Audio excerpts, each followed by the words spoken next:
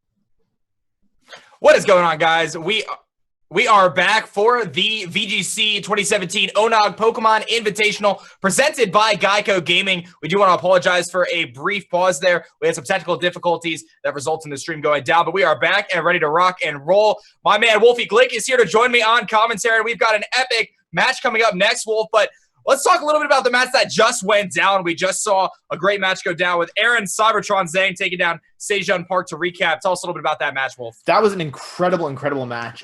Really, kind of the main takeaway from that match for me was, even though Sejun had so many tricks up his sleeve, he had so many options, Aaron, he really capitalized on his team advantage, and he just played so well. I don't really feel like he gave Sejun any breathing room the whole game. He managed his resources so well. He was able to bring in his Garchomp late game to pick up the KO. I was really impressed with Aaron's play. And, Aaron's going to be playing Enosh in the top 4 of this Invitational, but I feel like if you're Enosh and you just watch that, you might be a little nervous. I mean, Aaron, he just showed such good awareness. He was thinking ahead, by several turns, and he recognized the end game very far in advance. And I just thought his play was overall so impressive. So I don't know. I really think that even though Sejun is an amazing player, unfortunately with the matchup disadvantage that he had, Aaron was able to bring that one home. So, yeah, it was a really great set in my opinion. Yeah, it looked like Aaron was super locked in that last match. Of course, picking up the 2-0 over Sejun. We saw him pick up that really clutch kill in the Metagross there, which gave him a little bit of trouble. Gave a lot of people a lot of trouble. That weakness policy, agility, Metagross. Pretty new meta there, but he was able to take that out on the first turn of that game 2. That really led the momentum for the remainder of the match. But we've got a great matchup coming up here, and the winner of this match will determine who will play myself, actually, in the next round here, the final 4. We've got Marcus, Yoshi Statter taking on Shoma Shadavera Honami. 2 great players. We have ourselves a UK and German national champion versus, I believe, the 2015 world champion, if I'm not mistaken. So pretty good contenders here with some great teams. A lot of interesting tech we're seeing, too, from these 2 teams. We saw yesterday Shade rocking that Rain Dance Driplim to counteract that the different weathers like Ninetales could set, and specifically Alex's Torkoal. So that definitely put Alex in the back foot there. We saw Marcus really dominate yesterday in some pretty impressive matches using that Volt Switch from Tapu Koko, utilizing Parting Shot, and just trying to gain momentum throughout the match. How do you think this was going to throw down, Wolf? Ooh, Dan, for me, this is one of the most exciting matches that we've seen so far, just between the players, because I have such an enormous amount of respect for both Marcus and Vieira Shoma Honami. They're both such incredibly they're just such incredible players, and they're both so smart. And the fact is that both their teams are a little unconventional. Marcus is the only Tapu Koko in this tournament. He's also the only Alolan Persian, whereas Vieira, his team is really, it's probably the most unconventional. It's up there with Sejun's, at least, for the most unconventional team in the tournament. So you have these 2 behemoths, these 2 amazing players, both with really strong resumes, and they're going up against each other. And one of them is going to be knocked out of this tournament to be placing 5th or 6th, and neither of them wants to go down. Both of them have something to prove. Both of them have reason to want to move on, and I don't know. I feel like this could be an incredible match because both their skill is so high. Oh, yeah, these 2 players have proven themselves time and time again. After this round, we're going to be doing a best of 3 right now. The next round will be moving to a best of 5. One of the things that I think is going to be very interesting to see here is whether Shade is going to be bringing that Magnezone. Now, that's the only Pokemon I think in this entire tournament that we have yet to see hit the field. So it's going to be interesting to see whether he decides to bring that as a way to deal with the Kartana on Yoshi's side of the field, or will he just rely on Pheromosa's fighting type stab high jump kicks to handle that Kartana slot. Very interesting matchup breaking down here. You're going to see a lot of switching with the Volt switching, the Parting Shots I mentioned before. You got some really cool stuff there with that Gyarados running that Earthquake, which I think caught a lot of people off guard yesterday. And of course, who knows what Z move that Tapu Koko is going to be going for, running that Normalium Z. That's right. With the Nature's Madness, of course, taking advantage of the terrains. We've got a number of different Tapus here. We've got the Tapu Koko setting Electric Terrain, Tapu Fini with the Misty Terrain. And we've also got Tapu Lele potentially setting a Psychic Terrain. But we are about to jump into the match. The players are ready to rock. I'm really excited. This is going to be great, man. This is going to be a great matchup here. And these leads are really going to make a huge difference, I think, in setting the pace in this match. Persian Tapu Fini hit the field. Pretty familiar from yesterday, that Persian providing so much momentum and having the ability to apply fake out pressure. We're probably going to see that Psychic Surge activate first, which is exactly what happens, indicating the speed tiers. So this is something that beginning VGC players can really learn a lot from, is understanding that on this first turn and any turn, really, the way the turn effects play out usually indicate the speed order of the Pokemon. So you see there that the Psychic Surge activated first, then the Seed from Drifblim, activating its Unburden ability, thus making it the fastest on the field. And then the Misty Terrain activates from Tapu Fini, indicating that Fini is slower than Tapu Lele, and it dominates the terrain war at this point in the match, Wolf. That's right. So I actually really like this lead from Marcus. Drifloon, as we actually have seen all 4 of its moves, it has Tailwind, Shadow Ball, Rain Dance, and Will-O-Wisp. And Shadow Ball, not super powerful against either of these 2 Pokemon. Tailwind is really good here. Rain Dance, you probably just want to give Tapu Fini a special attack boost, and Will-O-Wisp, not useful at all in the Misty Terrain. So Drifloon is kind of manageable here, but the thing is that Marcus has to be really careful about dealing with that Tapu Lele, because even though he's overwritten the Psychic Terrain, Tapu Lele is holding a choice specs on Shoma's side. So I don't know. I feel like that makes it very, very, very threatening. And let's see. I think this is probably a double. We might get a double. Yeah, we might get a double into that Fini slot, as you mentioned there, potentially going for that big Psychic. That Persian might spoil those plans there, as you mentioned, the Tapu Lele being choice specs, giving insane damage output, but it does lose out a little bit from not having the terrain advantage here. Big parting shot there will lower the special attack and attack stat of Tapu Lele, and potentially giving this Fini another lifeline here, as it does seem as though it's likely that there's a double attack there. But I think you hit the nail right on the head there with that Drifblim, really kind of neutralizing this matchup, really only having the ability to use Shadow Ball and Tailwind here. But there's going to be a Dazzling Gleam, so perhaps a great pickup there on the Kartana switch in, being able to take that hit no problem. And Calm Mind Fini is going to activate here, giving him a +1 Spadef and +1 special attack boost here, allowing him to take hits a lot better from both Drifblim and Tapu Lele. Yeah, absolutely, Dan. And I think that was a really interesting turn. It might not have seemed so obvious at first, but Drifblim's Shadow Ball actually did a lot more than I expected. And I'm not super familiar with Drifblim's damage output, but that actually seemed to do a good chunk to a especially bulky Pokemon like Tapu Fini. Kartana switching in here is actually pretty good for Marcus, because Kartana is able to freely attack into that Tapu Lele, and Vieira isn't able to protect, because we do know that Tapu Lele is holding choice specs and has locked itself into Dazzling Gleam. I think the Calm Mind play was a little bit risky for Marcus, but it actually ends up paying off. He didn't really have a good way of dealing damage with this Tapu Fini, because both these Pokemon are so especially bulky. Drifloon using its Psychic Seed to raise its special defense, Tapu Lele having naturally good special defense, and also being especially bulky. So this is a really interesting position, and I don't know. I feel like it's still pretty even, but the Kartana coming in here I think makes a lot of sense, assuming it's able to survive the turn. So Tailwind coming out here, yeah, go ahead. That's pretty nuts. I was actually expecting that Marcus is going to take the driver's seat here. The Tailwind activates to the Drifblim, really not being able to do too much. Big Smart Strike coming off there. We know that it's going to be locked in that Dazzling Gleam, so that is going to pick up a good amount of damage on the Tapu Fini, but we're going to see a big Muddy Water here, and that will connect on both targets. That's going to knock down the Tapu Lele, and that thing should go down here. So removing that huge, huge threat, and again, winning the terrain war right off the bat. That Tapu Lele is gone now, which also means that Drifblim's use of that Will-O-Wisp is pretty much nullified, as long as Yoshi can keep that Misty Terrain on the field. Yeah, that's exactly right, Dan. And I think I actually really like Marcus's position here, as long as Vieira doesn't bring in his Pheromosa. Any other Pokemon, and Marcus can safely switch out his Kartana into Persian and go from there. But, okay, here's what's really interesting here.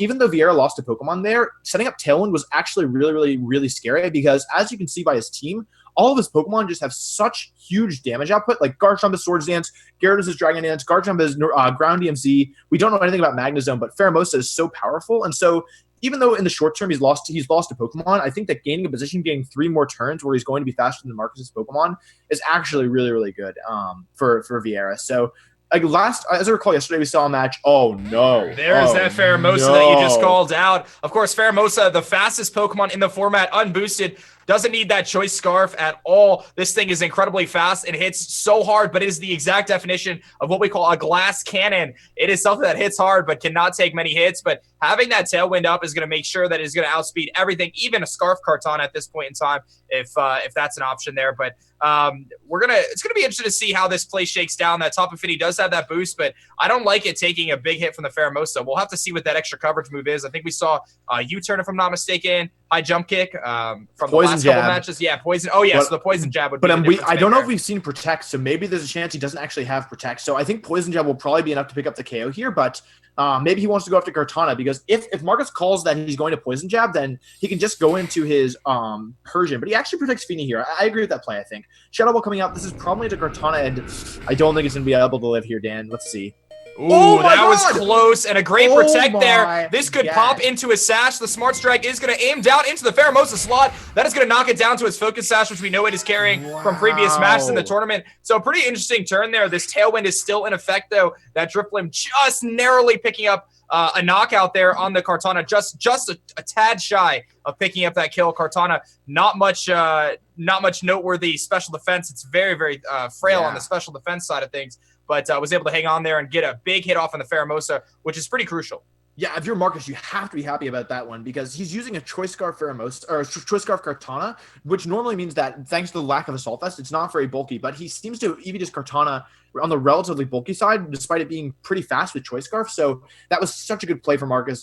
He's able to stall out a turn and Trick Room. He does take a lot of damage in his Kartana, but he does bring Pheromosa down to his Focus Sash. So I think it's going to depend a lot on what Marcus's fourth Pokemon is. Persian, obviously having access to Fake Out is pretty nice here. But if it's Arcanine, he can have extreme speed access in the back, but actually he stays in with Kartana. He's willing to sacrifice his Kartana in this situation, which I think is really interesting. So Persian comes in here, Shadow Ball picking up probably the KO on that Kartana, and this should be Poison Jab unless Vieira is a He could have made the boldest prediction right now ever. If he I have a feeling he's going to go for a Poison Jab, so we're not going to see that big high jump kick play, but still a good play there for Shade, being able to get rid of that Kartana, which could have proven to be pretty annoying otherwise considering its speed stat. But Pheromosa is the fastest thing in this field, but you brought up a great point there. Fake Out pressure right now can nullify that Pheromosa, knock it out at its low amount of health. So it's going to be interesting to see whether Shade makes a switch here to take advantage, but that Tailwind is about to run out, so he doesn't have many turns to work with that, but that Drift Limb is sitting there nice and healthy still. So it'll be interesting to see whether Marcus tries to make a play, make a read on the switch, maybe go for the foul play on the Drift Limb to try to nullify that, but it's going to be really difficult to be able to stop him from setting up another Tailwind. I think it's got about one more turn left, if I'm not mistaken. Man, what are you thinking about this positioning right now for Marcus? I think that if Marcus does not have Arcanine in the back, he's going to be in a lot of trouble because all Vieira has to do is protect his Pheromosa. And then let's see what comes in here, though. It looks like Marcus made his move. But if he protects his Pheromosa, then next turn, Marcus, none of his other Pokemon have priority. So I don't know. I feel like this could actually be really dangerous if you're Marcus. Like you have to be afraid of, because Pheromosa can just protect, and then Persian doesn't have any way of protecting itself, and it most likely does not have priority. I think we might have seen foul play, but we probably can expect not Sucker Punch or Feint. So I don't know, Dan. I think this is actually like even though Marcus played really well and he was able to bring Pheromosa down to its Focus Sash, it doesn't matter if you would do 400% of Pheromosa, like regardless, like it still has 2 hits to survive. And if he has Protect on this Pheromosa, it's going to be really difficult for Marcus if he doesn't have Arcanine in the back. So I don't know. This is a really big turn because I don't know if we know for sure that Vieira does have Protect. That's a great point. I don't think Shade has actually revealed Protect. It's very possible that fourth move slot could be an Ice Beam to catch Garchomp's off guard. So, of course, Pheromosa having great offensive stats from both perspectives. No. There is no Protect coming off here. We're going to see a big Shadow Ball aimed off of the Finny. I don't think that's going to do it. It is not. That is going to activate that Super Berry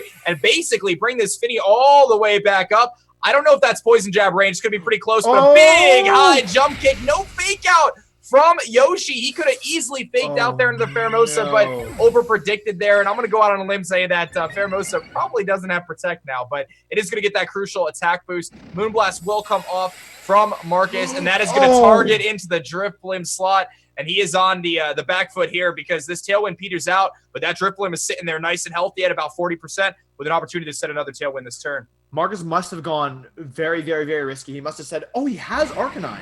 Wow. Yeah, okay. He brings out the Arcanine from the back, getting a double Intimidate off. Of course, Arcanine, one of the primary responses to Pheromosa in the format, similar to dealing with Kartana, obviously getting the attack drop and being able to take those bug-type hits, potentially Ice Beams, as I mentioned. But that high jump kick's still going to hurt if he hits it. He might have the extreme speed as well, so a number of different factors to play in here. But Marcus not going for that fake out there on the last turn really put him at a pretty big disadvantage here going into this. I agree. 2-on-3. All he had to do there was use Fake Out, and he would have been in a phenomenal position. And unfortunately, because of his positioning now, I feel like you have to be pretty worried because if Vieira has Garchomp in the back, it does such an enormous amount of pressure on both these Pokemon. And again, Vieira not protecting his Pheromosa. So, Dan, I think I might have to agree with you. I think that Pheromosa might not have Protect. So a lot is going to come down here, I think, to what Vieira's last Pokemon is. But here's the thing. The fact that he just goes for a Tailwind there, to me, it implies that he might have Gyarados in the back, and Gyarados in the back could actually significantly change things, in my opinion. So yeah, this is going to be a close one. Yeah. either Gyarados or Garchomp, right? So Yeah. Gyarados and Garchomp both known to be carrying that Earthquake, which is going to hit all targets on the field, except for that Drifblim, obviously having that flying typing, allowing it to hover above the ground. It is an air balloon, so you would think it's going to dodge those Earthquakes, but we do know that his Gyarados is carrying Earthquake. We do know that his Garchomp is a Sword Stance variant with that Ground EMZ. Either of those are going to put a tremendous amount of pressure on, and Marcus is on the back foot here, not having another Pokemon in the back to switch that Arcanine out to be able to get that Intimidate pressure again. So whatever's coming out here, most likely to be a physical attacker, unless he brought that Magnezone, which could really change things around. If that Magnezone is what comes out here, that could really turn the tide in this match. Yeah, I could not agree more. Here's what's interesting, Dan. When we started this match, we said, yeah, Drifblim, it doesn't have any really good moves to do anything here. Like, I don't know why he'd bring it. But now here we are, and Drifblim has actually taken a KO on Kartana. It's hit Finny several times and actually done a good chunk of damage, and Garchomp comes in. Okay, here's the mind game, Dan. Here's what it comes down to. Marcus can choose to protect his Tapu Fini, eat the Tectonic Rage, and then possibly take an Earthquake or Poison Jab, and go for the KO on Drifblim, which does not have Protect. His other option is to just attack with Moonblast into the Garchomp and hope that Vieira does not Tectonic Rage into his Tapu Fini. So, Ground EMZ, Earthquake plus Poison Jab might pick up the KO on Tapu Fini. I don't know if we've seen Poison Jab from Vieira's Garchomp, though. It's possible it doesn't have it, and depending on how Marcus's Tapu Fini is trained, this match isn't over. I think Vieira has to call this turn right, and even though I feel like he has more chances to call it right, there is still a chance for Marcus to come back in this one. So this is really close. Yeah, we actually have not seen Garchomp's fourth move yet. We know it has SD, EQ, and Protect. I see. But we have not seen its fourth move yet, so that's really going to impact this last turn. We're going to see the Protect here from the Arcanine. That's not what I expected. We're going to see whether that Ground EMZ does target it. The Shadow Ball will go into the Arcanine slot, so a good prediction there. This Ground EMZ, he is going to do that Z-Dance. He doesn't have a webcam on, but he's probably doing it in his room right now. He's definitely doing that Z-Dance right now. Yeah. He is going to quake the ground, but which target? Will it be that Arcanine slot, which is protecting, basically shielding it? But it is going to be targeting that Tapu Fini, and that's probably going to pick up the kill there and likely seal the fate of this matchup. The only way I could really see this coming back around is if there's some sort of tech with maybe Will-O-Wisp, but it's a single target Earthquake at this point in time. So I don't know how that Arcanine would be able to hang on, especially without the Intimidate drops in the Garchomp. Yeah, unfortunately for Marcus, I think this match is over. I think he recognizes it as well. And yeah, I think that maybe if he'd gone Protect there and Flare Blitz and Drifblim, he might have had a chance. But honestly, there's a good chance that wasn't the case. I don't know. I think that match is really, really close and really interesting. And I don't think this is necessarily such an unwinnable matchup for Marcus. Like, I feel like he even brought the right Pokemon. I feel like he mostly did the right things. The play that really, really ruined him was when he chose not to fake out with Persian. He probably assumed Protect, so he decided to maybe get a little greedy, go for a double up into Drifblim, try and pick up the KO, and then he can Party Shot out. He can do lots of things, and Vieira either he doesn't have Protect or he just loves to live dangerously. I don't know. I mean, that fake out into the Pheromosa was so incredibly obvious, and that was really the safe play and just the very obvious play, as I mentioned. But Shade had none of that, like you mentioned. Either he doesn't have Protect at all, or he is a master bluff. He had his shades on for sure. Yeah, he did. That poker face, no doubt. But the players are getting ready for a game 2 here. It's going to be interesting to see how the players adjust, whether we see any differences there. Obviously, that Arcanine, a little surprising to see it come out a little bit later in the match with that Pheromosa taking the field. As you mentioned, Drifblim, we kind of looked at it as being nullified as a threat, but it actually ended up being incredibly crucial, staying there from turn 1, making it the entire duration of the battle there, setting up Tailwind 2 times, providing Shadow Ball pressure, of course, that Unburden ability, allowing it to outspeed everything on the field, and it does get that nice little special defense boost through the Psychic Seed. So we've seen that Drifblim really put in some work, so it's going to be interesting to see how this next match plays out, Wolf. Yeah, I could not agree more. And actually, what Drifblim I think is one of was really interesting there because it allowed for Vieira to have the speed control the entire match by setting Tailwind at the crucial times. And okay, I'm not an expert on Drifblim. I've never used it myself, but based on how much damage it took from some of Marcus's special attacks, at one point he Moonblasted it. I honestly think that Drifblim might be very offensively trained based on how much Shadow Ball was doing. I'm not an expert. I don't know the stats, like I said, but I do think that there's a chance that maybe Vieira he's not using his Drifblim as just support. It's almost like, oh, it's just a Drifblim, I can ignore it. And while you're ignoring it, he actually uses it to slowly chip away at you while you attack his partner. So I actually think both players might have brought the right Pokemon there. I think if you're Vieira, you might want to play a little bit more safe with your Tapu Lele. I think turn 1, instead of going for a Dazzling Gleam, it might be better to just do damage and go for a Moonblast. But overall, I don't think either player can really fault themselves that much for how they played. It was one crucial turn, just like actually when Vieira played Agloza. It was a similar situation where Agloza kind of had a safe move where you could just go Eruption, Ice Beam, even though it was in rain, and he could have picked up potentially a KO on both of Shoma's Pokemon, but he was like, Shoma won't let me do that, so he'll probably just think crazy. So instead, Shoma just went all in and goes for a Swords Dance that turn, and it really doesn't pay off for Alex. And it's a similar situation where it's like the fake out is so obvious. Like, of course he's going to fake out. I won't fake out because he's predicting it, and it ends up really burning Marcus like having that happen. So I'm really excited to see how the players adjust to game 2. I'm wondering if we'll see another 2-0. Aaron was able to take a 2-0 over Sajin, so I'm interested to see whether this is going to be another 2-0 and if Marcus is going to be eliminated from the tournament or if he's able to claw this one back to a game 3. Yeah, I got to talk about Shade's team here. He's just got so much offensive pressure. And looking at the team matchup here, as you mentioned, I do agree that I think both players brought the right Pokemon. But dealing with that Pheromosa has proven to be very challenging, not only for Yoshi, but for other players. It has such high damage output with those high jump kicks. And unless you can get that Intimidate off on it, it's very difficult to deal with. And like you mentioned in the previous match, it basically has 2 lives, right? It's got that Focus Sash, enabling it to live multiple hits. We haven't seen that 4th move yet, so it's going to be interesting whether that gets revealed. That would be a huge game changer if we see the Protect in this match here to block a fake out or an extreme speed. I mean, but I'm leaning towards thinking that it might be an Ice Beam to cover the Garchomp slot. Yeah. A lot of Pheromosas do run a mixed set because its special attack is so incredibly high, but it did get the physical attack boost when it did get that Beast boost earlier on. But I think for this matchup here, I'm looking to see that Arcanine come back. I'm looking to see that Finny, of course, potentially leading the 2 of them. I think Marcus needs to really tackle down on that Driplim if he wants to be able to keep that Tailwind off the field and allow himself to get the momentum he needs to be able to pull through against something like a Pheromosa, which can just be so detrimental to his team. I'm very interested to see whether Marcus brings Persian back to this match. He might try to bring that Coco, but Persian seems to be a tough pick here, dealing with that Pheromosa. Obviously, having the fake-out pressure is great, but we might see some cheeky switches there with the Psychic Terrain blocking that priority move. Yeah, and I think that's part of why Marcus led Tapu Fini the previous game, because it immediately overwrites Vieira's Psychic Terrain. So something that I think is kind of underexplored is if Vieira leads with Tapu Lele and Drifloom again, but he immediately switches his Tapu Lele out in order to bring it back in later to get to have it in Tailwind, so it's able to outspeed that Kartana. Lots of options obviously going on. I don't want to theory too much, as the players will tell us what they want to do because we're jumping right into game 2. All right, so we're going to see that Persian Tapu Koko lead come off here for Marcus. So he's going to mix it up a little bit, probably keeping that Tapu Fini in the back.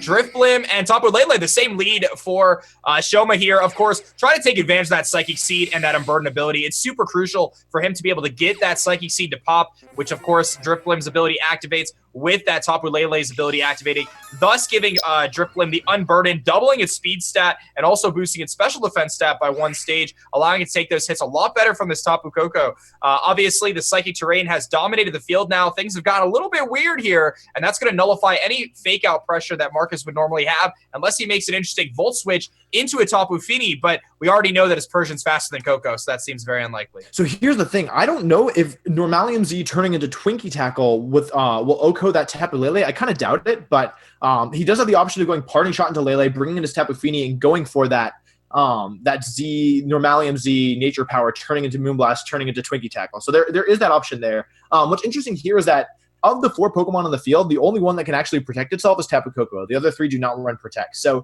that's very interesting because normally it's kind of the reverse where maybe one Pokemon won't have Protect, but we don't have the theory anymore. Let's find out what's happening. Shadow Ball comes out into Koko. Wow. See, that does so much damage. Yeah, that's a big damage output. I'm curious whether that that Drifblim is actually a modest nature or running a lot of a special attack investment. Drifblim, not a hard hitter. I believe its base stat total in the special attack range is around the 80 base stat mark. I don't think it's very high, so I think he actually is running an offensive Drifblim. And, of course, Ghost is a very good offensive typing, being able to hit a lot of things except for normal. But we see that Parting Shot go off there, of course, lowering the attack and special attack stat, getting that Tapu Fini in and giving him the terrain control. There is the Volt Switch, and he does target down the Drifblim, do about 50%, about 60% actually, and it seems like Marcus is really trying to get rid of that Drifblim before it causes him more problems. Yeah, I think that's a really good play by Marcus, and actually, you know what, I didn't even realize this for so long, Dan, but part of the reason why that Drifblim is so clever is because with Drifblim Lele lead, you can immediately remove Tapu Koko's terrain, and then, let's see what he did, Dazzling Gleam again, okay,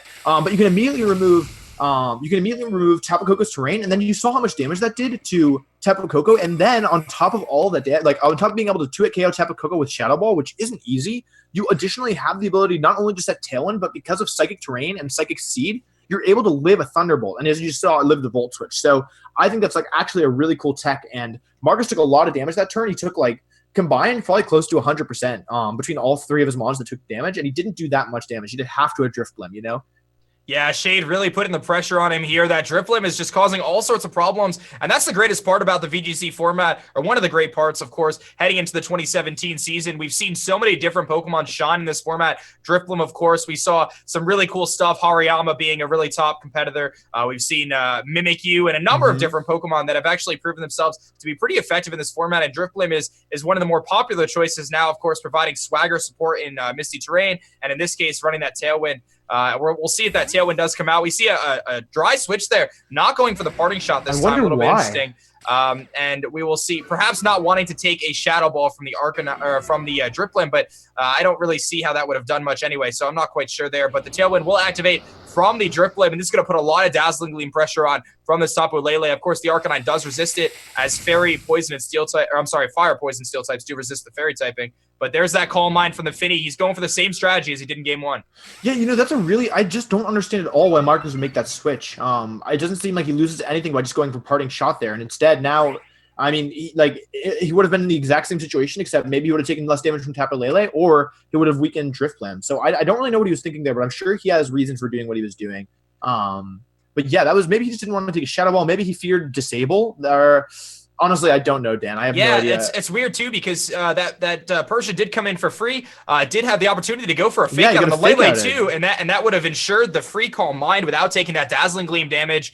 So a lot of things could have been different there that turn, but perhaps he just wanted to get that Arcanine in, maybe expecting a switch into the Pheromosa or some sort of a play like that. But he does have this threatening Tapu Fini on the field with a +1 special attack and +1 special defense. It's going to allow it to take those Shadow Balls from the Drifblim a little bit better. Interested to see if he goes for that Muddy Water here to try to take down the Drifblim. I think it's right in that range where it's going to be close, whether it will knock out the Drifblim if that's the choice he goes for. Here's actually what I was talking about before the match, where I was thinking that maybe if Vieira is able to bring in his Tapu Lele in Tailwind, it's going to be a lot more threatening. So next time that Tapu Lele comes in, it is going to be a lot more threatening. Let's see.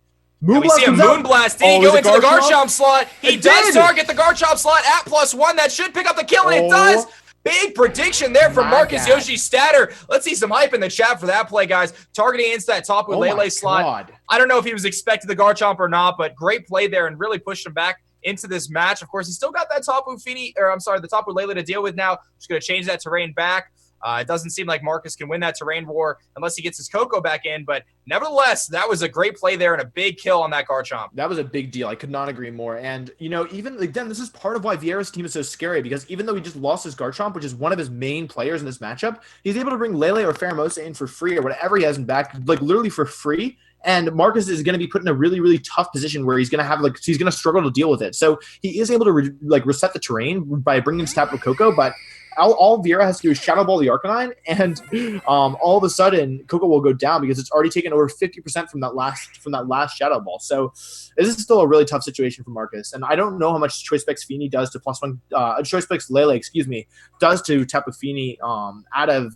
Psychic Terrain or in Psychic Terrain, but I imagine it's still a good chunk. So yeah, still a lot of factors at play here. You brought up a lot of points there. First and foremost, the Tailwind is still active. That Koko's at a pretty low amount of health, so it can't just come in for free here and change that terrain, because it is going to be probably targeted down by a Shadow Ball from the Drifblim, which would likely pick up the kill. So this is a pretty tough spot for Marcus to be in here, and I don't know if I trust Tapu Fini even at +1 taking a Choice Spec Psychic and Psychic Terrain. That doesn't look too good. Yeah, I think if he wants to safely have his Tapu Fini survive, I think he needs to get rid of that Psychic Terrain. But let's see, Marcus has chosen his move, so I think we'll see in about a second.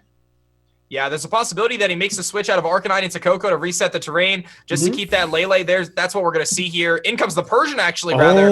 So we don't see the terrain switch, but we'll see if there's a protect from the Finny. Yep, he is going to protect the Finny, potentially expecting a Psychic coming off in that Finny slot, but a Dazzling Gleam here would be very detrimental. There's a Shadow Ball into the Finny slot, so he could have got that Koko in for free, it looks like. Wow. But actually, a great play there from Marcus, reading that Psychic into the Arcanine slot there, being able to take that with the Persian, of course, the Dark typing of Persian. Makes it so it is immune to any Psychic type moves, and Lele is locked into Psychic moves right now, so that's pretty interesting. Yeah, I think this is a really cool position because Tapu Lele is still super threatening, but Drifloon only a Shadow Ball against Persian and a boosted Tapu Fini. So, I'm sorry. What I meant to say was that Tapu Lele's locked itself into Psychic, which can't hit Persian, and Drifloon only a Shadow Ball, which can't hit Persian very hard. So, kind of a cool position here, where it's a last turn of Tailwind. Marcus now can choose to switch out his Tapu Fini, give up his boost, and in return, he will gain Electric Terrain, which is only important because he can fake out the Tapu Lele and take the last turn of Tailwind. So that's an option he has. Yeah, but it's gonna be super tricky. Shadow Ball actually. Yeah, that is not going to happen. The Shadow Ball is going to come off here and go right into the Fini if he does double target that slot, which it looks like he's going to. Yeah, that is going to pick up the kill on the Fini, I'm sure. But now he's got this Persian in here. Can Persian's Foul Play knock out this Drifblim? No, we're going to see a parting shot, actually, to nullify a little bit of that offensive pressure from the Lele, get that Coco in. But this Drifblim still will outspeed Coco no matter what. Without the Tailwind, that Unburden at the beginning of the match has proven to be really, really useful for this Drifblim, of course. And it's been there since turn 1. This thing does not move. Yeah, exactly. And what we have to keep in mind still is that, as far as I'm aware, I think Vieira still has that. He still has a Pokemon in back that's fully healthy, and I think there's a good chance it's Pheromosa, considering he brought the other 3 he brought game 1. So it's 3-3 now. Vieira has picked up a KO on Marcus's Fini, and I don't know. Like now Drifloon has the ability to Will-O-Wisp at any point. It has the ability to reset Tailwind because I believe Tailwind just ended. Marcus can't take another Shadow Ball on his Tapu Koko, which is actually huge here. If he could take a Shadow Ball here, he would have an amazing play of just like Volt Switch and maybe fake out the partner, or maybe Volt Switch the Lele. But yeah, Coco comes back in here, so I don't know, Dan. This is looking pretty tough for Marcus. I think what Marcus is going to have to do here on this turn is he's going to need to be able to preserve this Coco. Does he have the Arcanine 2 in the back? He does, yeah. And I don't believe he's taking any.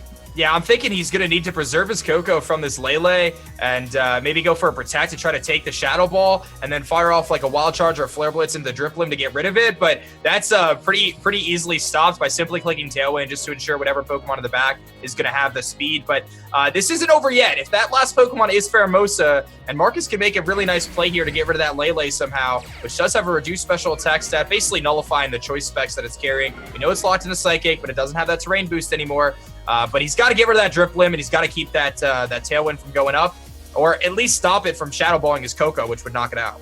I think Marcus has the chance to win or lose the game here, and here's why. If Marcus predicts that Shoma is going to go for a Tailwind, then he can just attack with his Coco and potentially put himself in a really good position. He can attack the Lele slot with Flare Blitz and either force it to stay in, force it to stay in, have -1 special attack and not have its terrain, or force it to switch it out and whatever comes in, possibly Pheromosa taking a Flare Blitz. So there's that option. But if he predicts Shadow Ball, he can switch into Persian and Flare Blitz the Drifblim, picking up the KO, and then he has Fake Out Pressure next turn that he can reset. So there's a lot of this is, I think, a big turn and a big mind game. And Marcus, you can see he only has 4 seconds left on the clock, 3, and he hasn't made his move yet. He hasn't made up his mind. So it looks like he got the move in on time there. So barely. Good point there, having that Fake Out Pressure in the back. There is the Protect on the Coco. We'll see if that Drifblim does try to target down that Coco slot. That would be a huge play.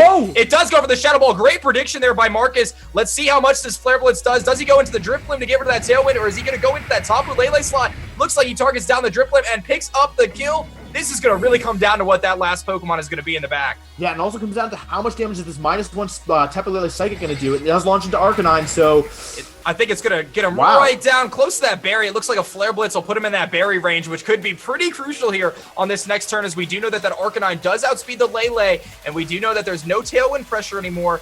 What is this final Pokemon in the back? Is it going to be that Pheromosa? And if it is, it is. Let's not forget, Pheromosa is rocking with a low accuracy offensive move and high jump kick. 90% accurate, but it does have that Focus Sash, so it's ensured to live at least 1 hit here. Dan, here's something that's really cool that I just realized. Tapu Lele has locked itself into Psychic. Marcus has Persian in the back, which is immune to Psychic, and there's a good chance that Pheromosa does not have Protect. So I think in theory that Marcus, if he can take a gamble here, he can double into Pheromosa, say, you're going to take out one of my Pokemon. I'm not going to guess. I'm not playing a guessing game here. I'll double into your Pheromosa or protect one and attack with the other. And then from there, I will bring in my Persian. I'll fake out next turn. Tapu Lele can no longer KO my Persian, and I'll win the game. Exactly. Yeah, that's a great point there. Exactly. Great analysis. All he needs to do is double to that Pheromosa. Even at extreme speed from the Arcanine, might be able to bring that Pheromosa down to its Focus Sash. So Arcanine hits really hard here. We're going to actually see the switch there, so not quite going for what you said. That's risky. That could be really risky. We'll see what he does. There's a high jump kick. He targets it to the Arcanine slot. That's going to pick up the kill for sure. Oh, man, that turn did not go very well for Marcus Statter. And it looks like this Pheromosa will get that Beast Boost. Of course, the Tapu Lele unable to really do anything with that Psychic. There is fake out pressure here. And an Arcanine coming in, it's that same play. He's got to go for the fake out into the Pheromosa. He has to. And he's got to go for this this Tapu Koko into the Pheromosa. Same play. And he does have a chance here. This is definitely not over. The fake out into Pheromosa and the Z move into Pheromosa ensures the kill there. And then Persian 1v1s against Lele because Lele can't touch it with the Psychic. So what seemed like a bad play, it might be nullified here. He might actually still have a chance. So this game literally comes down to, does Vieira have Protect on that Pheromosa? And okay, here's what I just don't understand why Marcus wouldn't Extreme Speed there, because Extreme Speed will be a 2-hit KO on Pheromosa. I guess he wanted to activate his barrier with Flare Blitz. I guess he called a Poison Jab, but yeah, this is getting really close. And literally, it comes down to, what is the fourth move? What is Shoma Honami? He has a mystery fourth move on that Pheromosa. What is it? Nobody knows. Put down your bets. Do you think it's Protect, Wolf? Oh, it is not Protect. It is not going to be Protect. We are going to see the fake out go into the Pheromosa, getting that priority. That is going to be that Z move, the Normalium Z. Do that dance, Marcus. He's not doing it yet, but he's going to take a swig of water there and watch this Gigavolt Havoc fire off into the Pheromosa slot. I hope anyway. Yeah, if not, he might be in some big trouble. Yeah, this should be able to pick up the kill on the Pheromosa. Will it target that slot? Who is it? Who is it? Where's the anticipation? No! Whoa, he goes into the Lele. I am very surprised to see that. I don't know if I understand that play, but it does pick up the kill. But now Pheromosa in a very peculiar situation here. What is happening to me? What are we watching, Dan? I have no idea what we're watching right now, but this is pretty intense. Tapu Koko sitting there just burned its Z move. Pheromosa is basically incredibly frail, so it's going to go down to most things, but Dan, foul play isn't going to kill Pheromosa. It's dude, Dan, listen to me. Listen to me right now. Marcus might have pinned Shoma in the most clever way I've seen in a really long time. Pheromosa can high jump kick and take out Persian, right? In which case, Koko will definitely KO it. But what if he poison jabs into Koko and the increased boost from Beast Boost, the increased attack boost, it'll give it +2 attack. What if +2 foul play Oko's Pheromosa? It has no defenses. Yeah, that's actually a really interesting call there. And we know that Persian's only offensive move that it can go for here is that foul play. It's got Parting Shot, Taunt, Fake Out, and foul play. Here comes the high jump kick. Does he target down the Persian? He does. That will pick up the kill. Tapu Koko is going to need to fire off this Nature's Madness here, which is going to be the electric terrain option here. Yeah, Nature Power turning into Thunderbolt. Let's see if he does it. That is exactly what he's going to do. This should pick up the kill against this Pheromosa. Oh my god.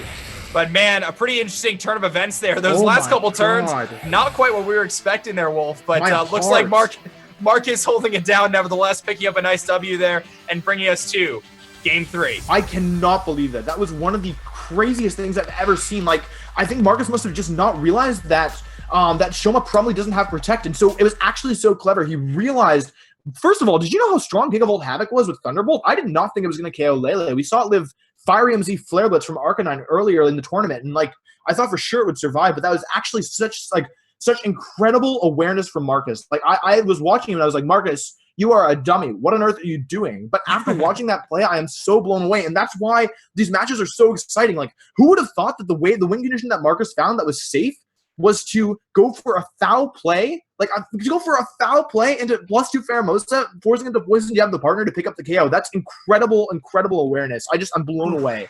And I'm really excited for Game 3. That was a match of mind games between two very, very high-level top VGC players in this community.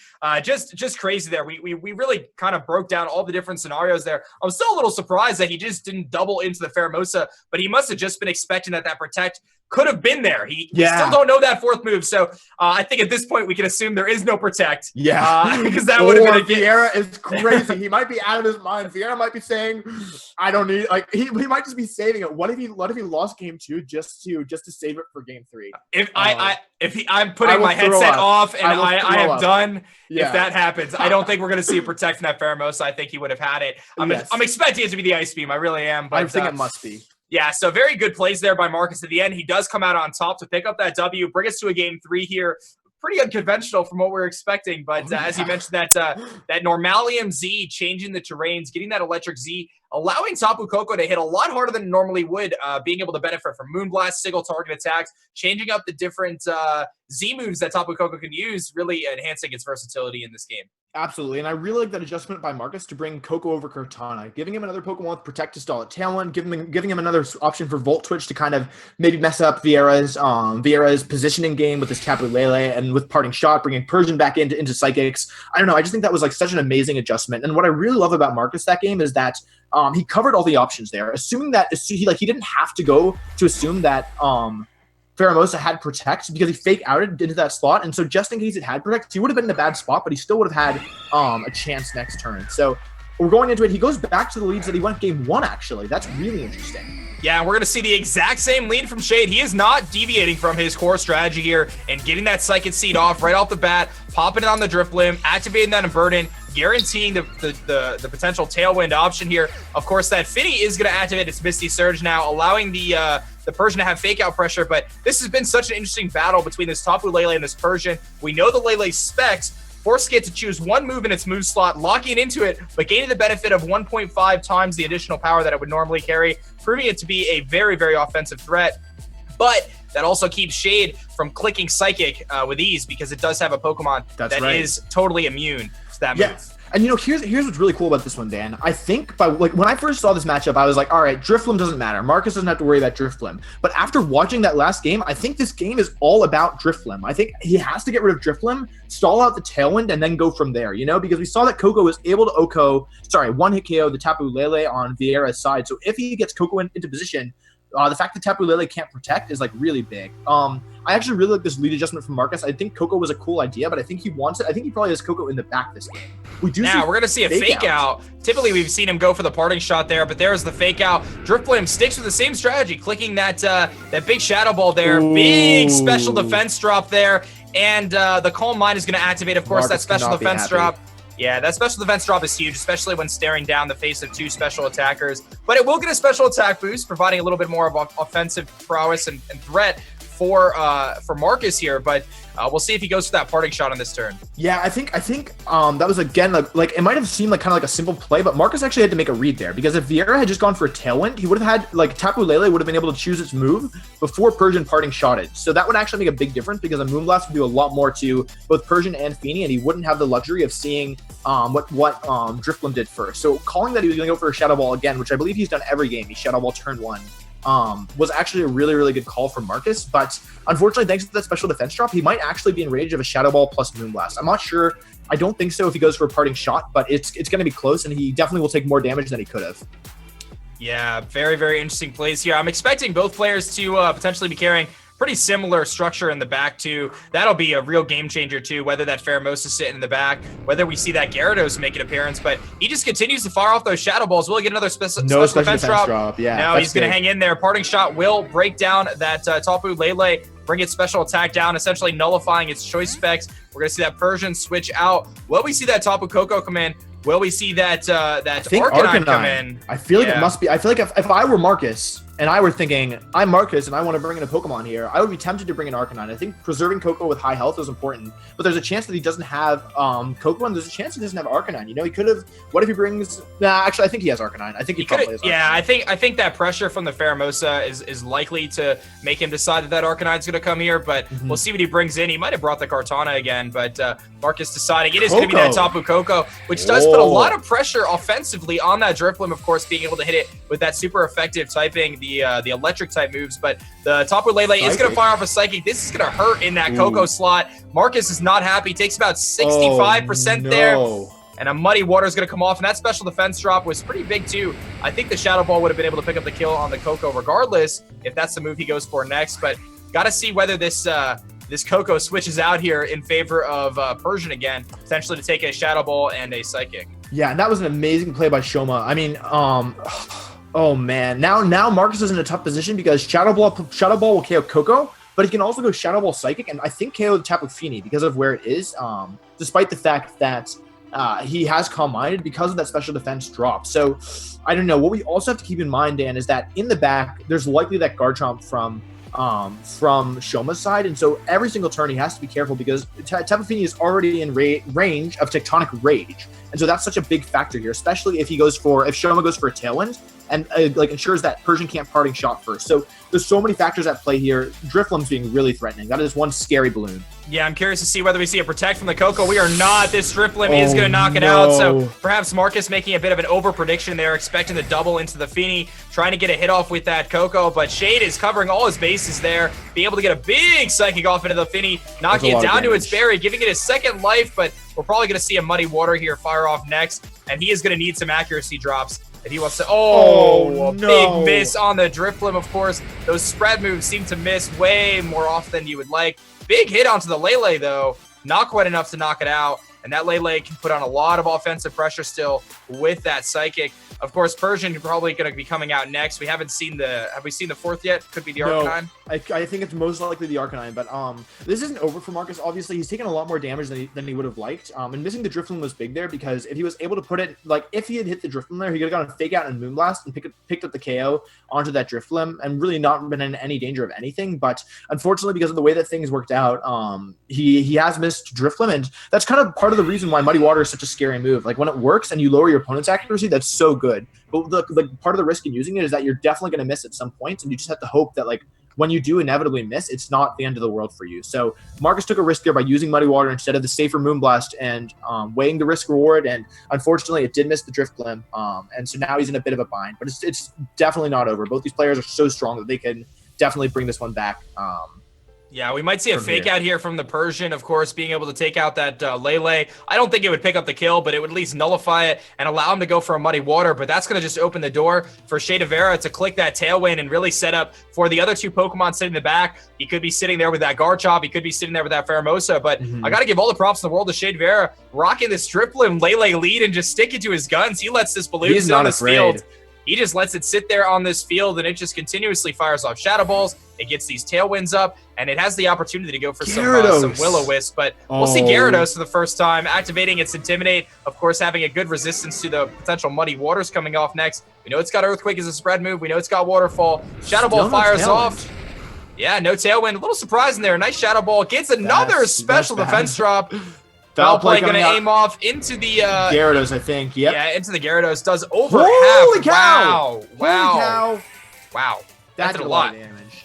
We see a Citrus Berry pop there, giving him a guaranteed 30% recovery if it gets knocked below 50%. Big Moonblast in the Drifloom. I don't think that's going to pick up the kill, and it's not. No. That special defense drop on that Finny could prove to be crucial, though, as that Drifloom can put the pressure on and be able to knock it out in this next turn with another Shadow Ball.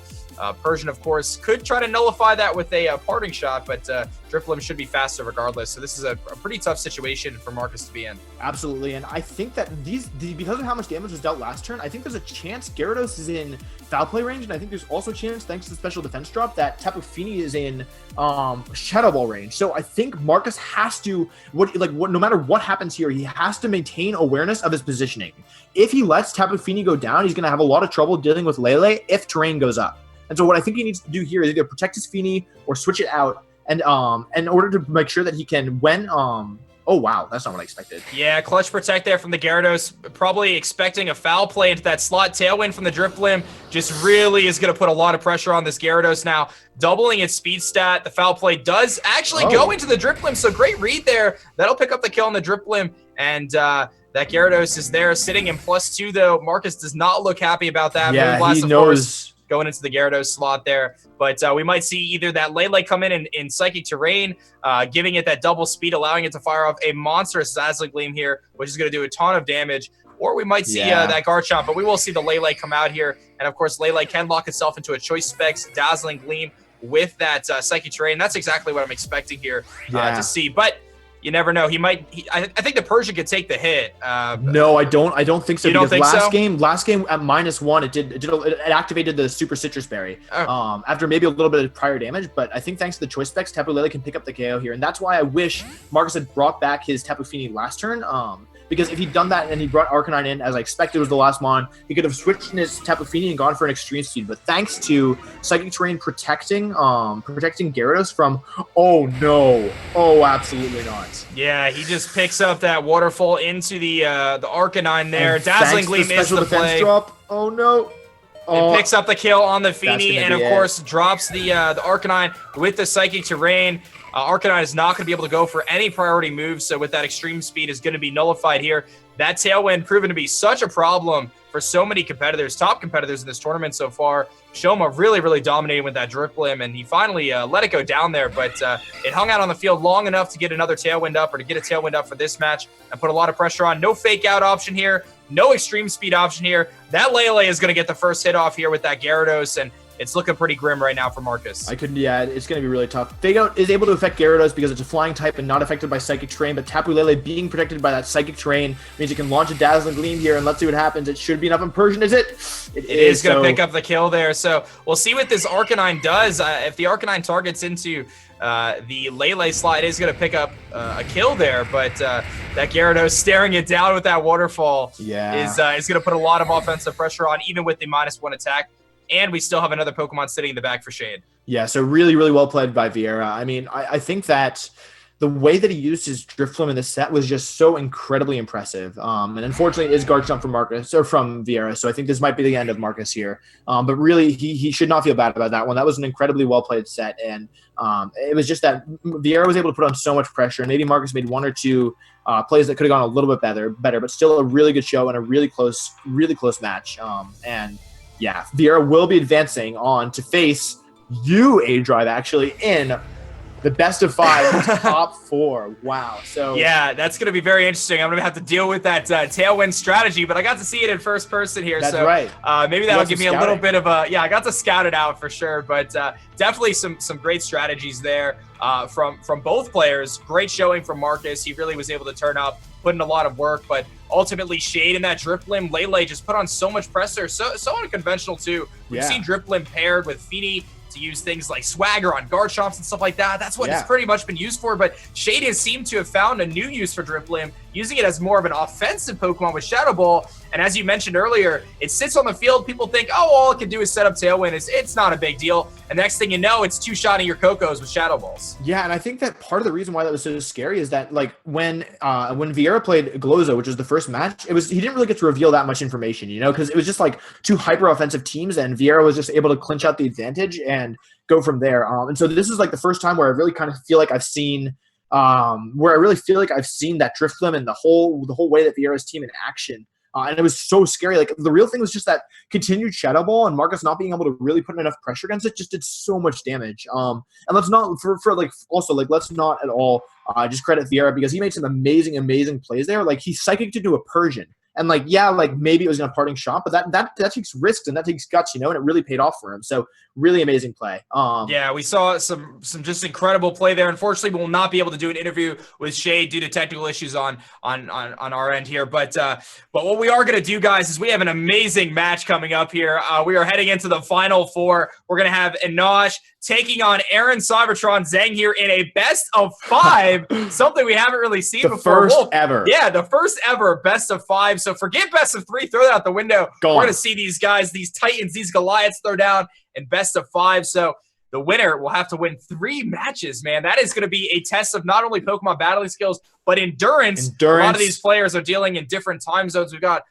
We've been playing pretty much nonstop this entire weekend, so it's going to be very interesting to see how that wear and tear plays on these players here coming into this best of 5 series. It's looking to be pretty intense, guys. You're not going to want to miss that. Got to give a big shout out to ONOG here, and GEICO Gaming, of course, for sponsoring this. If you guys want to save 50% or more on your car insurance, check out GEICO, of course. Please check them out. For Dan and me, please use the hashtag GEICO Gaming on Twitter, guys. Let us know in the chat who are you rooting for, ONOG or Aaron Cybertron Zhang here, coming up after the break.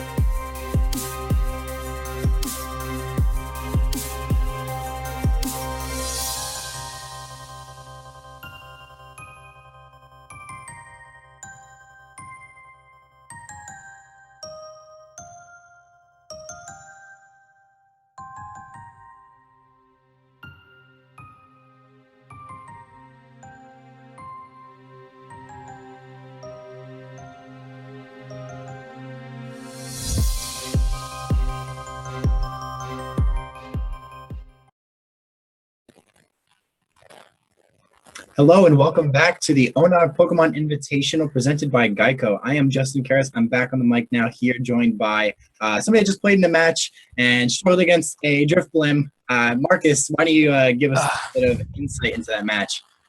Yeah, unfortunately, we don't get to have an interview with the winner, but here I am, the loser.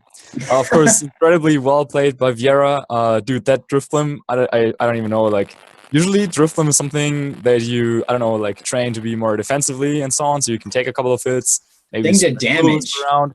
But yeah, two-shotting my Tapu Koko, that's definitely not something I expected. And then, yeah, he, like, I think the main reason what like separated him from other Drifblim teams I've played before is that he isn't just stubbornly going for the turn one tailwind and then like play from there, because usually then you can stall that out and then maneuver around a little bit and then KO Drifblim on the last turn of their tailwind, so they cannot set up again.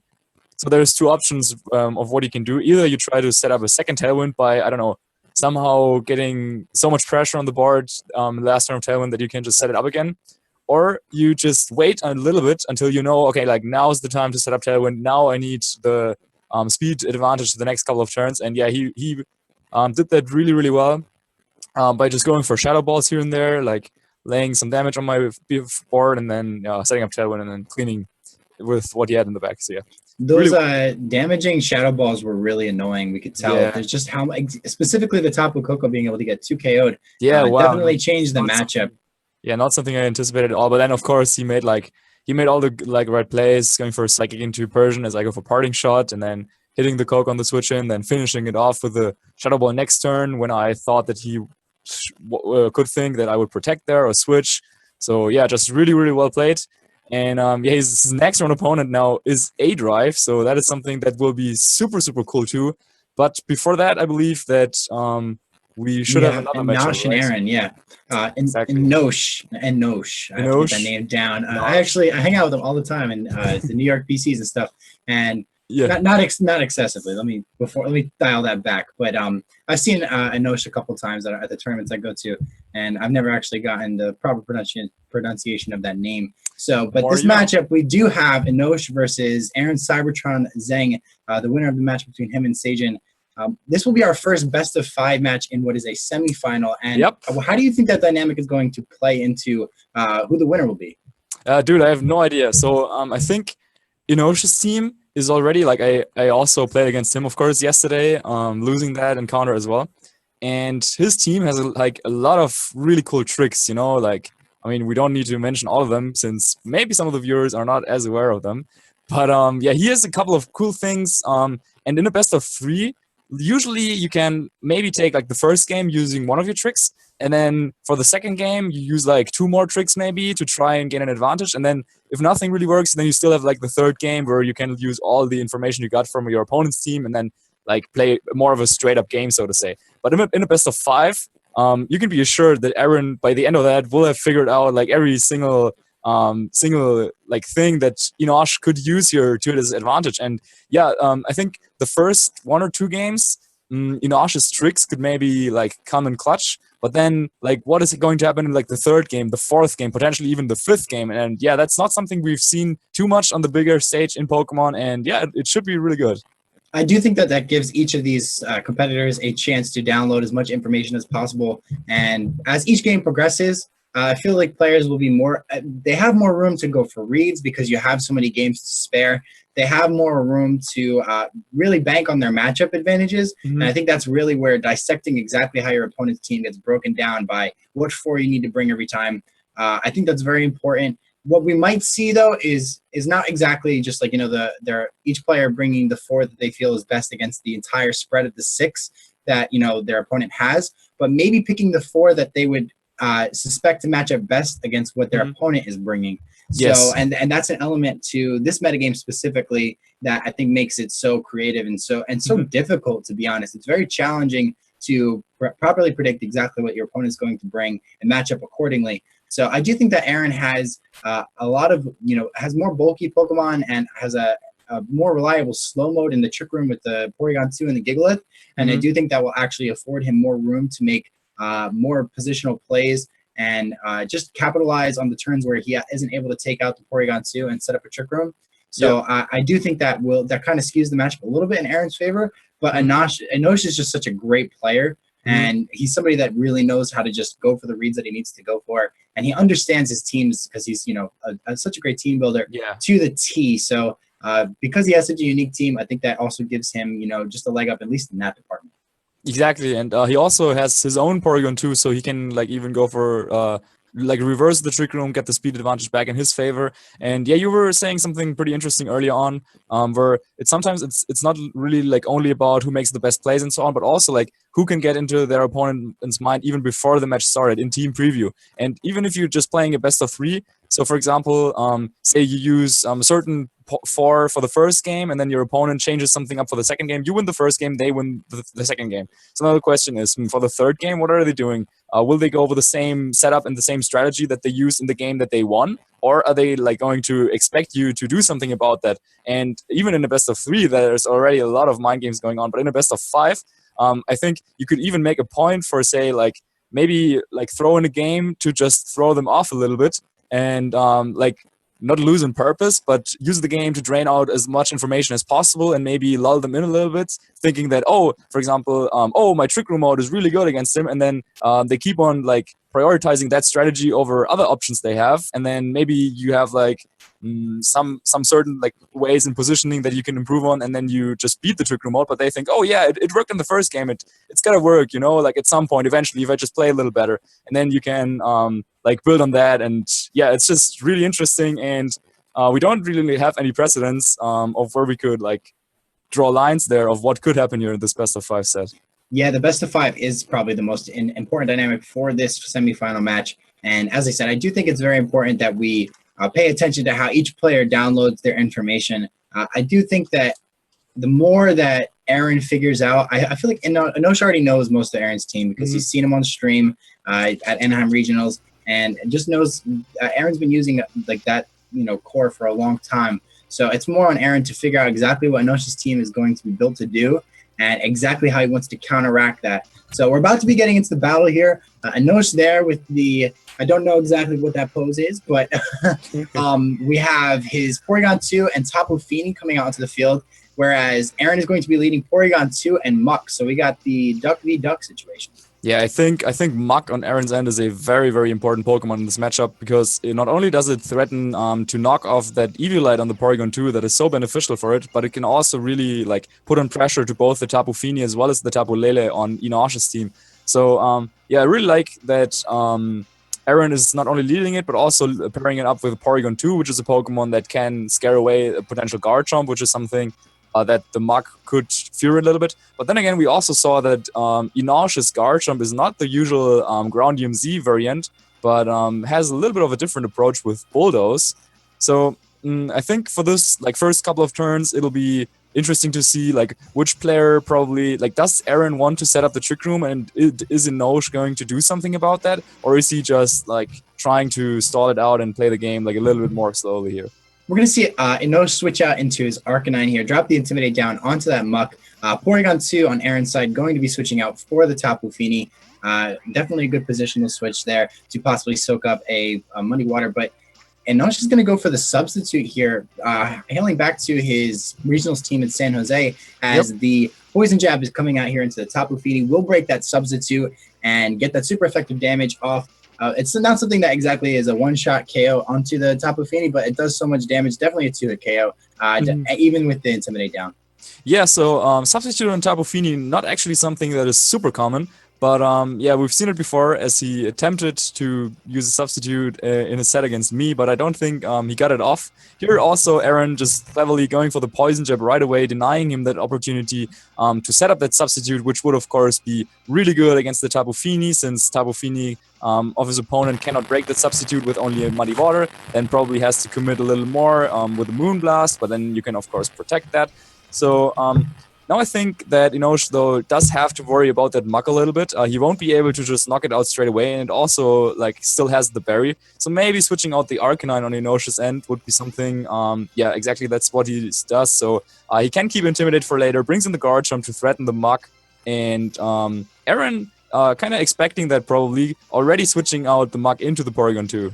These two players kind of revealing to the audience here that they actually know each other pretty well, as Inosh tried to get the Garchomp out into the field to put pressure down on the Muck, but Aaron kind of predicting that and getting his Porygon 2 in there, what we would consider a bait so that he could get the Ice Beam off into the Garchomp in the next couple turns. But he also gets a Calm Mind off there. So calling to protect and getting the Calm Mind off, that means this Tapu Fini's in a great position to start dealing out damage with Muddy Water, which is very important because now that it has +1 special attack, those Muddy Waters are going to do a lot more damage as Inosh tries to switch around his Pokemon and get better positioning.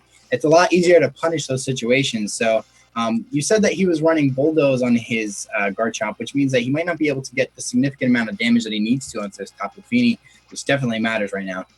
Yeah, he just goes for another substitute straight away here, and we're seeing the Rock Slide though. Porygon avoids that, and if that is able to get off an Ice Beam, that should do a lot of damage, even though we're kind of expecting the Assault Vest to be on that Garchomp.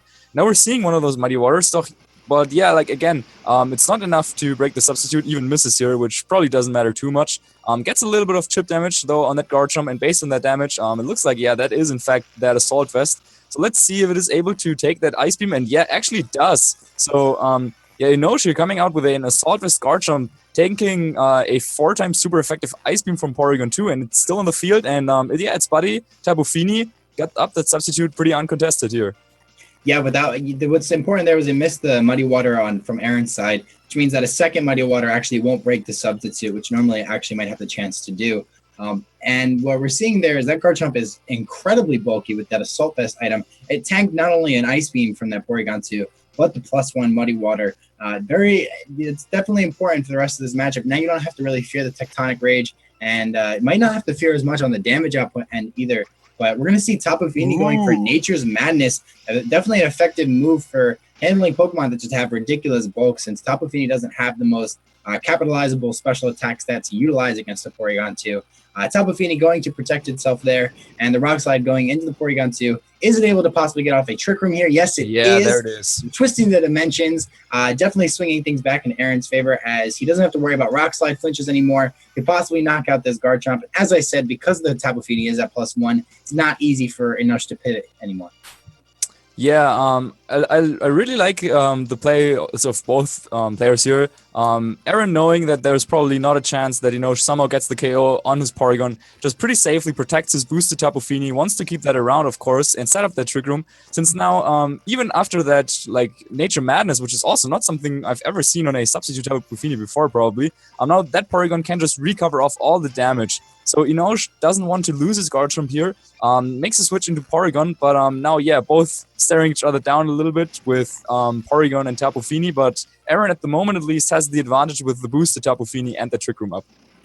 Aaron is going to get a Tri-Attack off into that Tapu Fini substitute, as he also goes for the Moonblast into the Porygon 2 here. We're actually going to see a Tapunium Z Guardian of Alola Tapu Fini. Why does it turn into like a sword? It's like a little needle.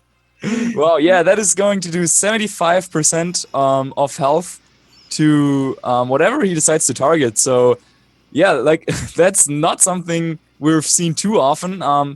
Like, maybe on Tapu Koko here and there, because that is so super fast. But Tapu Fini usually, like, prioritizing the bulk a little more defensive. But you can see there, that damage definitely coming in clutch here. And since Aaron's Tapu Fini, unlike some others, is not running a 50% berry, but the leftovers, that damage is pretty much permanent here.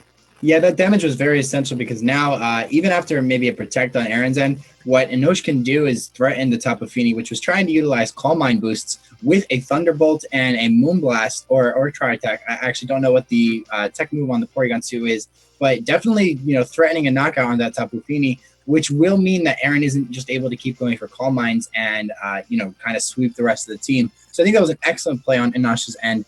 And at Porygon 2, from the last turn, because of the Nature's Madness, is actually kind of forced into going for a recover if he wants to keep it around, because once again, both of these Pokemon are risking a knockout with a double. Yeah, so once again, another trick revealed there. Not only a substitute on the Tapu Fini, but also the Nature's Madness.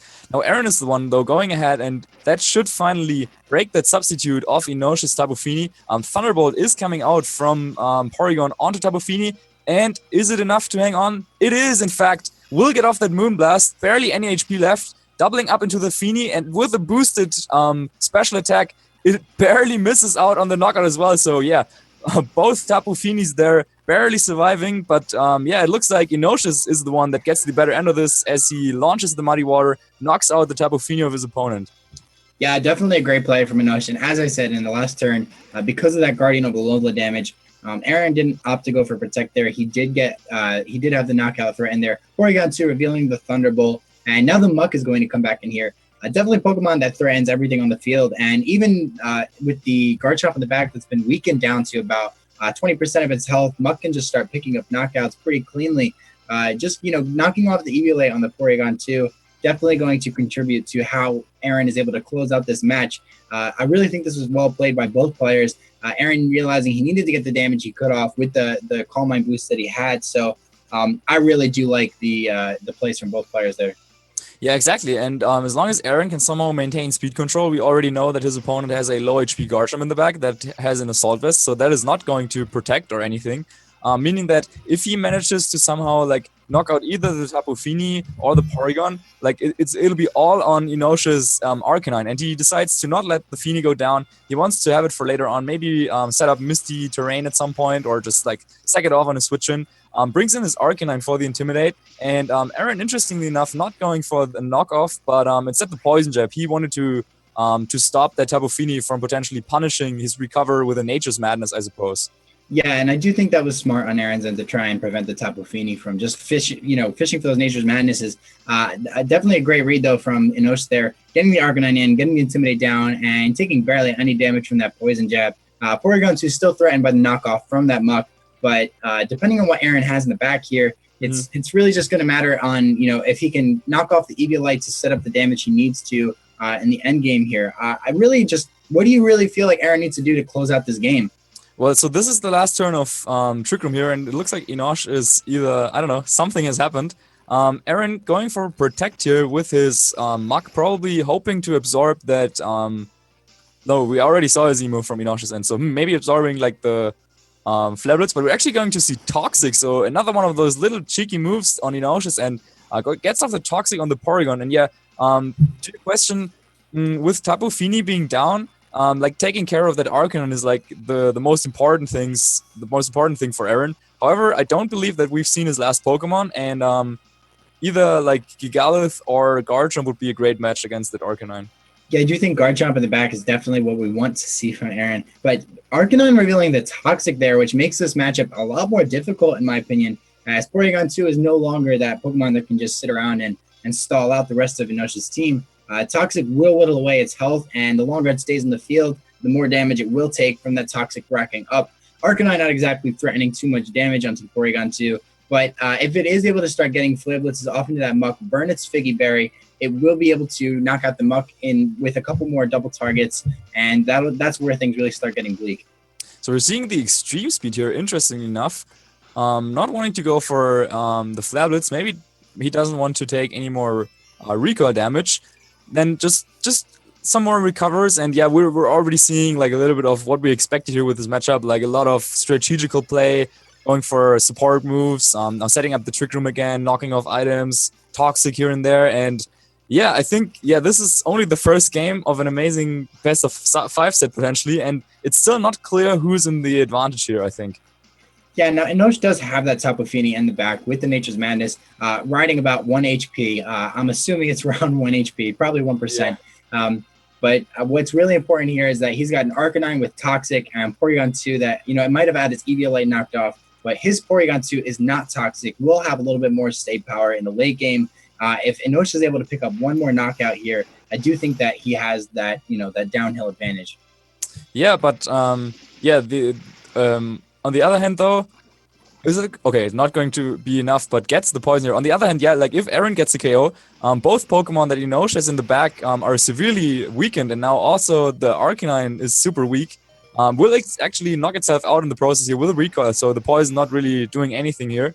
And now after that berry activates the Muck, it really the only thing that Enosh has for that Muck might be his own Garchomp. However, we see the reversal of the Trick Room here. So yeah, good play here by Enosh, since both the Tapu Fini and the Garchomp that we know he has in the back are naturally faster than both Pokemon on Aaron's field at the moment. So he really needs to decide on what he wants to switch in here. However, since we've already seen the Shadow Sneak being a thing on Aaron's Muck, so that is something that could easily just pick up the KO on Tapu Fini, since it's at such low health here. Yeah, that's where the last Pokemon on Aaron's side is really going to come into play. Porygon 2 might not actually be able to do enough damage to that Muck to really threaten it before it does start, putting it within knockout range itself. With that Shadow Sneak, very easily could pick up the knockout here onto the Tapu Fini. Very dangerous position here for Enosh, but he does have protecting that Tapu Fini. Utilizing that move, definitely important for how this might go. But we are just going to see the Shadow Sneak target right into that Tapu Fini, pick up the knockout, and now we do have an Eviolite-less Porygon 2 and a low health Garchomp in the back. So Enosh there clapping his hands, just giving a hand over to Aaron for the excellent play that he just made. As Trick Room gets set up. Yeah, it looks like he expected his opponent to go for a Trick Room himself and therefore wanted to reverse it, since we know that Garchomp being his last Pokemon, again, outspeeding both the Porygon as well as the Muck. We haven't seen Aaron's last Pokemon though, and I think there was still potentially a chance for him to take this game, since with Recover on his own Porygon and like Earthquake at this range should be enough to knock out both the Muck as well as the Porygon. And then with Recover on his own Porygon, he could like recover off the damage. So even if Garchomp was on the back for Aaron, potentially Ice Beam could have been enough to knock that out. However, I don't think we're going to like see the last Pokemon of Aaron if he just decides to target down Garchomp here with a knockoff or Ice Beam. That's what he's doing here. Actually, we might get to see it, since now if Enosh decided to target down Porygon 2 of Aaron, that could give him that last bit of information that he can get out of this game, but actually decided to target the Muck here. Yeah, the Porygon 2 is going to actually go down to the toxic damage anyway, but the Muck is going to get off a Poison Jab. As Porygon 2 does not enjoy that toxic poisoning, does faint there. We will see the last on Aaron's end, and if it's something like the Giglet, that'll make this a lot quicker, but if it actually is the Garchomp, it might not be over as quickly as we think it might be because there still is a Trick Room up and Ice Beam is threatening that Garchomp. Yeah, however, depending on how they're trained, do you happen to know if the Porygon 2 has a special attack boost or if it's attack boost from download? I'm pretty sure it hasn't been in a position where it could get a special attack boost. Almost everything on Aaron's team actually has higher special defense. Yeah, so then it looks like that's probably not enough. Aaron nodding here, meaning that, I mean, maybe he just like did not go for the Z move right away. But even then, I think just a double target poison jab as well as Tectonic Rage, yeah, that should be enough to lower Enosha's Porygon's 2 health to a critical point where it's basically forced to go for a recover every single turn. And then eventually Trick Room runs out and Aaron will be able to get that double target in that he needs. So yeah, it looks like Aaron just like one step away from taking this first game of this best of 5 set. So let's see, how much damage does it do? Yeah, already getting the KO here. So knocking off that Eviolite, definitely coming in clutch. However, again, just if Enosh maybe hadn't set up that Trick Room for his opponent, kinda, there was still like a chance for him. But depending on how those Garchomps were like matched up in terms of speed. But yeah, that was a close match. Both players bringing like 3 of the same Pokemon. Of course, like you could really see how they're using the same Pokemon in a way, but then they're using them in like different approaches. So we're seeing the more bulky Assault Vest Garchomp on Enosha's end, and then that could take the Muddy Water as well as an Ice Beam, but then on Aaron's end here in the end, clutching out the victory with that Tectonic Rage from Groundium Z. Yeah, I do think that the way that turn where Enosha had to actually go for a Trick Room, he was trying to make a read and call Aaron's Porygon 2 to go for a Trick Room of its own.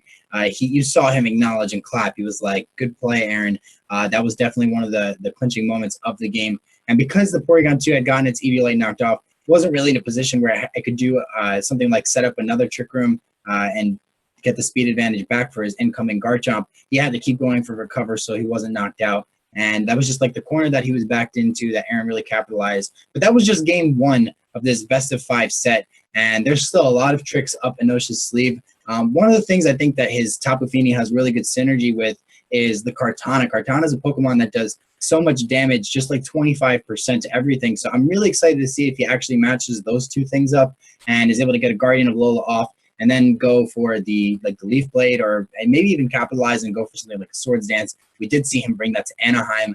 I do want to see exactly how that Kartana plays out in that matchup. I actually think it's a really strong Pokemon, specifically against Aaron's team. I know that Arcanine does kind of scare it away, but I mean, I had this conversation with Wolf earlier. Sometimes you just have to make the plays and pretend like the Arcanine isn't there. Yes. Yeah, Kartana, one of those Pokemon that like has a like super solid matchup against some Pokemon and then a very bad one against others. And Arcanine, of course, being a member of that group of Pokemon. I'm already like taking a couple of notes here so that we don't forget or that we like keep in mind going also like in the later stages of this best of 5 set about what Pokemon we could potentially see. So one thing I'm actually really curious about is how the speed tiers are set up for Enosha's team, because with something like Guardian of Alola, just being able to do 75% to a Pokemon right away, you can easily then pick up the KO with a partner. However, if your partner Pokemon would attack first, then of course the 75% like would be like reduced based on how much damage you did with your opponent, since it's actually like not based on the total HP, but on the HP that Pokemon has at that point in time. So I think it makes a lot more sense now that his Tapu Lele is a little slower. And yeah, there we are seeing the Kartana coming out from Enosh, so he's making a pretty big change up to what he did in the first game. Yeah, I told you, I think the Kartana just has excellent offensive pressure against literally almost everything on Aaron's team, save for that Arcanine. So getting that Kartana some momentum could be essential to just, steamrolling Aaron right off the bat. Mock a Pokemon that it can't exactly plow through right in the beginning, but that's why he led with the Garchomp as well. It is an Assault Vest variant, so we don't exactly see it, picking up knockouts right off the bat, but it will be a supportive Pokemon that could possibly go for a Bulldoze, that Kartana opts to go for Protect. Kartana opting to go for a substitute here. Wow, so yet can we see a Bulldoze play, or? Yeah, yet another one of those tricks coming out here. We're seeing the Fire Fang coming out from Aaron. Of course, wanted to just take the knockout right away there. However, Inosh has something against that, and now we're seeing that Bulldoze, yeah, you called it. Unfortunately, though, since that substitute was already broken by that Fire Fang, also the Kartana on on Inosh's end will be slowed down here. So that's another one of those pretty interesting, like, options he has, because if that works out and you get up the substitute as well as like slowing down your opponent's Pokemon, for example, that Arcanine that so really likes to switch into Kartana, then you have the substitute up, and all of a sudden Arcanine wouldn't be able to just knock you out straight away. So I do think that that is another one of those novelties that Inosh is really known for at this point, just coming up with new sets and new ideas for some of the more common Pokemon. Yeah, I was thinking right off the bat with the substitute, the idea is you go for the substitute, then go for a Bulldoze. The Bulldoze not being enough damage to break your own Kartana substitute. An item, a move that we'll see usually on Bloom Doom or Phytinium Z, the Kartanas. I know that's a little bit odd to say, but don't be surprised if we see something like that. That's something that threatens Garchomp heavily. The Bloom Doom would actually be able to pick up a one-hit knockout. Arcanine is actually going to come in here, drop that Intimidate down into that Garchomp. And Porygon 2 also on Inosh's side coming in. Now just arms to actually take on that Garchomp. But Porygon 2 on Aaron's end, kind of sitting pretty. Yeah, so we are seeing a double switcher coming out by Inosh, and I think it makes a lot of sense. Since with Porygon and the Arcanine, he really not only lowers that attack stat from his opponent's Garchomp, but also gets his own Porygon into position to go for an Ice Beam now. Aaron decided to set up the Trick Room here. Probably wanted to maybe get his Muk into position in the future. Potentially even brought that Gigalith, since that is something that would be a pretty good switch in against both the Porygon as well as the Arcanine. However, no, it looks like the Tapu Fini will be the last Pokemon of Aaron's choice here. Yeah, we had the Trick Room go up here, and now Aaron wants to capitalize on those Trick Room turns, start bringing in his Calm Mind Tapu Fini, get up to Calm Minds, and as we talked about earlier, just start spamming that Muddy Water and getting off that, making it more difficult for Inosh to really maneuver his Pokemon. Also soaking up an Ice Beam here, and with the Misty Surge, that Pokemon will not be able to get frozen, and also dodging the Toxic now from that Arcanine, or was the Toxic from the P2? That was Toxic from the Arcanine, and yeah, once again, using that Misty Surge of his Tapu Fini to his advantage. Good play here by Aaron. And it looks like Inosh actually, since we now also got confirmation on all 4 of his Pokemon, did not decide to bring one of his own Tapus. So it's not even like he can switch in something and then reset the Misty Terrain to get off that Toxic that would be really beneficial on his opponent's Porygon 2 as well as the Tapu Fini. Since like slowing them out slowly can be something that you can do here. But yeah, with leftovers on the Tapu Fini, Recover being an option on Porygon 2, it seems a little bit tough to see how Inosh can make any progress here as long as it's under Trick Room. So I think he might want to go ahead and reverse that. But even then, how does he deal with the Porygon 2 of his opponent? Since, Toxic isn't an option. He probably doesn't have room for Roar if he is Toxic. And so, it looks like he wants to reverse the Trick Room here. But I think Aaron can just go ahead and reset it back to it right again. Yeah, but then we're going to come back to that point where we might have to go for the double Trick Room plays, as Inosh actually does reverse the Trick Room there, possibly to get his Kartana in and just handle this Tapu Fini. But as we said, this will come down to another turn where Inosh is kind of forced to, do I want to stop Aaron from Trick Rooming by going for Trick Room myself, or do I want to possibly position myself and just predict him to actually go for something like an Ice Beam? Now, the Arcanine doesn't exactly offer pressure against either Porygon 2 or Tapu Fini. Now that the Misty Surge is up, it can't get a Toxic off into either one of these incredibly bulky threats. And the Kartana isn't carrying something like an Assault Vest, so it's not something you want switching in and possibly taking any damage. Even from resisted hits, it'll take plenty of damage. I do think Aaron's in a phenomenally good position, and just starting to go for the Muddy Water is definitely the play here. I think that he might want to just go again for his own Trick Room. We are going to see the Z move here. Do you know which one that is? That is the Farium Z, so Inferno Overdrive coming out from the Arcanine. Likely going to be into that Porygon 2, and she's basically saying, okay, I didn't bring a Tapu to this game, I can't reset the Misty Terrain here, so I don't really think that Arcanine is going to do much in this battle. Just wants to get off a lot of damage here with his Z move, also maybe indicating that his Kartana does not have one of those. Which is something that could come in play later. So we're seeing a Muddy Water, and it looks like who of the two is the one who's like, I don't know, not going for the Trick Room, but it looks like both of them were like cowarding out of going for that Might game a little bit here. Yeah, both of them wanted to avoid that positioning, and what I think Inosh was trying to do was get a position where he could go for an Extreme Speed the next turn and get the knockout into the Porygon 2. possibly trying to capitalize on Aaron trying to get the Trick Room up, and that kind of ended up working out against him. He did waste his Z move for a recover on Aaron's side. That's kind of one of the problems in the mind game against playing against Porygon 2. Most of the physical Z moves, it'll tank, taking only around 50 to 60%. So we are going to see a Flare Blitz go right back into that Porygon 2.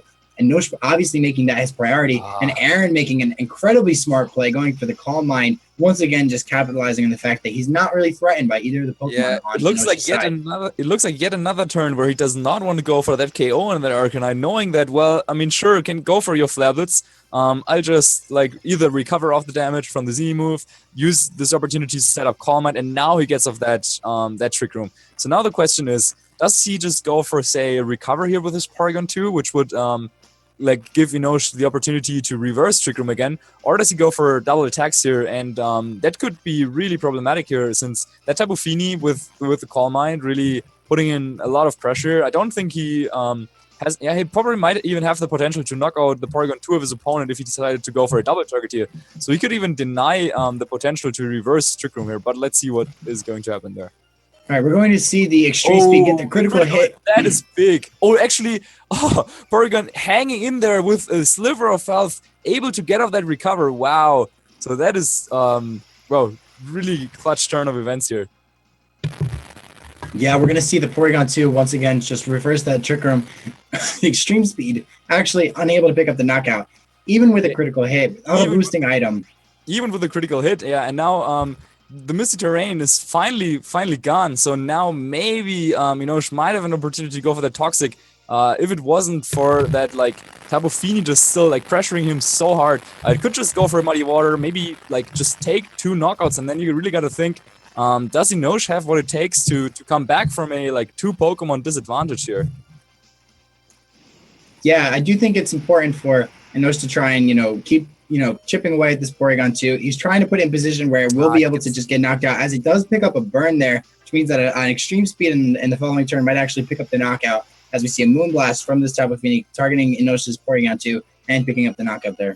Yeah, it looks like Aaron doesn't want to deal with Muddy Water's shaky accuracy, instead just going for the safe Moonblast, which also means that Arcanine of his opponent won't be able to leave the field yet, since, yeah, it doesn't really offer any pressure against the Tapu Fini.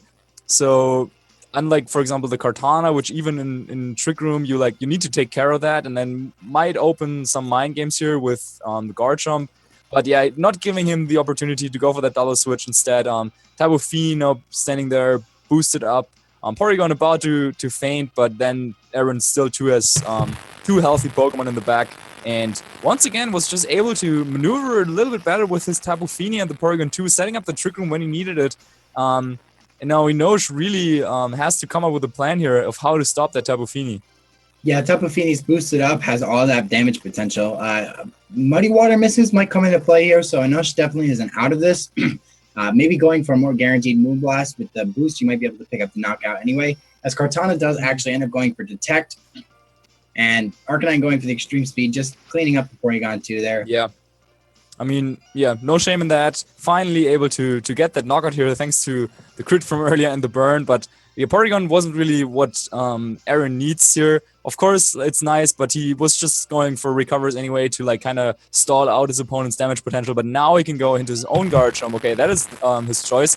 Usually not something you want to send out in Trick Room, since Garchomp is so fast, but seeing as his opponent does have the Kartana here, which is even faster, meaning that under Trick Room, that Garchomp, yeah, would be faster and could outspeed it. And so, I don't know, like, I still think, basically, Aaron just needs to knock out that Kartana, and then he would be in a primary position to just take the game with his Tapu Fini here. Yeah, exactly. Because of the Trick Room and the Kartana just detecting last turn, Garchomp is able to go for a possible Fire Fang into that Kartana, pick up the knockout, kind of just as insurance for the Tapu Fini, which might actually, might be able to miss the Muddy Water. Yeah, by the way, for any of you who were wondering why that Kartana opts to go for Detect instead of Protect, since that is usually something where Protect has more PP, so you can use that more often. But usually you're not going to use all of your PP anyway, and with Detect you can actually bypass some Imprison strategy that prevent you from going for Protect. So yeah, once again, Ash just showing how clever he is about the game. But Aaron here this time getting off that Moonblast, but wow, Assault vs. Garchomp really coming in clutch. They're actually able to survive that attack. Flabble's coming out from Inoshi's Arcanine, and that could be enough with a recoil, and probably not, even with a rough skin. So Arcanine will stay around here, but the Z move, okay, that was probably a little bit unnecessary, but Inoshi and Aaron, looks like both of them know them. Something is going to really, really go down, and then I believe there's one more turn left of Trick Room that Aaron could utilize with his Tapu Fini. But yeah, Inosh noticing that he really needs to keep his Kartana alive if he wants to have any shot at coming around that Tapu Fini. But yeah, with the Garchomp having Fire Fang, and he already showed it, it looks like maybe a burn from that Flareblitz could have been something that Inosh was trying to go for there this turn. It didn't happen, and so as long as like Fire Fang doesn't miss, yeah, it looks like Aaron is in a really commanding advantage and could maybe win the game this turn. Yeah, the problem is that Kartana did switch out on what is the second to last turn of Trick Room. So if it gets the Detect off, it might be able to basically just win the war outside of Trick Room. So Tapu Fini really has to pick up the knockout Arcanine here. As we know, though, Kartana can only really hit one of these Pokemon. So worst case scenario, Kartana might go for the attack on Tapu Fini, and Garchomp might actually miss the Fire Fang. But that is the situation that we are probably approaching in the next 2 turns. Yeah, so Arcanine also, thanks to Rough Skin being the ability on Garchomp, not really able to just do anything. Even Extreme Speed would just knock it out. So he tries to go for a risky play and just hopes that for some reason Aaron does not decide to target on the Kartana. However, Aaron, being smart enough, knows that, okay, I got 2 turns of Trick Room left. I can basically just go for that boosted Moonblast. It will knock out the Kartana, as it did, and just goes for the Poison Jab to ensure the KO on Arcanine without like having to go for Earthquake, which would then again damage his own Tapu Fini. So yeah, Aaron just making the safe plays here, and it works out for him once again, as Arcanine will go down in style, fainting to that Rough Skin here. And Aaron also takes the second game, but yeah, usually now the set would be over, of course, but instead of playing a regular best of 3, the semi-final of the Pokemon Invitational here, brought to you by One Nation of Gamers and GEICO Gaming, will actually feature a best of 5 set. So Inosh is not done yet. He has another chance to rack up this comeback, but yeah, he would need to win 3 games in a row, and just based on how well Aaron played in the first 2 games, that'll be a long road to go down. Yeah, this is kind of the dynamic that we were talking about in the best of 5 set. Typically, Aaron would already have advanced in a best of 3, winning 2 games. I do think that it's very hard, it's a wall to climb over, that 3-game mountain that he'd have to get over in order to take on, but this is against Aaron, somebody who's just displayed very well that he knows this matchup, he knows how to play it. Yeah, the thing though is that now the whole information game we were talking about might come into play. So Aaron actually brought the same for Pokemon for both of those battles. So if Inosh can now go back to the drawing board, think about, okay, maybe for the first 2 games he tried to just counter Aaron's entire team, but maybe now he has to take a risk, saying, okay, like, you're not going to bring that Gigalith and the Arcanine again, or maybe like he makes another call, whatever, but then just try to really focus on which Pokemon you need to deal with the Pokemon that your opponent has. But yeah, also the Muck, which I think in the end, like, also was waiting in the back for Aaron still, is not something that Inosh was able to find a clear answer for. He does have that Garchomp, but being Assault Vest and such, not the option to go for that Tectonic Rage that a lot of trainers usually use to knock out that Muck in 1 hit. But without that, and then having 2 Tapus with Lele and Fini, having the Porygon 2 that really values its item, he just wasn't able to like find a clear way around that. And now also the Tapu Fini from Aaron coming out, giving him a lot of trouble here in the second game. So it definitely won't be easy at all for Inosh. And I think we might want to see something like maybe try to set up the Tapu Lele in a way, and then bait out the Muck, kind of go for a KO, and then like use the boosted Tapu Lele to go from there, because that's like the last thing that he hasn't tried yet. I think that the Assault Vest on Inoshi's Garchomp actually gives Aaron a lot more flexibility in his switching capabilities, because nothing on Inoshi's team is really threatening a 1-hit KO by itself, outside of maybe Kartana onto his Tapu Fini, which is still to be determined. It just makes Aaron's matchup a little bit more easy. He's able to switch around a little bit more comfortably, and the way he kept his Muck in the back in that game, and it was just it's something that he can use as a late game sweeper. And even the Muck isn't worried about the Garchomp because it's not threatening with Tectonic Rage. Yeah, one more thing, or I'm just like trying to come up with more rooms of where like more surprises could be hidden. I'm not sure if we have seen the item on Inoshi's Kartana yet, but if that is something like another Z move, like maybe the Fightium Z, 3 Z moves. yeah, maybe that is something that could bring back. I don't even know. But yeah, it looks like Inosh has to come up with something. I was mentioning the Tapu Lele here, since that is the only Pokemon that he didn't bring. And now in that second game, where I mean, it's hard to make a call, but the second game also looked like really convincing from Aaron's end. He didn't bring the Gigalith.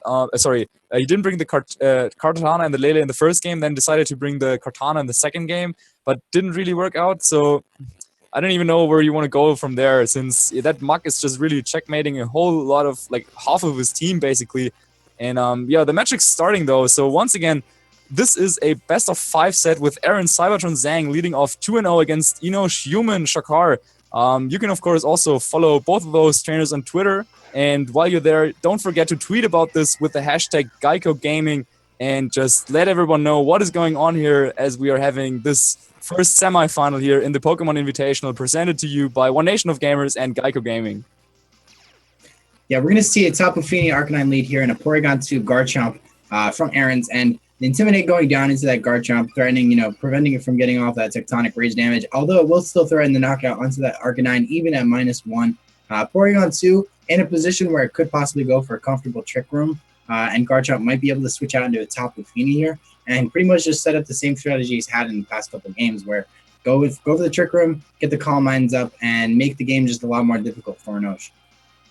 Yeah, exactly. So maybe this time, I think leading off with the Tapu Fini is actually a pretty clever thing, since that allows Inosh to potentially just go for one big knockout straight away and then kind of disrupt Aaron's switching capabilities. Say if he somehow gets off a KO here on the Porygon, I'm not sure if, say, the Tapunium Z, the Guardian of Alola, plus a Flare Blitz would be enough to get that knockout here.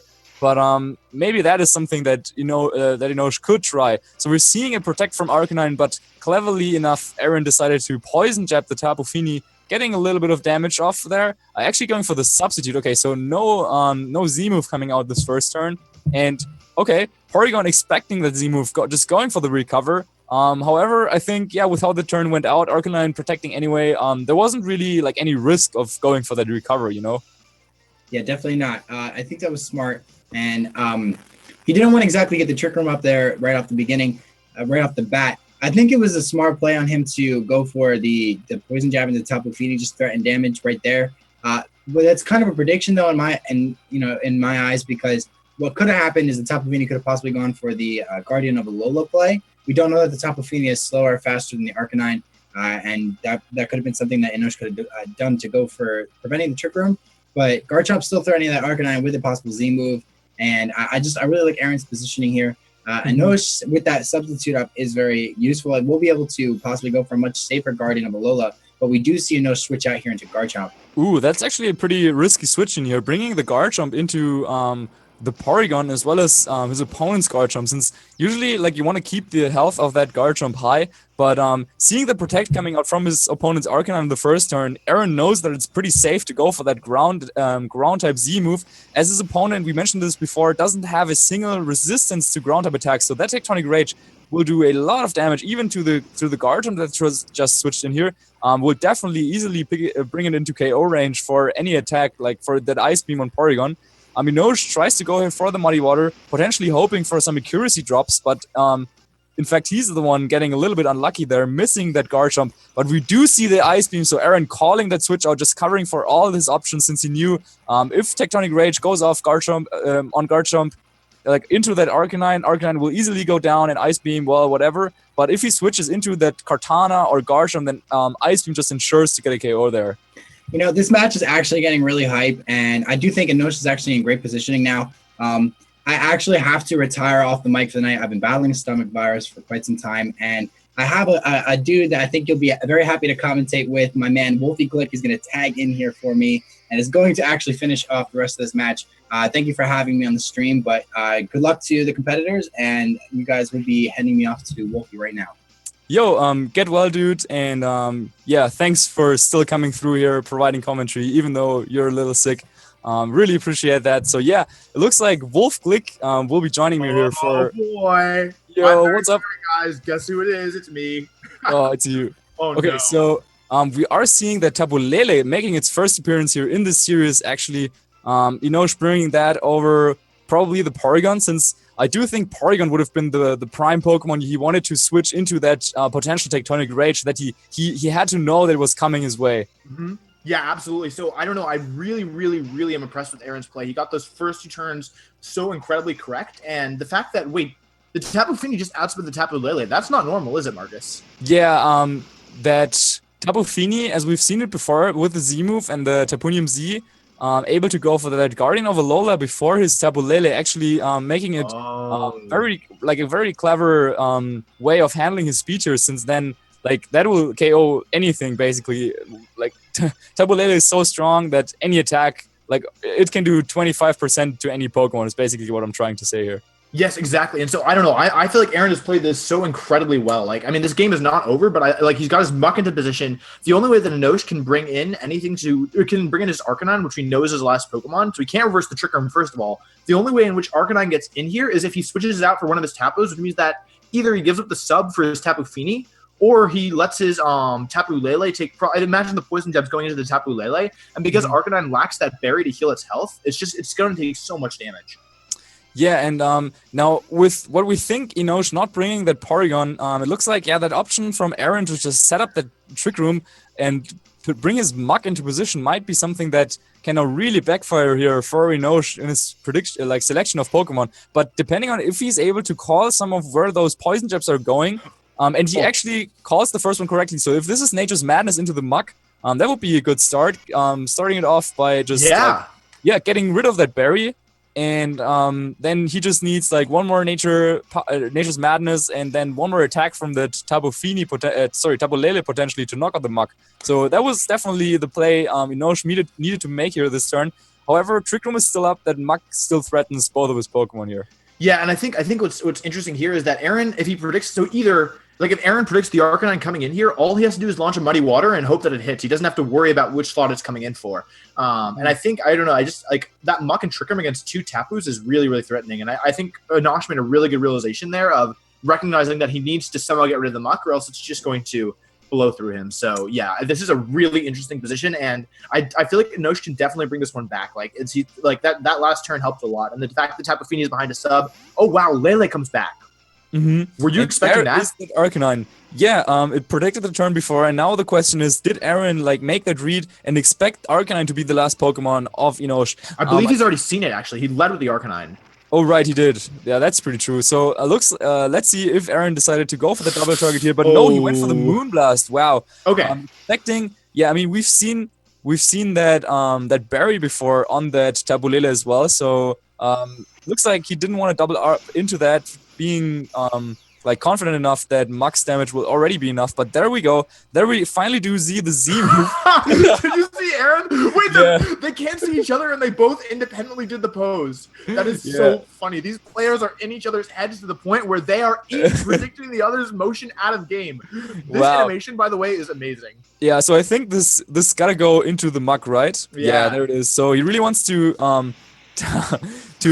bring it down to around 20% of health, and from there now Muck all of a sudden is not a threat, and this Tapu Fini with a substitute, actually that's really, really clever. So he was able to get rid of the berry with Nature's Madness, and now with the Z move, it looks like the Tapu Fini actually beating out that Muck in a direct encounter almost. So wow.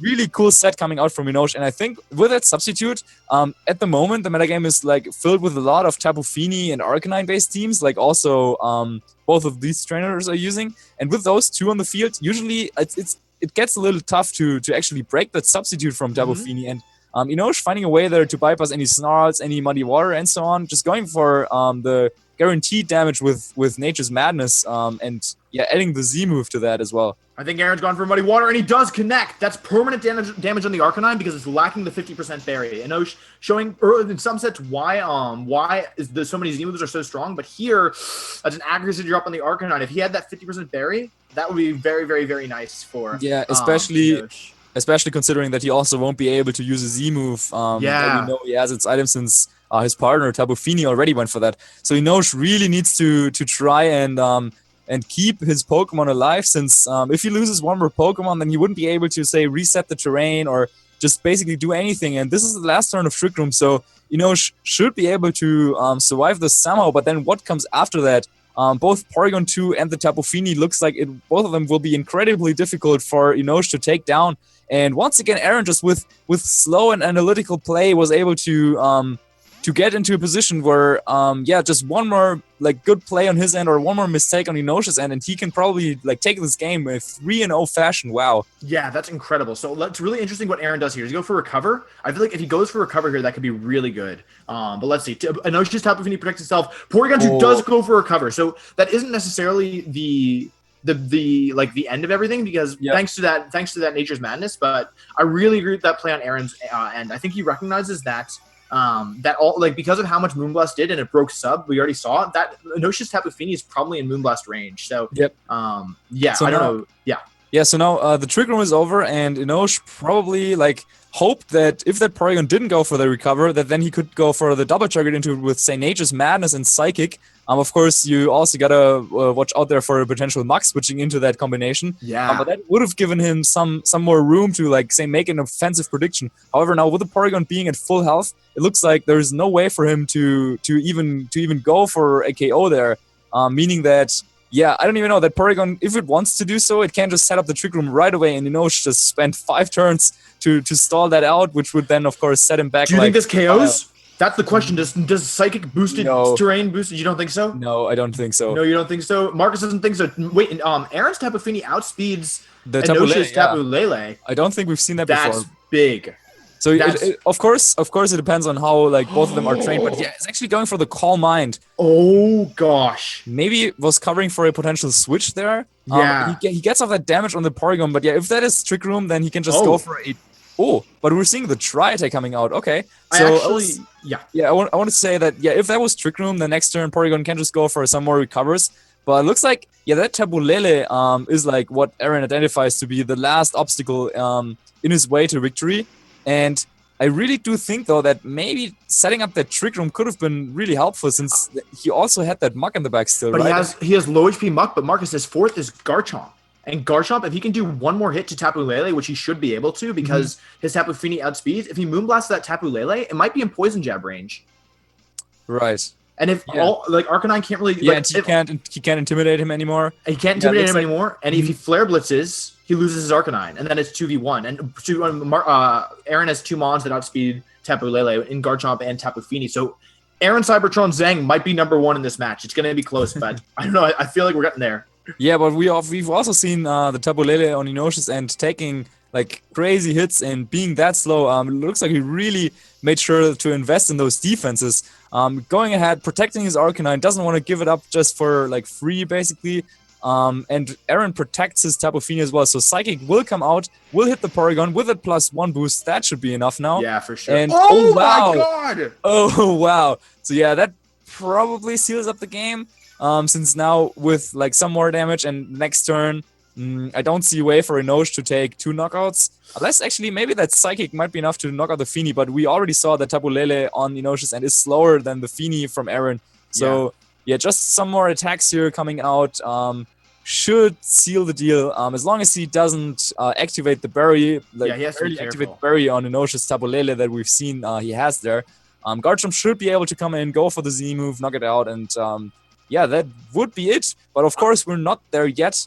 I do think Arcanine still with the option to get a KO here into that Porygon slot. Decides to go ahead and launch a Toxic, though, into Tapu Fini here. Probably Dazzling Gleam is coming out here from Tapu Lele. Hey, we do have to keep in mind, Inosh does still have his berry active, so if Aaron messes up his damage rolls, and I think Marcus, we've already seen the Z ground or ground DMZ because that's how he got rid of the Garchomp. He went Z ground and Ice Beam into the opposing Garchomp. So he would need to rely on Poison Jab to do that last little bit of damage. And as I said, that Tapu Lele, it looks like it's I don't know, just trained so defensively that I wouldn't rule it out that it can even take some sort of combination Moonblast and Poison Jab potentially. But however, we've also seen that Garchomp on Aaron's end is like super, super offensive, doing a lot of damage in previous sets.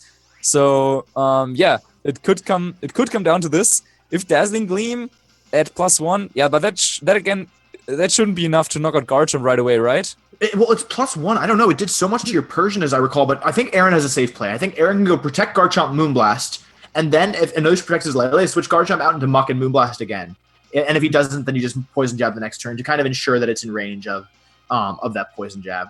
Yeah, but then that would require him knowing like how much damage Poison Jab does do exactly. Moonblast probably definitely not going to activate the barrier. Definitely not. Yeah, not without a critical hit because he's +1 special defense.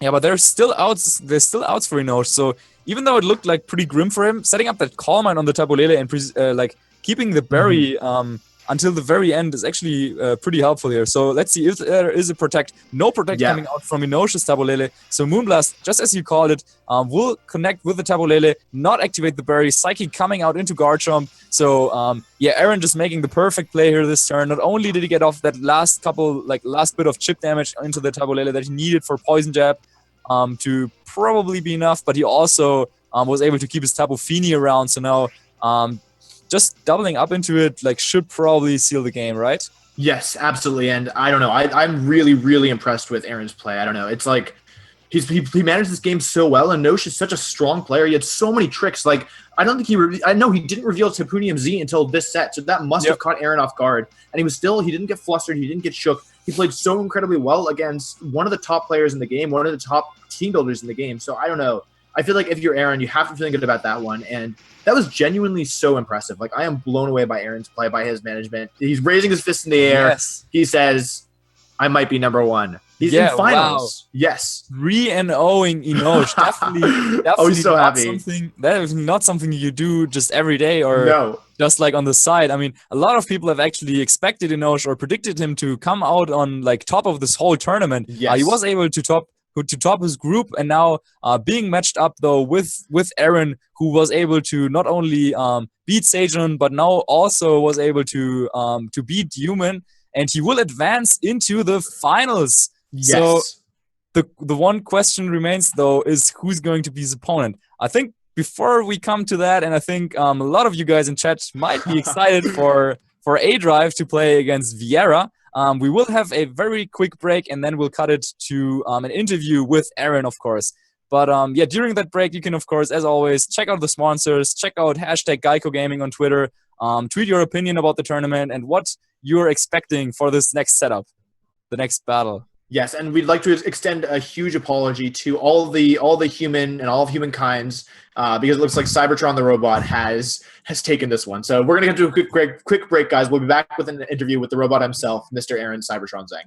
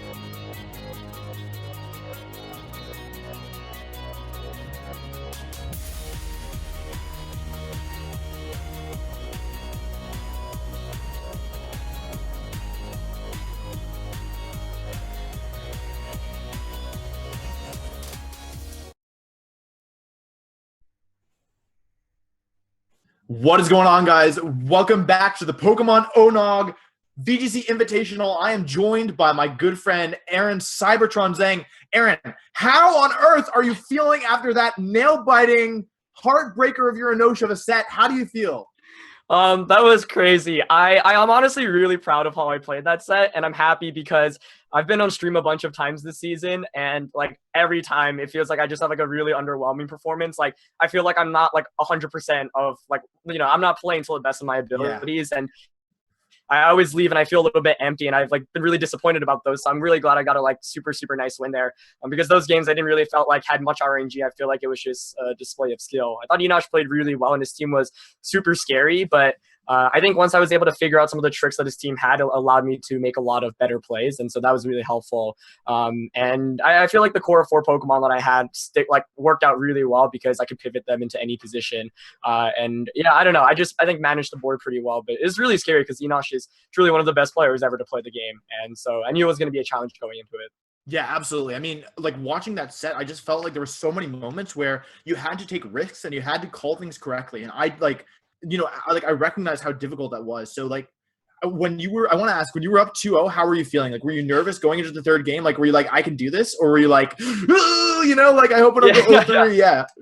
Definitely more of the second. I was like, okay, like just because I won 2 doesn't mean anything at all, because like, we've seen a lot of reverse sweeps and best of 5s and a lot of esports, and I was like, I don't want the first like legit best of 5 in VGC to be me getting reverse swept, because that would make me sad. And Enosh is like one of the players who's like, he has so much best of 3 experience, which means he knows how to adjust properly in sets, and so I just kind of stuck to my guns. The lead worked out perfectly game 3. Once I was able to, I predicted the Arcanine Protect, got that poison jab off, and it went really well from there, because with Z moves, it's like if you make the right call on whether they protect or not, then the next turn it's really scary because they have to either stay in and get knocked out or switch out. So I kind of went in on that prediction. I think that really carried the momentum going into the future turns. But Tapu Lele was really scary. I knew I had to kind of check it because I knew I had Calm Mind. But fortunately, I pivoted myself into a position where even though he was making really good switches and I was kind of walking into protects, I was still able to clutch it out. Yeah, I mean, like honestly, I was so impressed by your play. And okay, I have one more question about the match. How did you feel when you saw Tapunium Z? Did you know what that animation was? Because I was watching and I was like, what is this? What move is this? That's not Normalium Z. And then it turned into a little it closed up. Did you see that? Yeah. What happened? Like, what were you thinking? I thought, I was like, wait, why is he using the water Z move with water? Like, that makes no sense. And then, I was like, wait, what? Yes. I just lost it, but I was actually really glad because I'd rather let the Feeny have that item than like a healing item, because with sub and healing, it's really annoying. And because I have multiple ways of recovery on my team, like recover on Porygon, leftovers on Tapu Fini, and Muck with a berry, like even with that 75%, like I'd either heal it back considerably or like I was able to put myself into a position where, because I knew he didn't have Moonblast, I could abuse Garchomp a lot more in the games, and that really came into handy. But yeah, I lost my cool. I was like, what? Yeah, I know. Everyone saw my reaction. I was like, it was golden. Okay, so now you're in the finals, and as I recall, you won the last big online tournament you played in, right? Which was the Melbourne International Win a Trip Challenge, right? Mm-hmm. So so you're facing up against either A-Drive, the VGC killer, or Vieira, the 2015 world champion. Who are you more afraid to play against, and then who would you rather play against?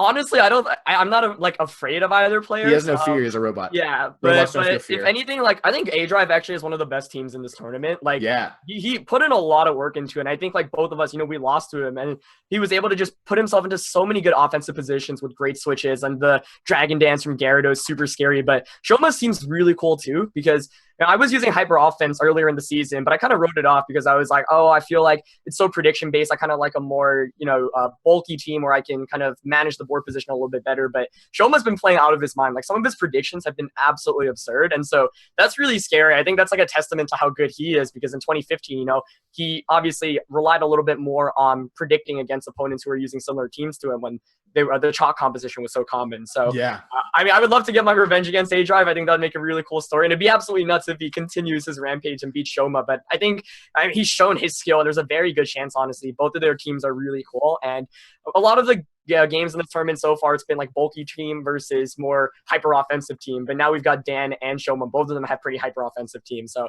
kind of excited to see how that plays out. Absolutely. Well, thank you so much for your time. Guys, I have to tell you some stuff. Okay, first of all, we're doing a giveaway on Pokemon.onog.gg. Go there, please. Just go there. There's a giveaway. You can get a quote if you're from the US or Canada for GEICO. Please go there. I beseech you. And also, we're trying to break 10K for the finals of this tournament. Now, I know you guys don't really have high hopes, and like maybe you're like, okay, like maybe not 10K, but listen to me.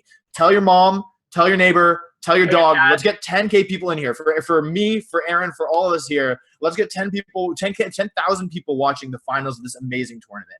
Please tell your dog. He really needs to know, or she, whatever kind of dog you have. But thank you guys so much. Thank you, Aaron. Congratulations again, dude. You played so well. I think we're going to cut to a quick break, and then we will be right back. Marcus will be back with us to commentate on Vieira versus A-Drive. See you there.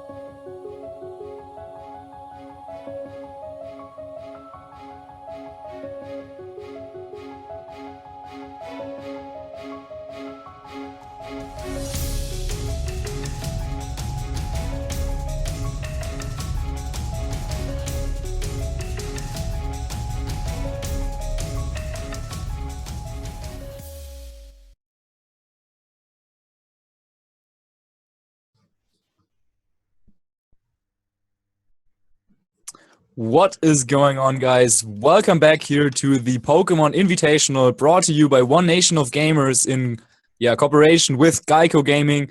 We've just seen an incredible semifinal with Aaron Cybertron Zhang defeating Enosh Human Shahar, which means that Aaron will advance into the grand finals, of course. However, we still do have one more semifinal left in stock for you. And yeah, Wolf, why don't you just tell us what is waiting for us here? All right. Well, Marcus, upcoming next, we have Dan the Man A-Drive Clap, who is a newcomer to the VGC scene. He played his first best of 3 ever yesterday, and he was able to defeat the 2016 Pokemon World Champion Wolf.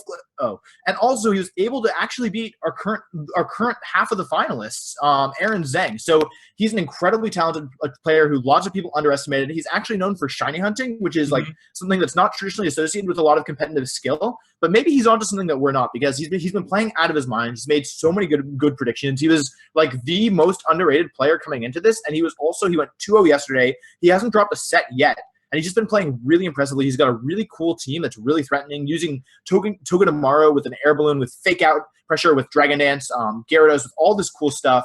And on the other side of the bracket, we have Shade Vieira, Vieira Shoma Hunami, the 2015 world champion. And here I think is part of why Vieira is so scary. Vieira is like the only world champion, and since Ray Rizzo, so 13, 14, 15, 16, he's the only world champion who, like, I don't think, like, it's like he didn't choose like a super creative team. He just did, or like a standard team, which meant that what gave him an edge over his other competitors who were also using standard teams was his amazing ability to play. So, Marcus, you played Vieira for the last qualifier for top 4 to qualify for this spot, and I mean, like, maybe you can attest how strong he was. Yeah, definitely. Like, if any of you guys were around for that set, just seeing him go for plays like using Psychic into Alolan Persian, knowing that I would go for the parting shot, calling my predicts with the Shadow Balls of his so powerful Drifblim, which was able to hit knockout my Tapu Koko in that set. And yeah, just coming at us with a pretty creative team this time around. You already mentioned that he's someone who in previous formats stuck to more standardish teams.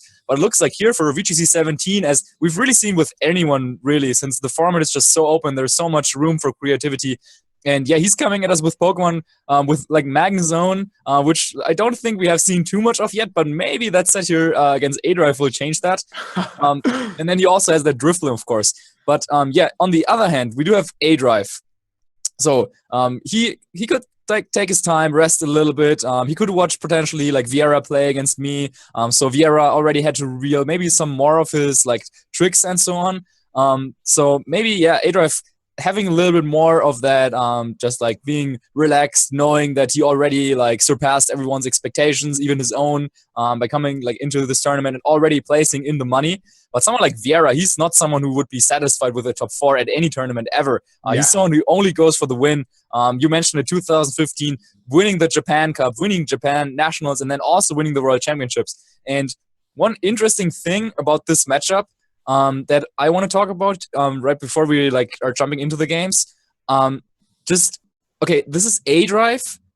Okay, like someone who has played in singles leagues, who's active on YouTube and on Twitch, who does shiny hunting, who has like a huge community of fans who are supporting him at this very moment as well.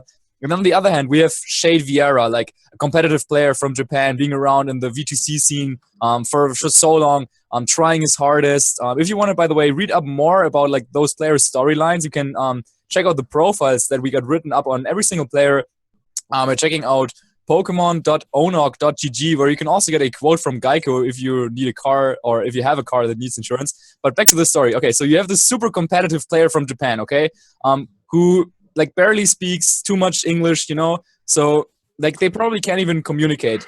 But the one thing that brings them together here in this tournament is like Pokemon, you know, because that's the one thing they have in common. And even in Pokemon, both of them are like in very different niches. Like again, Vieira is so competitive, going for the World Championship, finally was able to achieve that in 2015, whereas A-Drive, like single players, goes for like shinies and does other stuff with Pokemon. Of course, there's a ton of ways you can play Pokemon, but them just coming together here in the semifinal, I don't know, I just think that's just really spectacular and amazing. And I I don't have no idea what is going to happen in that set.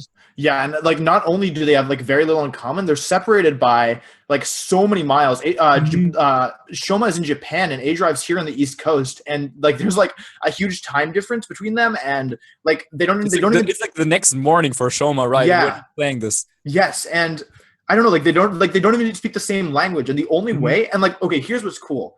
Part of what makes Pokemon such a cool game is that in order to really like play at the top level, you need to understand your opponent fundamentally. Like you need to get inside their head and you need to understand what they're thinking. So even though A-Drive and Shoma, they can't communicate with language, through this game they can actually, in my opinion, learn to understand each other better. And I think there's something really cool about that. So I'm really interested to see these clashes of, and okay, also what's so cool is that they're in such different realms and their teams are so different. You know, A-Drive is kind of like offensive setup, like kind of exert pressure, and Shoma's is just like very offensive, like really crazy Pokemon. Like Shoma's playing the game in a different way than I think we've seen pretty much ever in VGC 17. Like I haven't seen a single VGC 17 team that's successful and is working as well as his is working. Like so, yes, I don't know, yeah, it's pretty cool. So it looks like both players are setting up at the moment, and we'll jump into the game like in just a second. But one more thought I had on this, like for Shoma, it is already the 27th. Like in fact, it's like, I don't know, like 10 a.m. for him in the morning. And the 27th of February is actually a date that is very important for everyone around the world who is interested in Pokemon, since that is the date where the first set of Pokemon games were released red and green in Japan. So that's Pokemon Day. And for that special occasion, if you want to check out like Pokemon.com, there's also a couple of stuff happening over there, as for example a marathon of like TV movies on Twitch. But now we're here. Now it's still the 26th for probably most of you, and we are seeing A-Drive going up against Shade Vieira, and I don't believe that is Vieira we're seeing right here. Either way, I think that's somebody else. what do you think about these leads coming out? Vieira, Marcus, he won't stop. All he knows is Drifblim Lele. All he will do is lead Drifblim Lele, and it's working. But it worked. Exactly, it worked. So it looks like A-Drive wants to capitalize on that lead by going with his Feeny, something that also I tried to do, since that of course instantly will get rid of that psychic terrain and instead setting up the misty terrain, which also protects his own Garchomp, from being burned from that Will-O-Wisp that we know is on the Drifblim. But with the Choice Scarf on Garchomp that we've seen in yesterday's play, like leading with 2 choice items, by the way, and the Tapu Lele also having a choice specs on Viera's end, so a lot of these Pokemon really have to make very big decisions this first turn. Yeah, absolutely. I totally forgot that A-Drive's Garchomp was in fact Choice Scarf. So part of the reason why Shoma doesn't mind leading with his Tapu Lele is because even though he does lose the terrain, he gets the Choice Specs boost. So are there 3 Choice Pokemon in the field? Because A-Drive is exactly. Oh my gosh, I'm so sorry, I must have missed that. Yeah, it's Choice City, everyone. Nothing on the field can protect. There's not a single Pokemon exactly. So this is ridiculous. This first turn, but maybe that's also something that you can do, especially in such a in a best of 5 situation. And if you're in A-Drive's shoes, I wouldn't feel too bad about this, because if you can like make the right calls and maybe get like 2 early knockouts here, then you can probably like outlast the Trick Room, the Tailwind that Vieira just set up here, and like go for a quick win here. We're seeing the Rock Slide coming out, and it'll be countered by Dazzling Gleam from Vieira's Choice Specs Tapu Lele. Garchomp is actually able to survive that. Oh my god! Not a move we've seen yet, and that is enough to pick up the KO with a critical hit. However, since we know that it's Choice Specs, I'm not super sure how important that was. It will allow Vieira to get a nice switch to whatever he wants. Could be his own Garchomp if he decided to bring that, but that was a big knockout here the first turn. Hydro Pump's such a risky move because if it's only 80% or is it 85? I just forget. 80% accuracy, but it's such a high risk, high reward move, because as you saw, that Tapu Fini normally a Pokemon that does not do well against Tapu Lele. Tapu Lele will eventually out damage it, but the fact that he had Hydro Pump, I'm not sure if that crit mattered. It honestly might have. I think Shoma has shown that his Tapu Lele is relatively bulky, but it's pretty bulky. Yeah, so a little bit of chip damage with that Rock Slide. Yes. So tough call. And Vieira, by the way, something that maybe like some of the viewers do not really understand, like why is he taking so much time? Like he only has 2 Pokemon in the back, like just send something out. But he's someone because during that time, he already knows what he's going to send out, right? So he can already think about the next turn and the turns after that, where his opponent now basically only has like half the time to make a move selection here. And yeah, that means that now he probably already knows what he wants to do with his Garchomp, bringing it out here, and yeah, he has that Tailwind setup. Yes, and so I think noting how much time Shoma's taking is really important, because Dan doesn't know what Shoma's going to take out. So his 45 seconds here are spent trying to figure out what Shoma's going to do this turn. But Shoma's already figured out what he wants to do this turn. He's now thinking about the next turn, and then maybe he's covering options from there as well. So I think Gyarados is probably coming in here. Yeah, that is Gyarados. He's trying to preserve the longevity of his Tapu Fini, hopefully making it take an attack here. So I'm really interested to see what happens this turn. Okay, it looks like Garchomp is, Gyarados is the Pokemon that A-Drive wants to send out here to deal with that Garchomp that we saw being switched in here. And that makes a lot of sense, since of course, but countered by the Sword Dance right away. Not only like getting rid of that Intimidate, but also still gonna connect. Attack stack. However, Hydro Pump will target down that Drifblim, and with a Psychic Seed that we've seen, that is still not enough. So another knockout for that Tapu Fini, and it looks like, yeah, once again, A-Drive coming out with that creative choice here of going for the Choice Specs Tapu Fini with Hydro Pump, and it's paying off here. That was a huge KO, because now Shoma can't switch out to reset the Intimidate. And so all the Intimidates, except for the fact that both Gyarados and Garchomp can boost, but Marcus, imagine if he has Arcanine in the back. He's able to cycle Intimidates on 2 physical attackers, and I don't think that Viera is going to be able to outsend him up, especially because he has to deal with this Tapu Fini at some point. So I'm really impressed, yeah. Exactly. So now, however, on Viera's end, we're seeing 2 Pokemon that have access to a boosting move here in Sword Dance and Dragon Dance. So Tailwind is still up for Viera, and now it really comes down to what does Dan want to do here? Does he want to try and stall out the Tailwind by switching around and like running into the risk of Viera just say going all out with another Sword Dance and maybe even a Dragon Dance as well?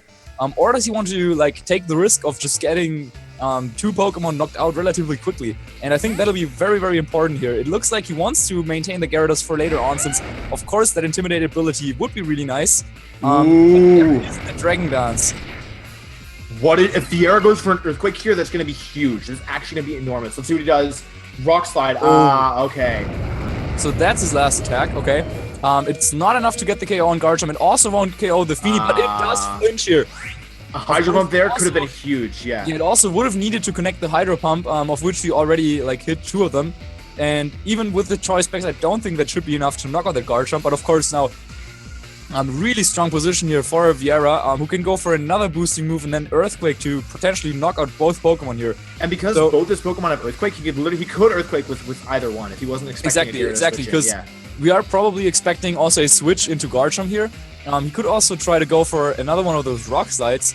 If he like knows that his Garchomp can take that Hydro Pump, that would be another option. But yeah, still, it's definitely not over yet.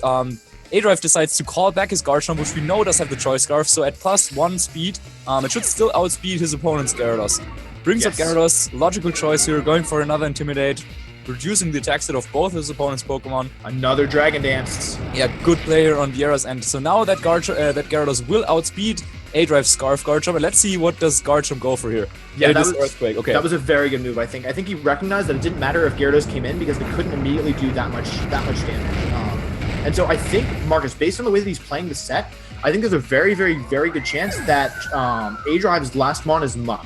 And if that's the case, I don't think it's Arcanine at all, because then he could have used that before to get some more Intimidates off. And yeah, I also do think that it is that Muck probably, and that would put Viera in a pretty decent spot now, having boosted his Gyarados as well as the Garchomp, which is now back to neutral attack stack though. Yes, and so, but if it's Muck, we know that the Gyarados has Waterium Z. So if Dan is able to get rid of that Garchomp, then at least Muck has a better chance of bringing this one back, especially because he can knock off the Citrus Berry of Viera's Garchomp, and the Groundium Z is not being that helpful here, honestly. And we've already also seen that Earthquake is a thing on Shoma's Gyarados. So yeah, that duo of Garchomp and Gyarados really helping it out. Also in his set against Enosh, which eventually he did lose. But now against A-Drive again, both of them actually now, in fact, with that Garchomp and Gyarados combination, This is not what I expected to see. I did not expect to see Garchomp and Gyarados all over the place, but I mean, they're both in top 4 and we're going to have one in final. So I guess, they're the ones laughing. I don't know. Okay. He doesn't protect. That could be huge.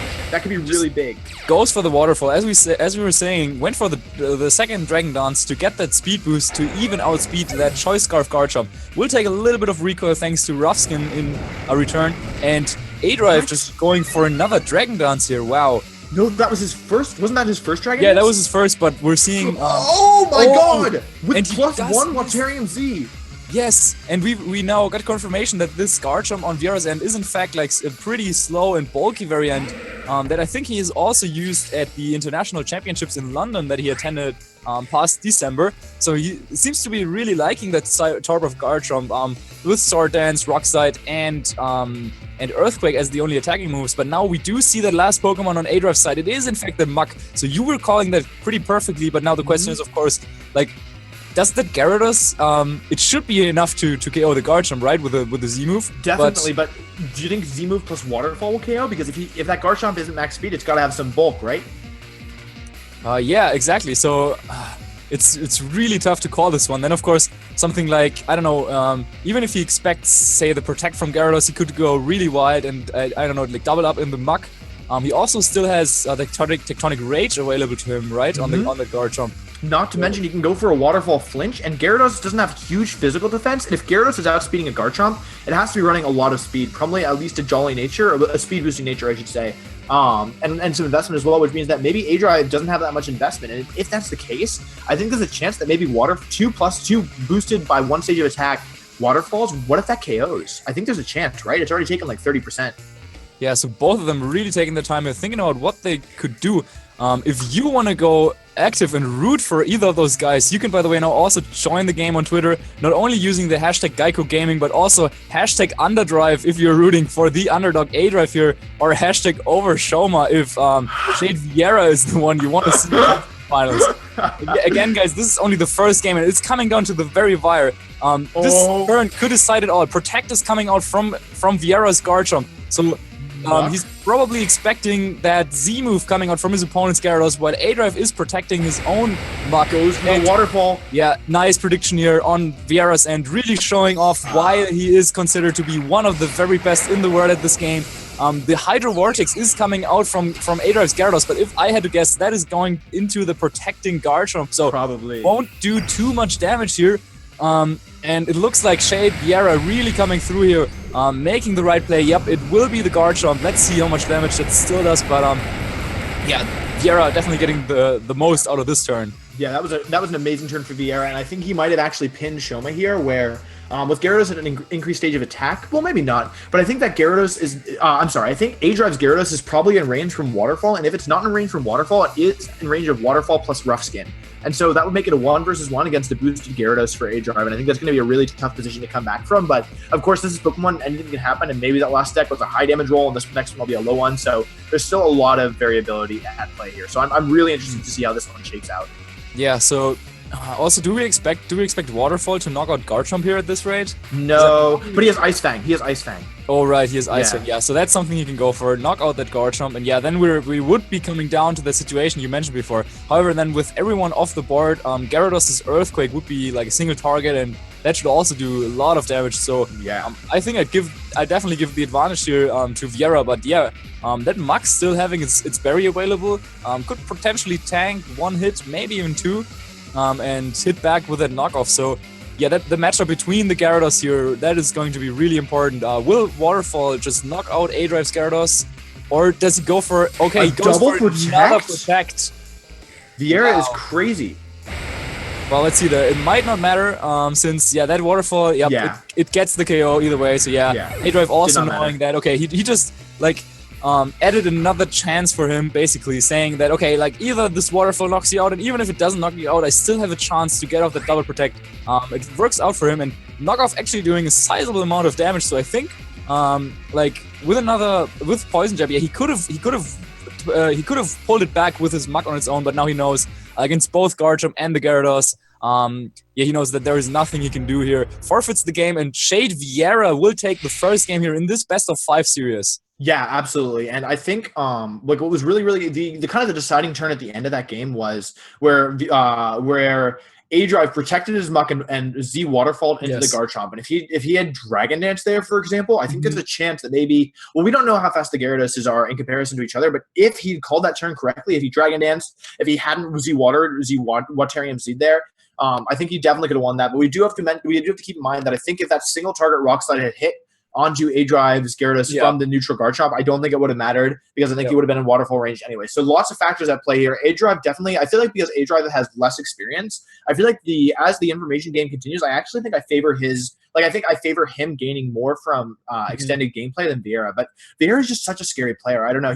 Whenever I watch Vieira play, I always feel like he's just so good. Like it's almost ungraspable for me to think about how good he actually is and how far ahead he's thinking. I don't know. He's such a terrifying player. Yeah, and even sometimes like coming in with those plays, just making the right protects, going for he doesn't care. He just goes for the boosting moves when he knows he was down 2 to 4 Pokemon, right? Yeah. And he kept both of his Pokemon alive until the very end because he knew how to set himself up. He knew that even if he lost a couple of Pokemon early on after setting up Tailwind, bringing both Garchomp and Gyarados in at the same time, he could then utilize the fact that Garchomp's Earthquake and Rock Slide like are spread type attacks that threaten 2 Pokemon on his opponent's end. He used that time that he gained to set up Dragon Dance, and then he set up even another Dragon Dance, made sure that he outsped his opponent's Gyarados even after that was boosted, and then was just able to take the game from there. So really well played on Vieira's end, but also A-Drive coming really close to taking a game of the 2015 World Champion. But again, this is a best-of-5 series, so it's not at all over yet, and he has a couple more shots at winning not only one, but maybe like all 3 games that he would need to advance into the finals against Cybertron. Absolutely, yeah. And I don't know, that was such an interesting match. And like the Hydro Pump from Feeney was also really interesting. Marcus, I have to know right now, is Vieira going to lead Balloon and Lele in game 2? What do you think? What are the odds? Dude, if I had to bet, I would probably say yes. I would say yes as well. Because his other favorite lead, like Lele Pheromosa, doesn't seem too great to be too great here. If we are on the topic of predictions, though, I do think that there is a potential for that maybe A-Drive wants to go with his Arcanine. I agree. It doesn't look really strong against Gyarados and Garchomp, especially considering that both of them have those boosting options with Dragon Dance and with Swords Dance. But if he's able to get to get it in early on, kind of like threaten the Drifblim and the Lele a little bit, and then like maintain it in the back for just one round of Intimidate, that could probably be enough to say set up his own Gyarados, since if he gets off those double Intimidates, then Dragon Dance on its own is not enough to counter those recycled Intimidates. And then if he can set up his own Gyarados, then just imagine if he had, say, like 1 or 2 more Dragon Dances, he probably would have been able to take that last game. Yeah, it seems like whenever we watch Shoma play, not with the exception of your set, with the other sets that we saw, it seemed like it was kind of like early game, damage, get your sweepers into position, and then with boost one of them, and then use the boosted sweeper to protect the other one. So either Garchomp protecting the Gyarados as Gyarados Dragon Dances and Garchomp Earthquakes, or Gyarados in one situation actually Earthquaked while Garchomp Swords Dance. Exactly. So I wanted to mention that as well. Like that play on its own, I remember how you freaked out about this, because he Earthquaked his own Garchomp, but it was a safe play because he knew that it would damage, or I mean it was a prediction, but it would cover the options that he was expecting from his opponent, damaging his own Pokemon. But that didn't matter since he was boosted up afterwards, and then the roles switched a little bit, since then Garchomp is the one going for those Earthquakes. Gyarados can Dragon Dance. Can avoid them. Exactly. So really incredible play actually coming out from Vieira here in that set. And the question, of course, is now if you're Vieira, you already asked me that, but what do you think? Do you think that there's anything he needs to change? Because he got the Pokemon disadvantage pretty early on, and now if Dan was able to capitalize on that a little bit better and not overrun by that Tailwind option, maybe Vieira wants to switch something up, or what do you think about that? Well, the thing is that his Pheromosa is physical and might be lacking Protect, and I don't think Magnezone makes a lot of sense here because Dan has Waterium Z Gyarados, but mostly he has Arcanine and Garchomp and Togedemaru, all of which are pretty bad for Magnezone. So I feel like he has to stick with the Pokemon he brought. He could switch up the order, but because Dan has 2 Intimidate Pokemon, or Pokemon with Intimidate on his side of the field, I feel like if you're Vieira, I actually feel like you don't really have a choice. I feel like you have to bring the same leads because they're your only special attackers that you can really want to bring to the matchup. But we don't know the Magnezone set. It could be something cool. But if it's not anything like really, really useful here, I feel like you have to bring the same 4. And actually, what I think is about like part of what's really scary about Vieira's team is like he has the option sometimes of bringing back his Lele when the opponent has Feeny on the field, and then bringing it back in. And Specs boosted Psychic just hits so incredibly hard. Like it's like ridiculous. So yeah, I think that Shoma definitely got some unfortunate things that game. But so did Dan. So I don't know. I'm really interested. Let's see. Oh my gosh, who could have predicted this? Here we are, second game of this best of 5 series between A-Drive and Vieira. Make sure to show your support in chat or on Twitter using the respective hashtags. And we are seeing the Togedemaru. I'm so happy that A-Drive decides to pull that out here, going with Togedemaru and Tapu Fini. So he should be able to get off some, say, fake out on the Tapu Lele and then some strong attacks right away.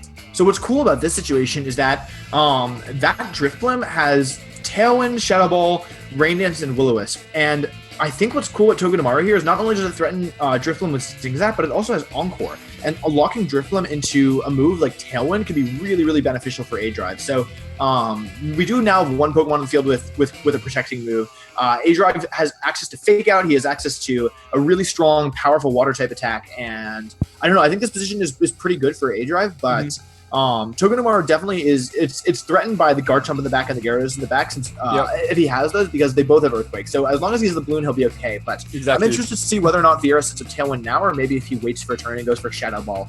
That's Fake Out. That's actually something that I was also like pretty impressed with, like how well he managed to use those Tailwind turns in the game that I played against him. He always delayed it, setting it up. Exactly, and just waited for the very right moment. But going for the Zing Zap here, actually doing a decent chunk of damage. So now if Tapu Fini is able to get that KO on the Drifblim, he would be able to deny Trick Room all around. It'll be close. This is gonna be enough? This is Choice Specs boosted, but Psychic Seed on the Drifblim, and it is enough for the knockout. Wow! Getting the accuracy drop on Tapu Lele in the process as well, and now he denied that Trick Room. I think Drifblim just felt a little too safe there in the situation. Staring down at Togedemaru and Tapu Fini, I mean, what is going to happen? He had the Psychic Seed.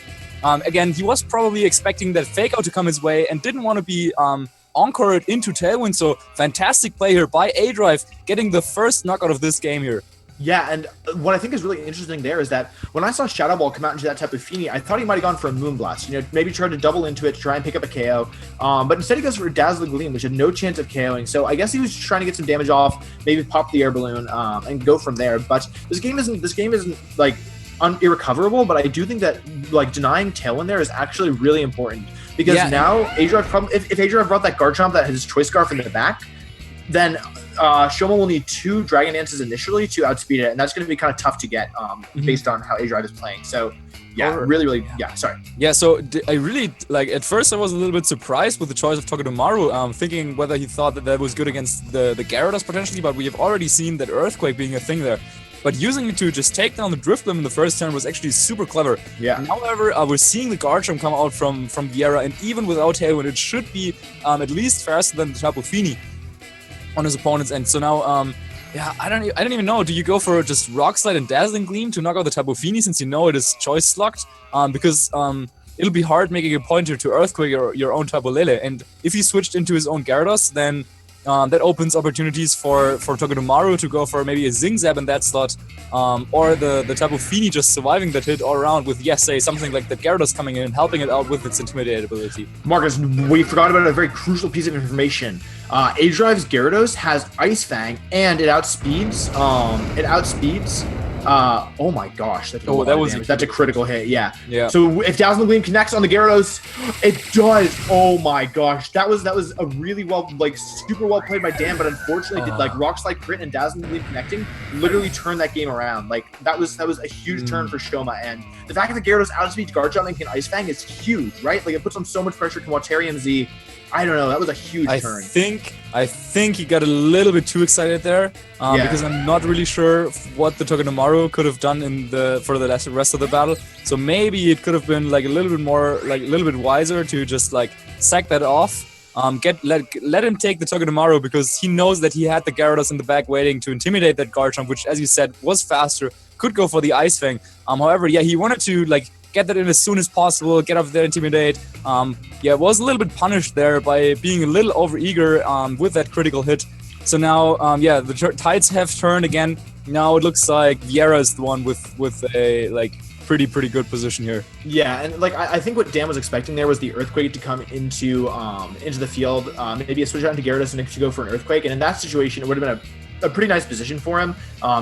Making Tapu Fini survive the Earthquake, launching a Muddy Water, getting his Gyarados in for free. But yeah, and there is the Gyarados, but his fingers crossing. He wants to know. He Zing Zap that slot. I would bet anything. No. What if he Rock Slide? This is going to be big. Intimidate, lowering both these physical attackers. Garchomp goes for a Rock Slide. Dan knows his wing condition. He's saying, please, Garchomp, please flinch, Garchomp. Let's see what happens. But how is he going to get rid of the Garchomp on his opponent's end? It outsped a Garchomp! Togedemaru just outsped a Garchomp and should... Oh my god! Wait, Marcus, if he flinches, he could lose. Oh wait, no, how's he getting rid of Garchomp? Yeah. Oh, but it's exciting anyway! We don't even care! Maybe he has a plan! He gets that flinch, yeah, okay, but I think that is actually a very crucial piece of information. Okay, Togedemaru, because... Okay, so first game, he got beaten back by that Gyarados plus Garchomp combination, you know? Mm-hmm. You know what would totally beat that? Togedemaru and Gyarados. Yeah. Because he has Ice Fang for the Garchomp and Zing Zap for the Gyarados. So maybe I think Togedemaru is actually something that he wants to bring here in this matchup. Marcus, and Togedemaru has Encore, so if Garchomp tries to protect itself with any moves, he can Encore it into it. Exactly. So yeah, I think Togedemaru, while I'm not sure if there's still like a decent chance for Dan to win this game. I do think that with the information of like the speed tiers and what the Togedemaru can do in this matchup, it still looks like that could be something to focus on in the next couple of games. And he came so close here to win, and I think he won't like make that mistake of switching in the Gyarados too early, like in the third or potentially a later game. You know, he's down 0-2, but like that's what I'm saying. I feel like he's improving. Like I feel like he downloaded Aaron's technology, and he's bringing it back. That did less than I thought. Oh, but Moonblast coming out. Shoma's so smart, dude. Shoma recognizing what he needs to do to win here. But yeah I don't know. I feel like Dan didn't. Yeah, he did. Like Dan just without the Gyarados, without the Tapu Fini, just didn't have what it took to do any damage to his opponent's Garchomp whatsoever. Basically, still trying to go for the flinches here, of course. But eventually it will look like Shoma is going to take the second game as well. So he'll be up 2-0, and yeah, now the crazy part begins. You know, because we are having here at the Pokemon Invitational brought to you by GEICO Gaming. We will be actually using best of 5 to determine who will advance into the finals against Cybertron. So yeah, he has just a couple more chances here. So he used 2 games. The first one, I gotta say, he was up 4-2, right? But then Vieira just like showing that he had probably like calculated and expected all of that just all along. He knew that he needed Gyarados and Garchomp next to each other, and then he could take the game. Second game, huge turn 1 for A-Drive. He gets rid of the Drifblim right away, denies his opponent to set up the Tailwind, and was looking to be in a super strong position. Then that critical hit happened on the switch in. But yeah, once again, if that crit didn't happen, or if Dan just didn't switch in the Gyarados and maybe sacked off something else, I do think that he was in a like pretty fantastic position to potentially take that game. And now he's come so close twice. Do you think that in the first game he will be able to overcome the odds here and take out Vieira? I feel like it's only a matter of time. Like both games, I feel like he was in a good position, but maybe just like the lack of experience with playing VGC, like that. I feel like that's all that held him back. Like he had the tools he needed, he made the plays he needed, but I think that's why like Shoma's so scary, is that he's kind of covering for, even if Dan makes the right plays in the short term, Shoma has the long term down. Mm-hmm. And yeah, I feel like he just got a little overeager. He kind of saw he didn't think about the game as in like a broad enough sense, right? Where he was thinking like, okay, Gyarados can switch in here pretty free. He probably Earthquakes, but he didn't think about like, even if Fini goes down, if I get Gyarados and Togedemaru in at the same time, I can just set up really easily. So I really like Dan could have taken both of those games, and I would not be surprised at all to see him take the third game. And he's adapting. That's the thing. Like, that game to adaptation was so good. You know, like I feel like Togedemaru is such a good call here, and maybe Arcanine is a place as well. Though that game, I feel like Arcanine wouldn't have been as good, maybe. I think the Pokemon he chose here were pretty much spot on. With that Togedemaru threatening the Zing Zaps, not only outspeeding the Tapu Lele but also the Gyarados. So really also coming in clutch, damaging the Drifblim. So I think for the third game, like if it should come down to a similar situation with Drifblim Lele against something, with Togedemaru on Dan's end. I do think that maybe Vieira would then just go ahead and set up Tailwind straight away, not wanting to have anything to like deal with potentially being knocked out, because he now saw that, okay, wow, all my Pokemon are actually slower than my opponents. I really need that Tailwind. And thanks to the Unburden ability on Drifblim, upon activating its Psychic Seed, it outspeeds everything. So he could just go for the Tailwind right away, and there's no way that Dan could stop that. So I really do think that, the question of the oncoming or the upcoming games will be like, does Dan have the resources to outstall the Tailwind, and will Vieira like keep on going with the same strategy, or does he like want to switch things up maybe? Yeah, absolutely. And I think like Togedemaru being so fast is such a huge factor in this game, because being able to outspeed Garchomp and go for an Encore, being able to outspeed Gyarados and go for a Zingzap, being able to outspeed Tapu Lele and going for a Zingzap and flinching it like this, or maybe picking up a KO and at his low HP. So many factors are at play here, and I didn't expect Togedemaru to be so good, but I feel like Dan's use of Togedemaru is really brilliant, and I actually really agree with the Air Balloon play as well. So yes, this is an interesting stat, guys. If you think that Dan is going to win, please press 1. Please press 1 if you believe in Underdrive. I need to know right now. Press 1 for Dan. Yes, and we should be getting back into the game soon. Yeah.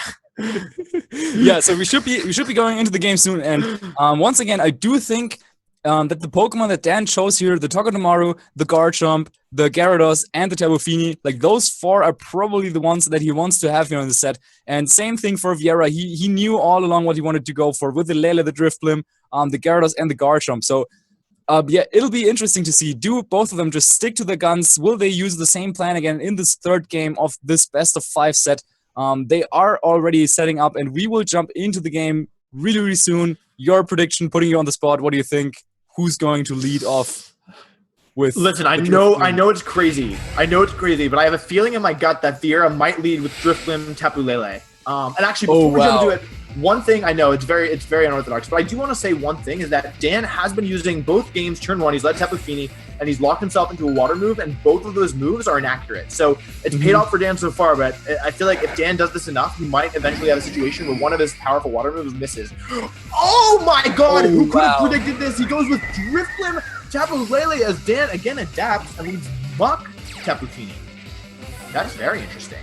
Yeah, I do think if you're Vieira, like you just won 2 games, right? So why switch things up? You could even lose 2 games and still have a shot at winning. Yeah.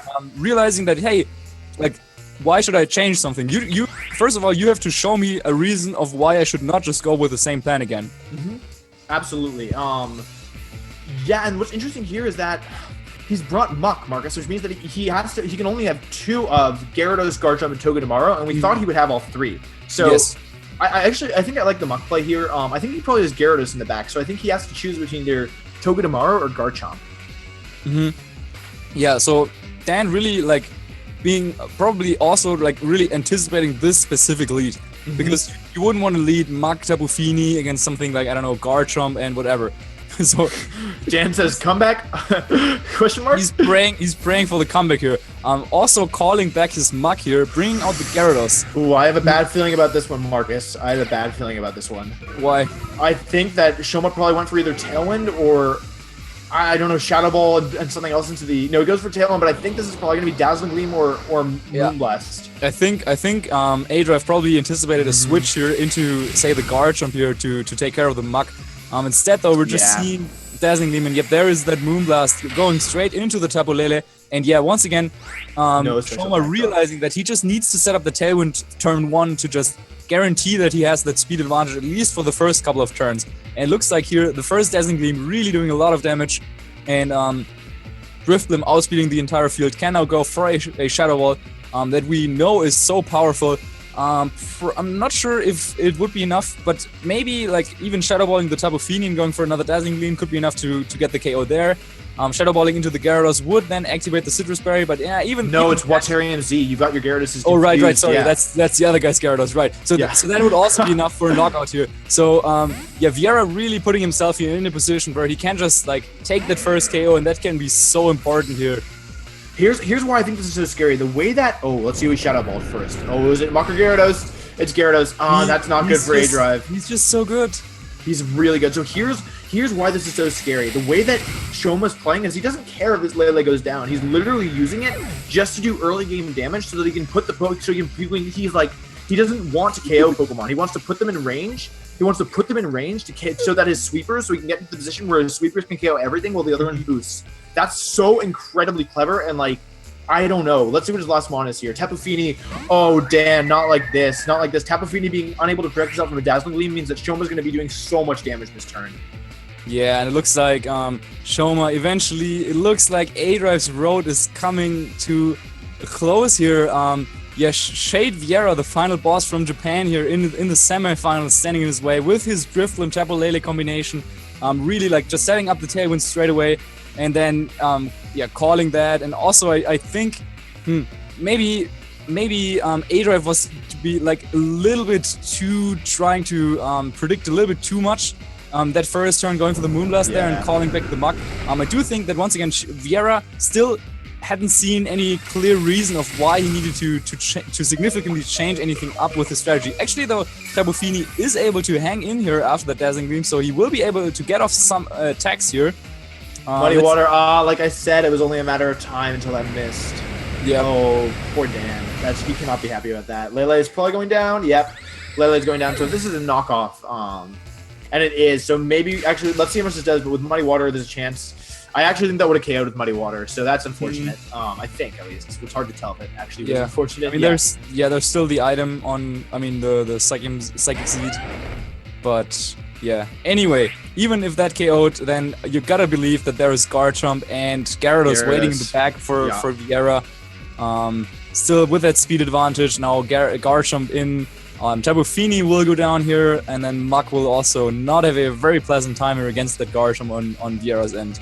Yeah, unfortunately. So a really incredible showing by A-Drive. It's not over yet. This game isn't over yet, but you have to think with Tailwind up, with Garchomp in, with two Pokemon that are either in Earthquake range or weak to Earthquake, it's looking pretty bad for our underdog here. But maybe he can bring it back. But Vieira, I don't know, he's just such a clever player. I feel like he already knows what he has to do to win this game.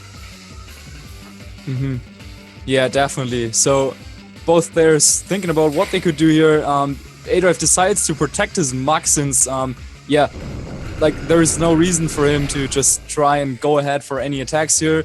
Have we seen his last Pokemon? No, we haven't. I don't think so. Yeah. So what if Gyarados? And no, he's already KO'd Gyarados. But what if it's Garchomp?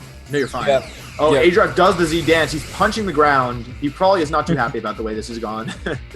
Yeah, still at least calling that Tectonic Rage coming out here into his protecting Muk, but even that, that's actually a pretty interesting call because usually that does not activate the berry, and then afterwards you can go for Earthquake to pick up the KO. But since Vieira's Garchomp looks to be like so offensive and the berry was already activated. Actually, he double Dazzling Gleam activated it. Yeah, but just like based on the interaction, because usually if you're going to see the Z animation going off into a Muk, then that will activate or will not activate, that berry. But yeah, we already saw that not being a factor any longer, and now, yeah, it all comes down to A-Drive's own Garchomp, but yeah, with Drifblim outspeeding it and Garchomp still being a thing on his opponent's team, it'll be a tough way to still come up on top here. Yeah, so I mean, still an incredible tournament performance by A-Drive. And actually, what is Vieira doing? Oh, sorry, I thought Tailwind was still up. That's my bad. No, he's just saying like, okay, my Drifblim outspeeds your Garchomp thanks to the Unburden ability anyway. And he's going for some more Rock Slides here, and that might KO the Drifblim as it does. So we will get to see Vieira's last Pokemon here. But yeah, just not really wanting to take any risks, setting up Tailwind again. And yeah, it looks like Vieira will join Cybertron in the finals here, as this should be Gyarados. There it is, so he is pretty free to go for an Earthquake to do damage to the Muk and knock it out, and then also the Waterfall to get rid of the Garchomp. Yeah. And wow, yeah, really well played. Switch Drive. Oh, I'm sorry, A-Drive, but I think Tailwind means. I think that's why he went Protect Tailwind. So, unfortunately, yeah, I don't think he has too many options to go for those flinches. But still, we shouldn't forget that he's shown us such incredible play here over the course of this tournament. Beating Cybertron, two very accomplished players in the VGC scene. Yeah, he was the underdog going into this tournament. He was the underdog going into the series, and it looks like Vieira, Shoma Honami, from Japan, will be the one advancing here into the finals. He tried, he did his best, and I'm sure that he's happy for what he was able to do in this tournament. And so we will have our finals matchup that we can talk about just in a second. But once again, I want to stress how impressive A-Drive's performance in this tournament really was. Yes, I cannot. I mean, I played against him myself, and I was really blown away. And I think he did an amazing job proving everyone wrong who was doubting him. He says, "Love you guys." Oh, that's so amazing. Yeah, shout outs to everyone who came here for A-Drive, and shout out to him for being such a good sport and really, really like just having an incredible attitude. You know, it's so hard when people are negative about you online and like saying like mean stuff about you, but he never let it get him down. He came here, he made a statement, and he won $100. You know, and that's really impressive. You know, he said if he won $500, is he going to get the I want to sculpture, ask him. or- If we do a losers interview, let's ask him if he's going to get a life-size cutout of me. I would like just to say as well that I really like the picture they use for Shoma is like, it's like him with the thumbs up. I feel like for those of you who've met Shoma, you know he's really really funny, and he's like a troll, not in a bad way, but he really likes to mess with people, and I think that. Yeah, go ahead. He's super funny. Yeah, really, really great guy, and I'm looking forward to meeting him next month. But so in that set, like if we're just thinking about like, was there anything that maybe A-Drive could have done a little differently? We were talking about maybe focusing on the Gyarados a little harder, could be something. But even then, it would have been super tough to overcome Vieira, right? Because he's been showing such consistent play. Like he basically always got to set up in those situations with his sweepers, whether it's in Tailwind or not. And I think maybe after this tournament, like that could be like a new archetype coming out of this, since I haven't really seen like a team like this, and it's been really working for him here. One of the cool things about having players from outside VGC come into VGC is they don't have any of the the structures of teams already in their minds, and sometimes that means that maybe they build teams that aren't as good. But I think in A-Drive's case, he showed that he built a team that was like really not standard at all, but he did really well with it. And I think part of what's cool about this invitational is seeing the different team archetypes and maybe having him inspire players to build teams using not only their favorites, but Pokemon like Togedemaru and other like really cool choices like Hydro Pump, Specs Fini. So we are going to be interviewing A-Drive shortly. Shoma unfortunately cannot be interviewed, but we will be interviewing A-Drive about his tournament performance. So we're going to throw to a short break, guys, and we will be back soon with an interview with A-Drive.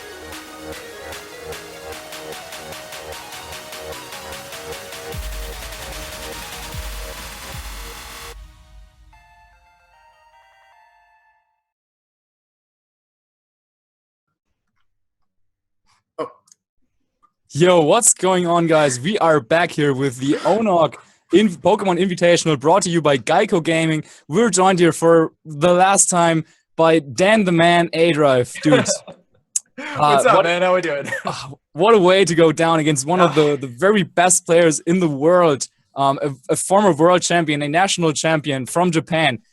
First of all, have you ever played against one from Japan before, or was that also first time there? No, that was definitely the first. In fact, it was so much so the first that I actually messed up the rule set in game one. So, of course, my noobness here, I didn't realize that you have to download the VGC rule set apparently. So I apologize for the little mishap there. You could blame A-Drive on that one, but no, honestly, that was a ton of fun, man. Honestly, all the props to the world to Shoma there.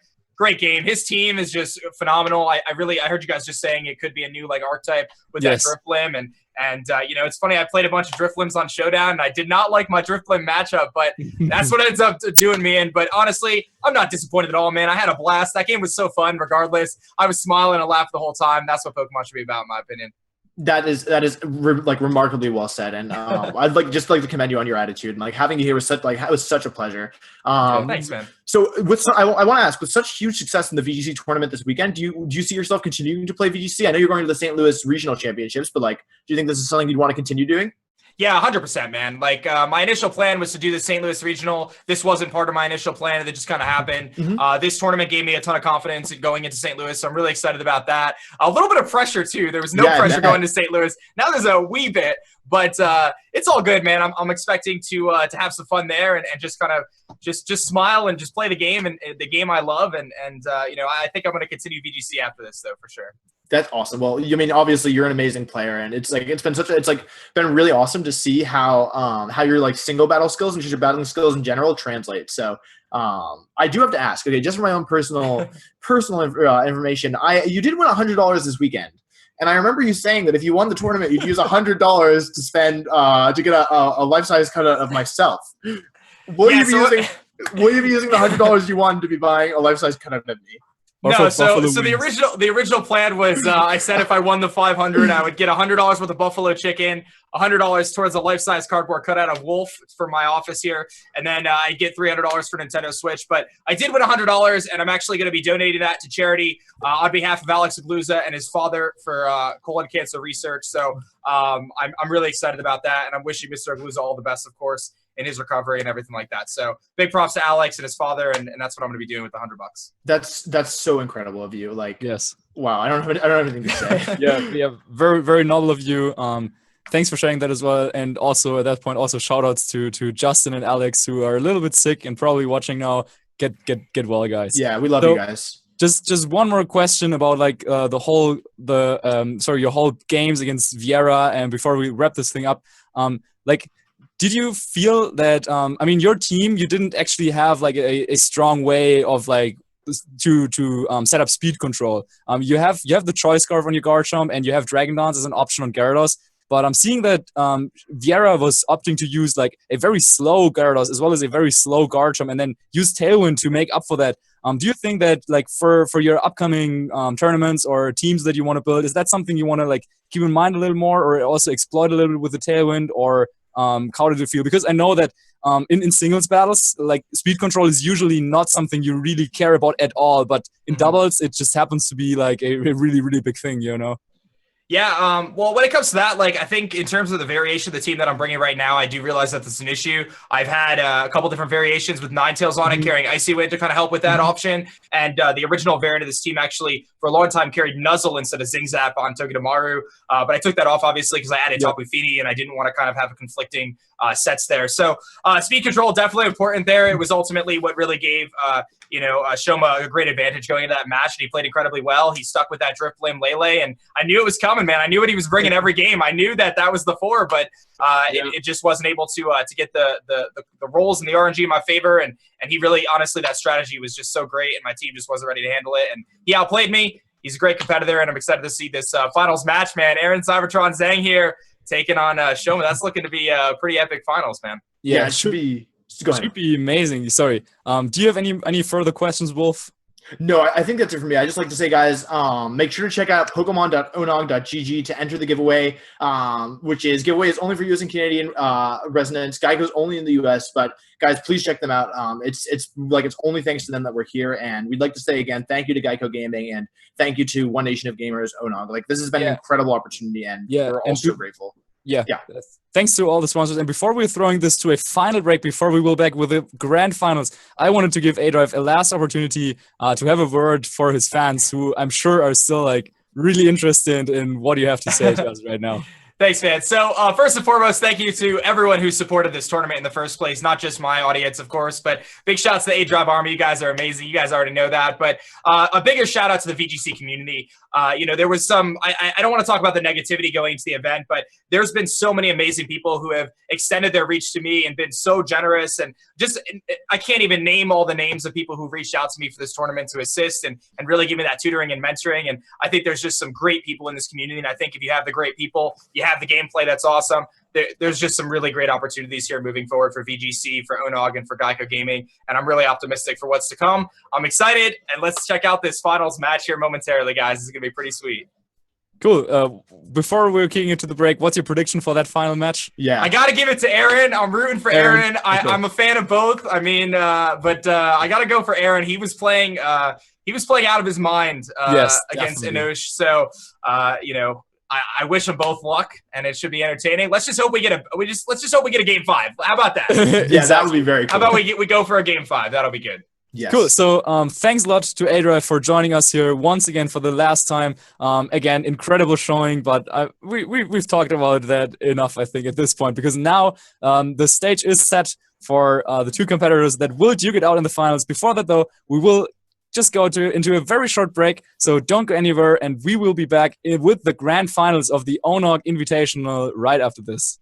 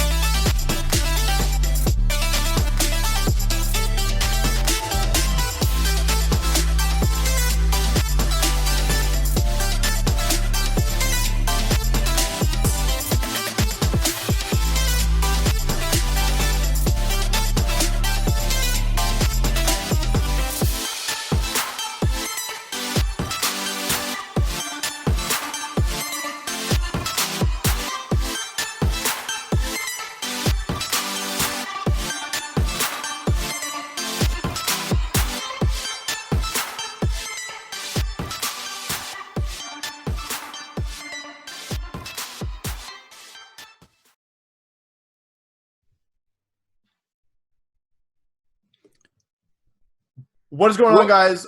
Welcome back to the Pokemon ONOG VGC Invitational. We are here in Grand Finals. I am joined by my good friend, 13 Yoshi 37, Marcus Stodder. Marcus, what on earth is going through your head right now? What do you think about this Grand Finals? We are so close to approaching the final matchup. The grand final. It's going to be Aaron Cybertron Zhang against Shoma Shade Vieira Honami. Okay, so two very, very accomplished player in the VGC scene. I mean, we had Dan, A-Drive, the Underdrive coming in there and messing with everyone's like prediction brackets and so on. But in the end, a former world champion is going to play against a two-time national champion and world's third place, multiple regional champion. So, I mean, yeah, that's wow. Like, I don't think that encounter has ever happened before at any tournament ever. No. These players have never played against each other. So, once again, thanks so much to One Nation of Gamers and GEICO Gaming giving us this opportunity to have this tournament, have everyone from all around the world come together, enjoy the game, play this, and now it's only one last best of 5.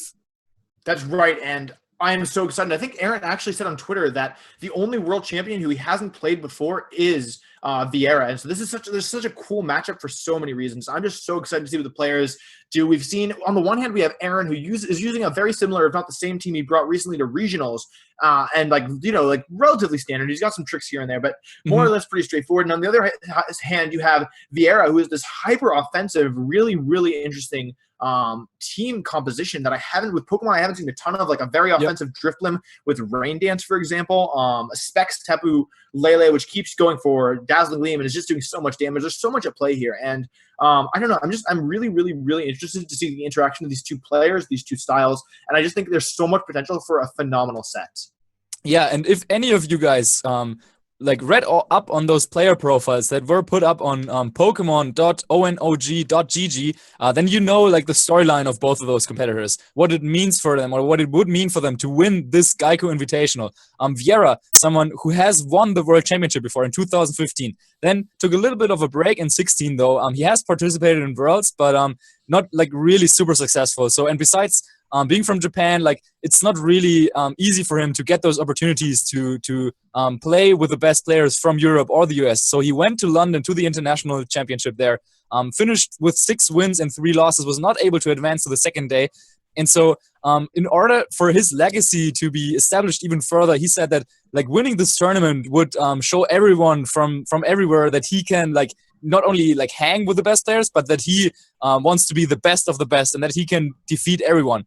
On the other hand, we do have Aaron Cybertron Zhang, someone who has had like super, super great success from his very early day of VGC play, someone who is a 2-time national champion in the years 2011 and 2012, then got 3rd place at the World Championship in 2013, and even after that went on winning regional after regional. However, that like really, really big Worlds performance afterwards is really what he's still looking for, like winning that Worlds title potentially. And now he has the chance to go up against someone who was already able to achieve that. And now he can like, because he's someone who's really putting himself out there. He's doing like so many videos on YouTube and so on. And so like whenever he goes to a tournament, he said that there's just always a lot of pressure on him to do well, because not only wants he wants to do well for himself, of course, but then there's also like so many fans that are rooting for him and so many people that are just looking at his success. And in the last 2 regional tournaments that he played in, he was able to advance to the top cut in both of them, but not able to like just get that victory. So for him being here in the final, and I'm sure after the match we'll probably get to talk to him again about this, but I do think that really just being able to now play up against someone like Vieira and potentially having a shot at winning the tournament with like a solid team, with solid playing throughout, already like his performance in the semifinals was also super top-notch. So yeah, both of them really want this win here. I think what's really cool about this is that the play that we saw from both players in their previous games, first of all, both players had to play for elimination. So whereas Dan and Anosh only had to play 1 set, they've each like already had to play 2 just today alone. And so that's already a really interesting dynamic here, but also the fact that they both played so well. Like when I watched both of them play, I was blown away by just the level of awareness that they displayed. And so it's kind of like, it's not like one player's going in with like kind of a hot streak and the other one isn't. They both won 3-0 in their semifinal matches. That's not easy, you know, like they went up against really, really good players with really scary unconventional teams.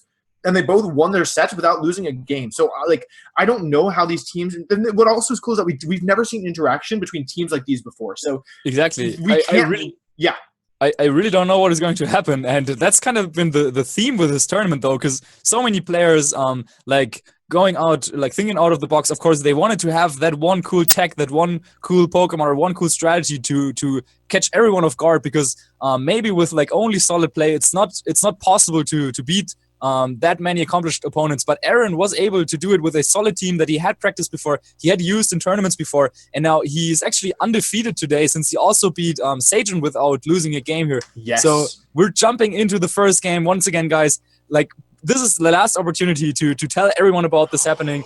It's Magnezone! Oh my gosh. Magnezone has the only Pokemon in this whole tournament that we didn't see, and now it's on the field, and all I am thinking is, why is it here? What does it want to do here? What is Shoma doing? It is a best of 5, so he can just use this opportunity. And the Tapu Lele also, underspeeding the Tapu Fini. Psychic Terrain is setting up the Psychic Terrain. Wow, so a lot already going down before those players already input their move. But what I was trying to say is, go out ahead, like check out Twitter, use the hashtag GEICO Gaming, tweet out about this, tell your friends, because this is like, there's nothing that gets better than this. Aaron Cybertron Zhang against Shoma, Viera, Honami here, and dude, okay, Magnezone. Why did he bring the Magnezone? I don't know. I know he wants to be in the zone, but I don't know why he brought the Magnezone. What's interesting here is, I think that because Intimidate activated before Misty Terrain, and Shoma can't protect his Tapu Lele, and he doesn't have Intimidate to weaken his opponent's attacks. So I think Aaron with his Life Orb Arcanine could double in. Oh, Aaron's hands are on his head. Oh, he does have Intimidate. I'm a fool. Yeah. Scarrow's coming in here. Aaron, his hand is in front of his mouth. He says, "I may have made a mistake," but will he have made a mistake? The answer is Flare Blitz coming out into Flare Blitz. Probably. You gotta Lele. Okay. Lele. Okay, so that doesn't do way damage. less. But that's Life Orb Arcanine Flare Blitz. That did way less than I expected. Yeah, but this is super bulky Lele. The Moonblast is coming out. Will does double the Lele. Double up into the Lele. Is it enough for the KO? It is not. Special attack drop. That's huge. So now the Specs Psychic will come out in Psychic Terrain. That should still be able to get that knockout here on Arcanine, as it does. But still, Aaron, of course, wanted to get that first turn knockout. However, all that bulk coming really clutch, as well as that Intimidate, and Shoma really showing off that he knows his damage calcs there. Yes. Wow, that was an incredible turn one. Porygon 2 coming in here.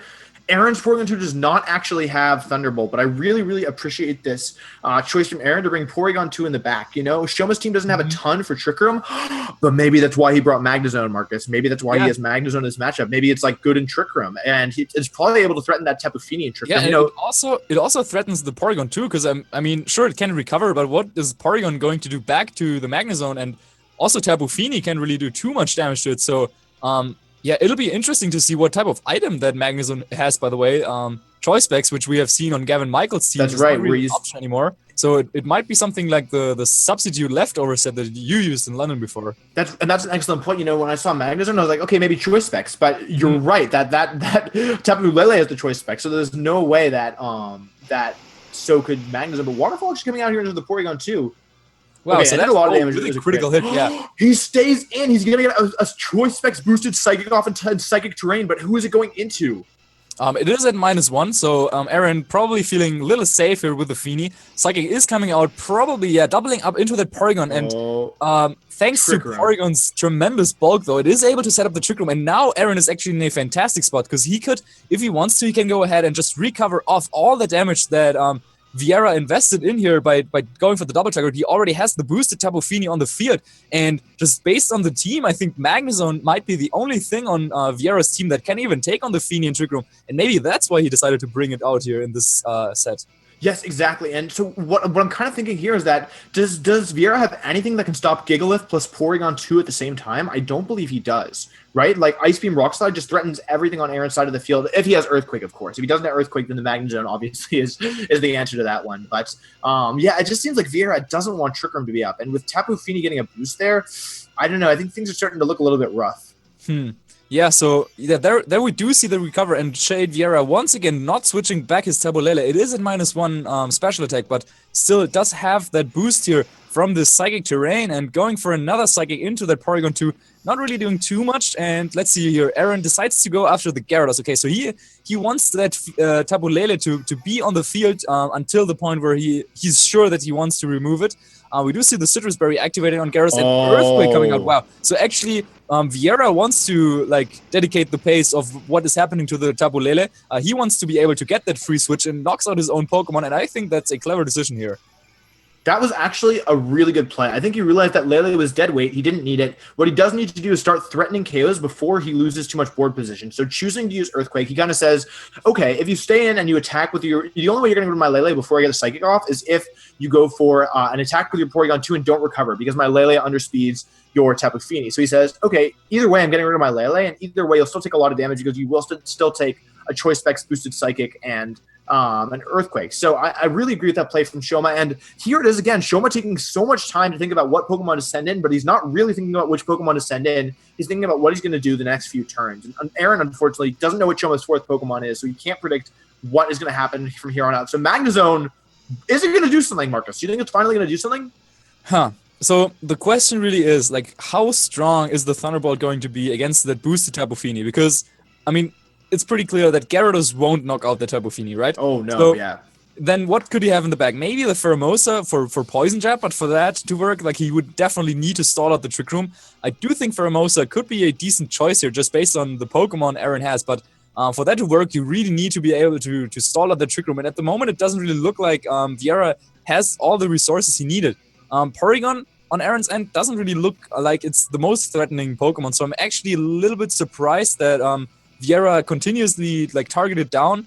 Maybe he's not exactly aware of what type of moves that Porygon 2 has, but so far, yeah, is again he's always been able to just recover off all the damage, and we're just seeing the same thing here. So based on how these Pokemon are, god, is it? I think that's Steel. No, is it Electric? Oh no, who knows? Oh no, who knows? Who knows? I don't know what it is. I think it's Electric. It is Electric. Yeah, Gigavolt Havoc, yeah. Gigavolt Havoc coming out here. I think based on the way that he's playing this, Marcus, I think he has Garchomp in the back. I think that's why he keeps putting on so much pressure onto the Porygon 2. Okay, yeah, that would make a lot of sense. Wow, Electrium Z Magnezone. How much does it do? Oh, it's enough. There are kids watching Are Shoma. you kidding me? Are you kidding me? Shoma! And he goes for a Dance! Oh my gosh. Trick is not over, right? No, he still has 2 turns left. Trick is not over at all. I kidding? cannot believe this. Marcus, there are children watching Shoma, Oh my gosh. And it's Muck. Oh my gosh, yeah, Vieira really just showcasing why he is so good. Okay, so neither of these Pokemon have an item. Muck can only Poison Jab, and it can't do anything to Magnezone. Yeah. I was a little bit why is he targeting down the Porygon? But yeah, excellent point. He knew that he didn't need to go after the Fini because he had that Z move available. Mm-hmm. Wow. So and he must have known that would knock out. I wouldn't be too shocked, honestly, if that was based off of Thunder instead of Thunderbolt. But yeah, we probably will find out about that at a later point. So. Muck coming in, no items, or at least none of them that you can knock off here anymore. And yeah, that Muck not really proving to be clutch. I would assume that he wanted to have that Muck against the Choice Specs Tabulele, but that is already gone. So Muck, yeah, a little bit awkward position here, and it looks like somehow Vieira, even though it looked like with that Tapu Fini he was in such a strong position, turned the tides here. Vieira did, and now looks to be in a pretty strong spot here. Yeah, it's going to be really hard for Aaron to get rid of that Magnezone without losing all of his Pokemon. And an amazing protection from Vieira. I really agree with that play going. This is probably into Porygon 2. Yeah, I really agree with that play because either way, he's going to protect either this turn or the next turn. Yeah, that was really nice. Porygon 2 now, if it wants to stay in here, of course it stays in here, but if he wants to attack here, then he's probably going to take another Thunderbolt and be in range from whatever Aaron or whatever Shoma has in the back. And if he wants to recover, he's still going to take a ton of damage from Waterfall, and he won't be able to get rid of that Gyarados without a crit and maybe a poison, depending on how Shoma's trained his Gyarados. So that was really impressive by Shoma. We now see why Magnezone is such a powerful Pokemon, and that was really impressive. Yeah. Yeah, and Aaron really doesn't have any way of dealing with the Magnezone with the Pokemon he has on the board. Even the Tapu Fini. Now you got to think okay, what can Aaron even do? I mean, of course, Garchomp and Arcanine would be the 2 Pokemon on his team. But yeah, both of them don't really have a good time against the Gyarados. So yeah, that Gyarados Magnezone combination coming out from Vieira proving to be pretty good here against Aaron's team. And you gotta think about, do you think he like prepared that combination specifically for teams like Aaron's, or does it just like happen to work out here in this scenario? I mean, honestly, it's kind of tempting to think maybe he did prepare for like specifically for teams like Aaron's. Like, and there's another Dragon Dance. Okay, I feel like Waterfall might have been better there, but Shoma's the one in finals, not me. So, wow. Do you think +2 Waterfall plus Thunderbolt picks up the KO here? On Porygon? Yeah. I guess so. Yes, probably. Yeah. Yeah, I think so too. Maybe. Also, what's important to note is that some Gigalith do carry Earthquake, but I think Aaron might not have Earthquake on his Gigalith. So I don't think so either. So yeah, we're seeing the Waterfall, and it's a lot. It might actually survive. I think it has a chance. If he gets Trick Room up again, he has a chance. Oh, I think it was close. That was close. So wow. Muk being the only Pokemon left. Let's see how much damage does the knockoff do. Yeah, that wasn't bad. That's not like a 3 being KO. boosted, but still decent damage, I would say. So Magnezone is like not a Pokemon you generally know all the damage calcs for, right? So yeah, it's also playing like a little bit, because I mean, if you're Aaron, you probably think like, okay, like I have to knock it out with, say, like Earthquake from Garchomp or Tectonic Rage or Flablets, but it's hard to tell whether, say, Muddy Water plus 2 Tri-Attacks would be enough to knock it out or something like that. So yeah. That uncertainty that Viera brings to the battle here, especially since we haven't seen the Magnezone being utilized by him in this tournament at all, is definitely something that gave him a huge advantage here in the first game, and I'm pretty sure that Aaron did not expect that to happen, just being like blown away by the Magnezone. So, yeah, dude, where does Aaron even go from here? I think what's important to note is that if he had protected on the turn where Magnezone went for its Gigavolt Havoc, he probably could have been able to take a Thunderbolt thanks to his +1 special defense. So the surprise factor there really factoring in well for Shoma. The other thing to note, I think, is that Magnezone, maybe part of the reason why Shoma's using Magnezone is because it does such a good job walling all of Porygon 2's options. Porygon 2 normally run normal type attack, ice type attack, electric type attack. They don't run anything that can hit Magnezone. So maybe just having a really strong, like Shoma's team, it looks like his plan for Trick Room at first, it looked like it was kind of like use Pheromosa and Oko Porygon 2, but it's not really consistent, right?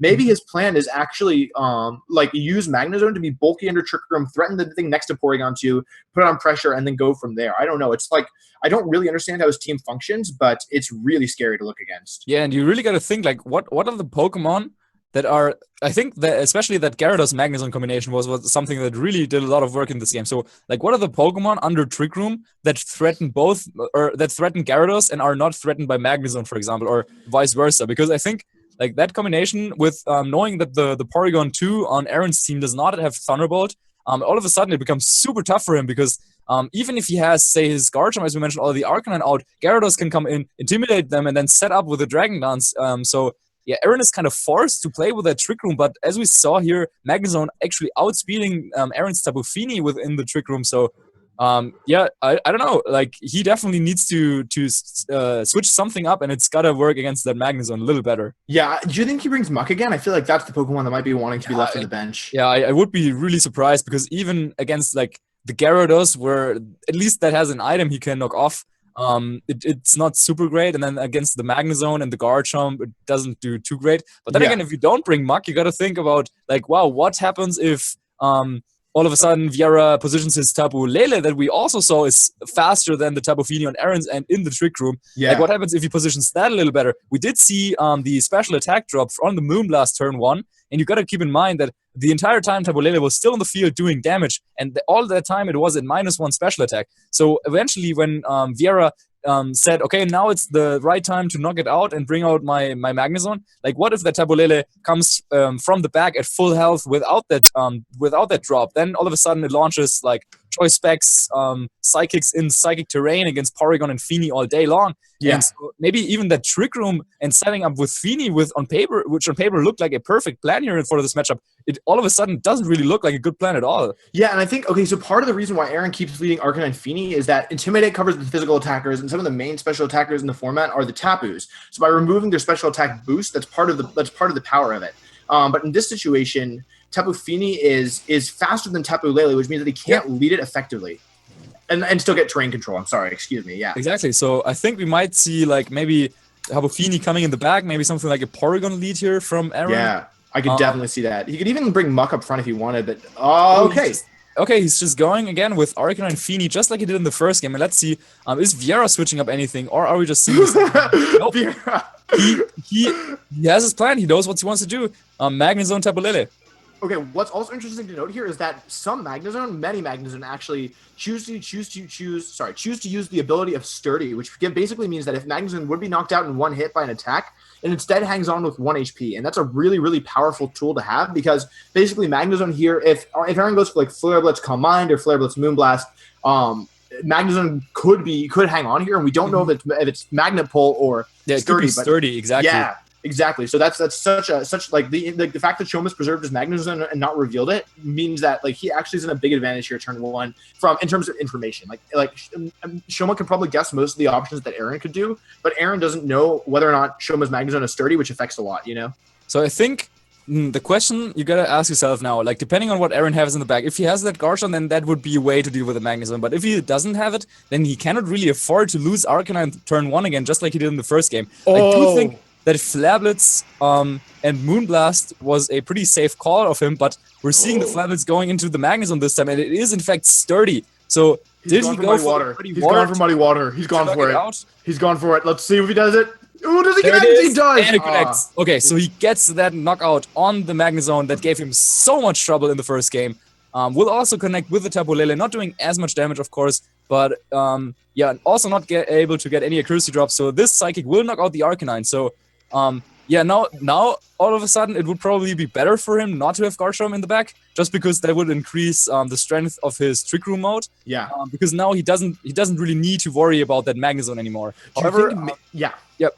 Oh, I was gonna say, do you think maybe Shoma has Pheromosa in the back, and that's why he was okay losing Magnezone and gaining Arcanine? I think that's actually an option here.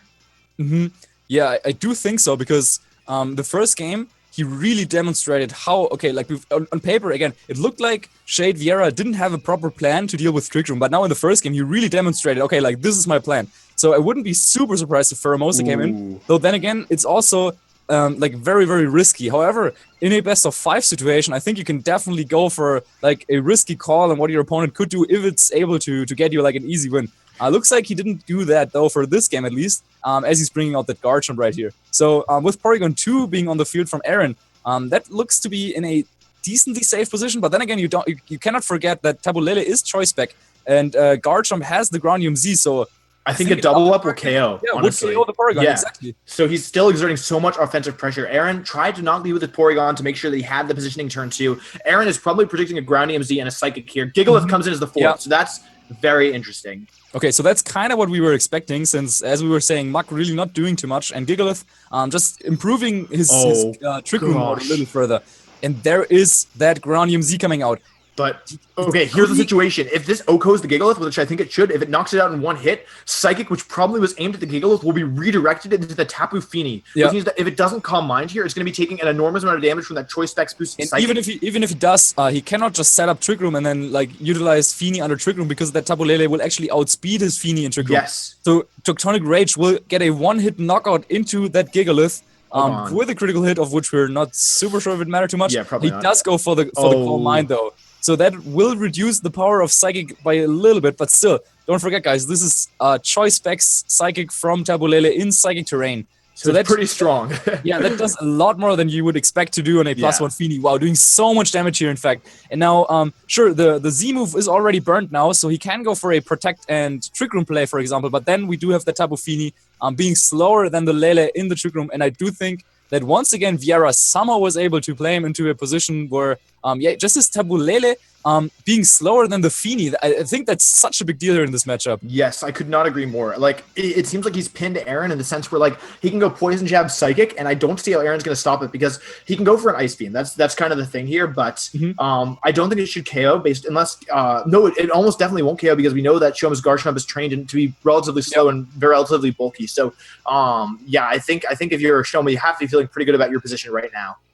Exactly. So again, Aaron could set up the Trick Room here, but I think it might be a little too late. And yeah, that Tapu Lele and Magnezone combination just exerting so much like pressure just with their board presence.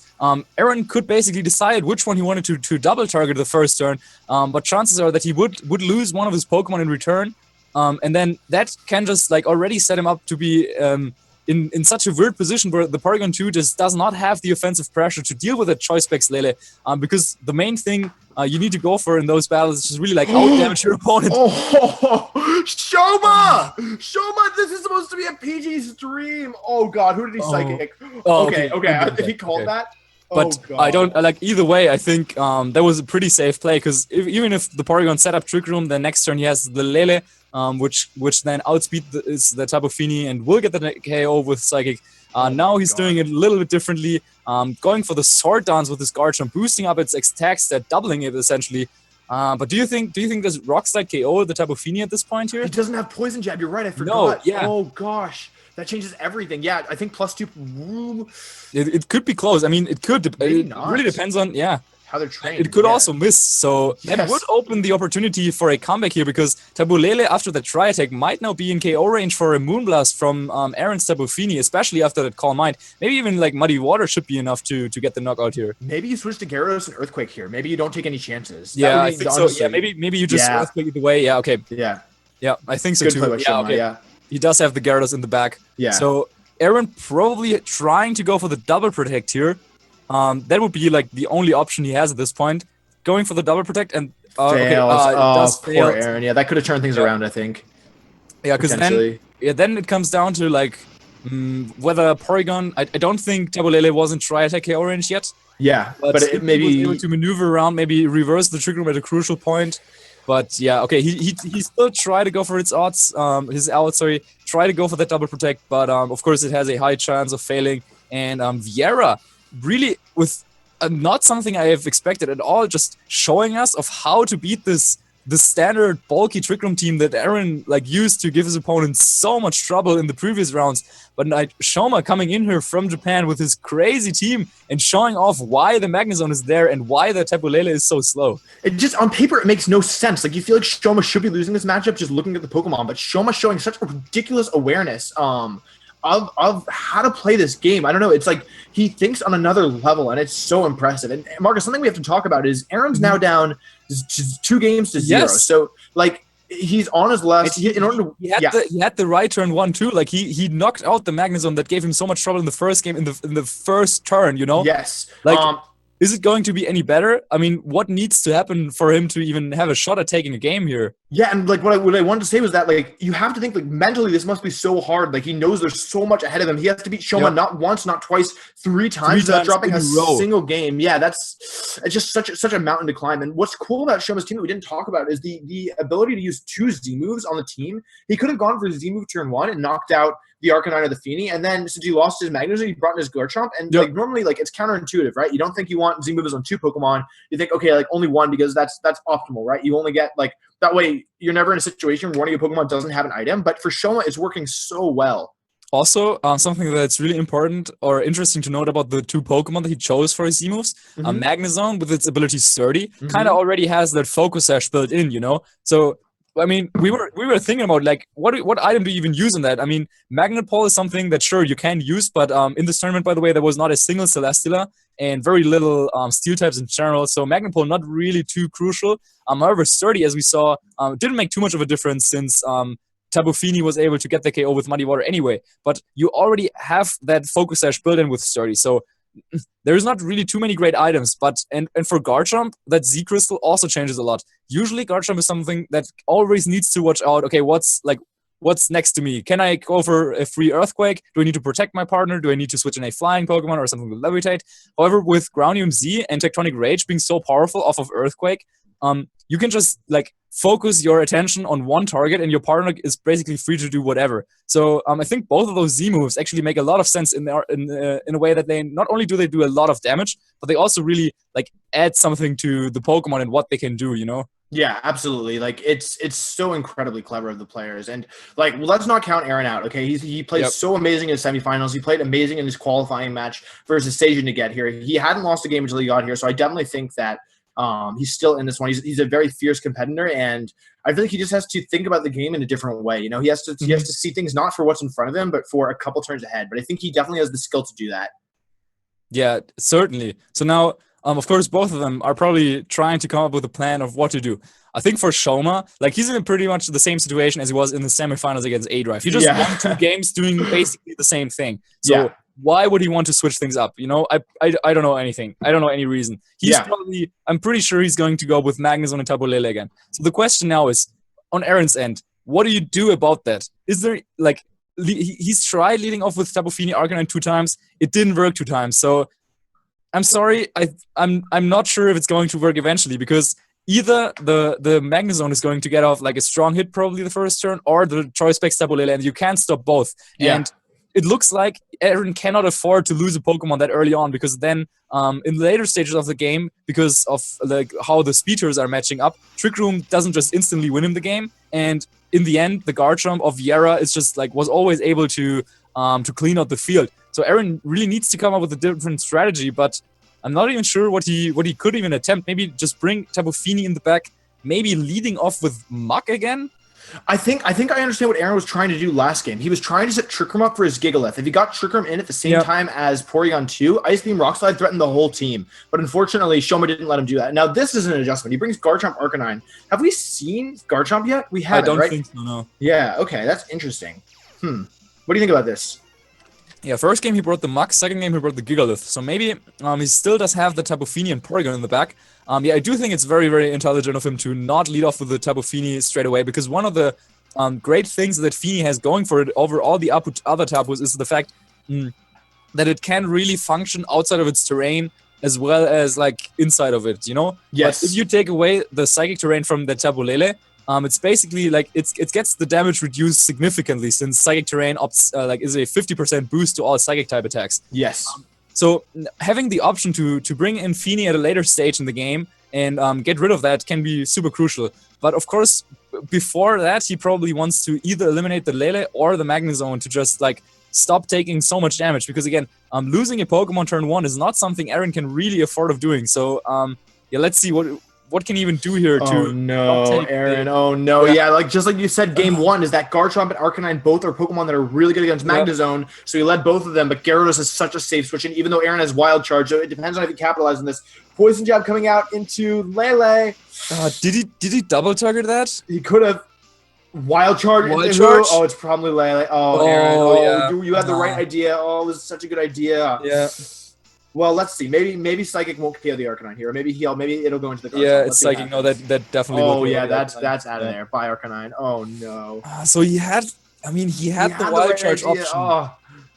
But then again, even if like I think for Shoma, like you can definitely take a risk here, like being hit with, I don't know, taking the Wild Charge in the Magnezone. He's up a couple of games, you know. So yeah, just going for the like switch into his Gyarados here, knowing that like yeah sure, I mean you have to commit really really hard to knock out my Tabu Lele here, and I'm not sure if you can do that here, because once again, if Aaron loses this is over and Shoma just wins. And we're seeing the rewards of training his Tapu Lele to be so incredibly bulky. Like normally with offensive Lele, they invest a lot in speed, but it looks like Shoma has taken all of the investment in speed and put it into bulk, and it really has been paying off like such huge dividends for him this tournament. And I think Aaron still has a chance at this. I don't think it's necessarily over. Maybe he has Gigalith in the back, and if he can find a way around that Magnezone, Rock Slide Ice Beam just looks super strong against Shoma's team. But it's like what's cool here is I think this is the first situation, well, since last game, that Porygon 2 can actually set up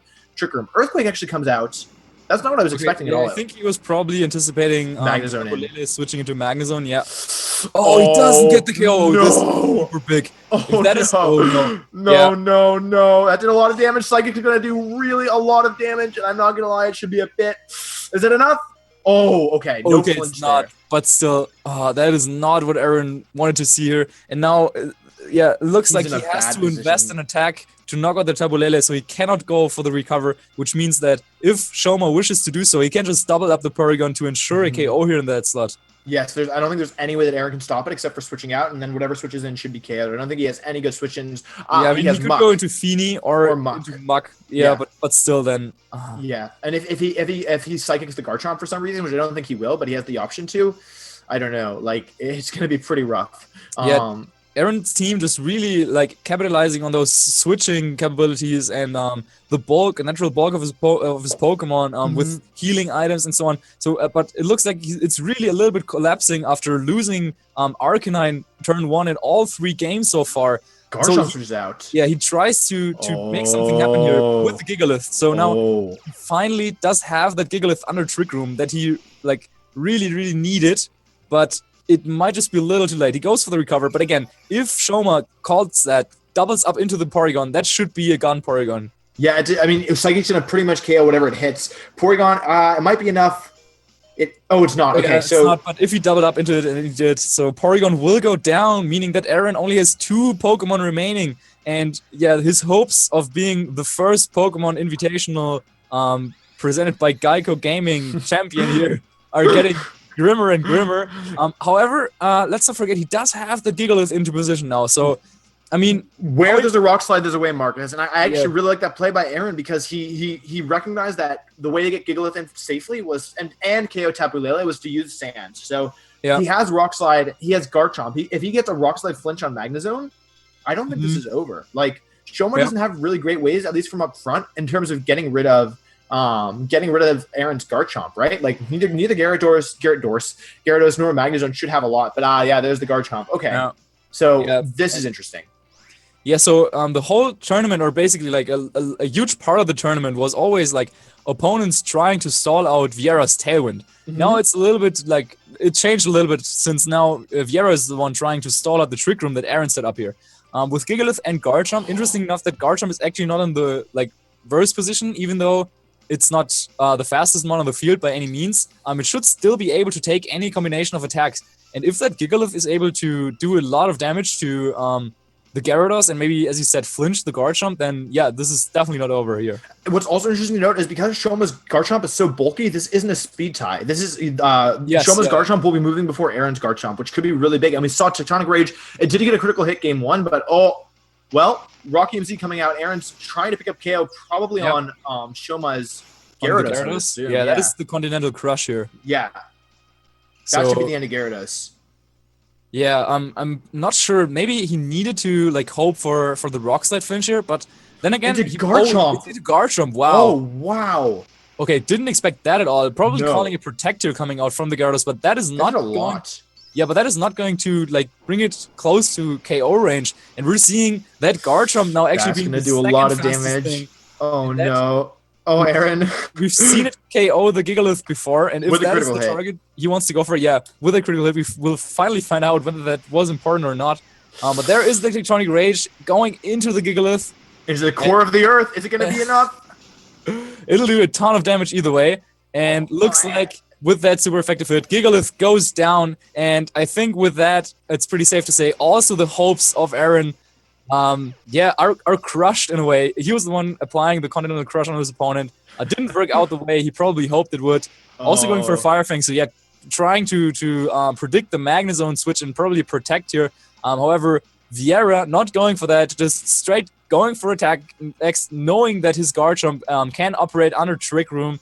And wow, I think the one thing that Viera really showcased here is that if you're using like a couple of Pokemon that look fast, so to say, but you train them like defensively and slow, you can use them against your opponent in their Trick Room, and it really worked out super well here. Yeah, it was extremely impressive play by Shoma. I mean, like, the fact that his Tapu, like, he kind of pinned them both, where, like, he wanted to set Trick Room to support his slow Pokemon, but then when he set Trick Room, it felt like his fast Pokemon, like Garchomp and even Tapu Fini, were just under so much pressure. So, really well played by Viera, and another 3-0. So, he really showed why he's such a strong player.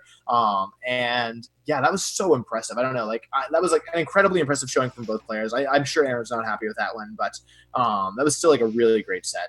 And that is it, ladies and gentlemen. Shade Viera Shoma Honami from Japan will be the first champion of the GEICO Invitational, brought to you by ONOG. Wow. What an incredible finals game. Even though we didn't really get to see like that best of 5 beauty with game 5 and everything on the line. But Viera with very intelligent play, you mentioned it countless times, really coming in there, using a totally different approach of what everyone was thinking about how to counteract Trick Room, not using like like he wasn't even trying to prevent the trick room. He just let it happen, but then he had ways to beat Aaron back. So yeah, really impressive player coming out from it. And so he's winning this tournament, winning the $500. And his team, I mean, come on, like that's not something any of us have ever seen before. No. So well, also really props to his team building skills. And just what an incredible event here from him. Yeah, that was really, like, honestly, like, I feel like that's a level of play that I don't think I've seen in a very long time. Like that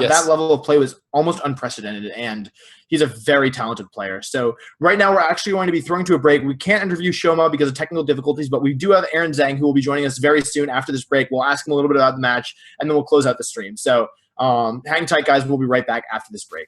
Stay tuned.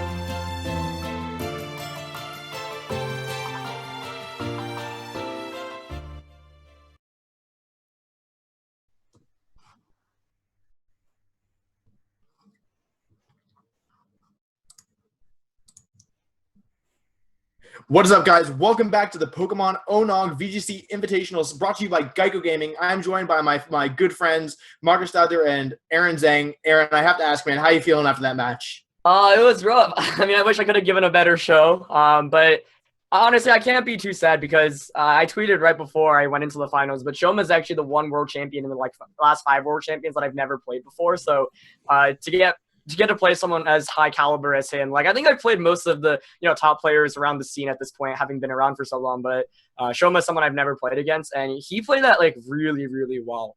I'm amazed at some of the predictions he made, and the Magnezone, like we finally saw it come out, and that was really scary. Like I didn't see it coming game 1, and it was just so overwhelming going into the second and third games.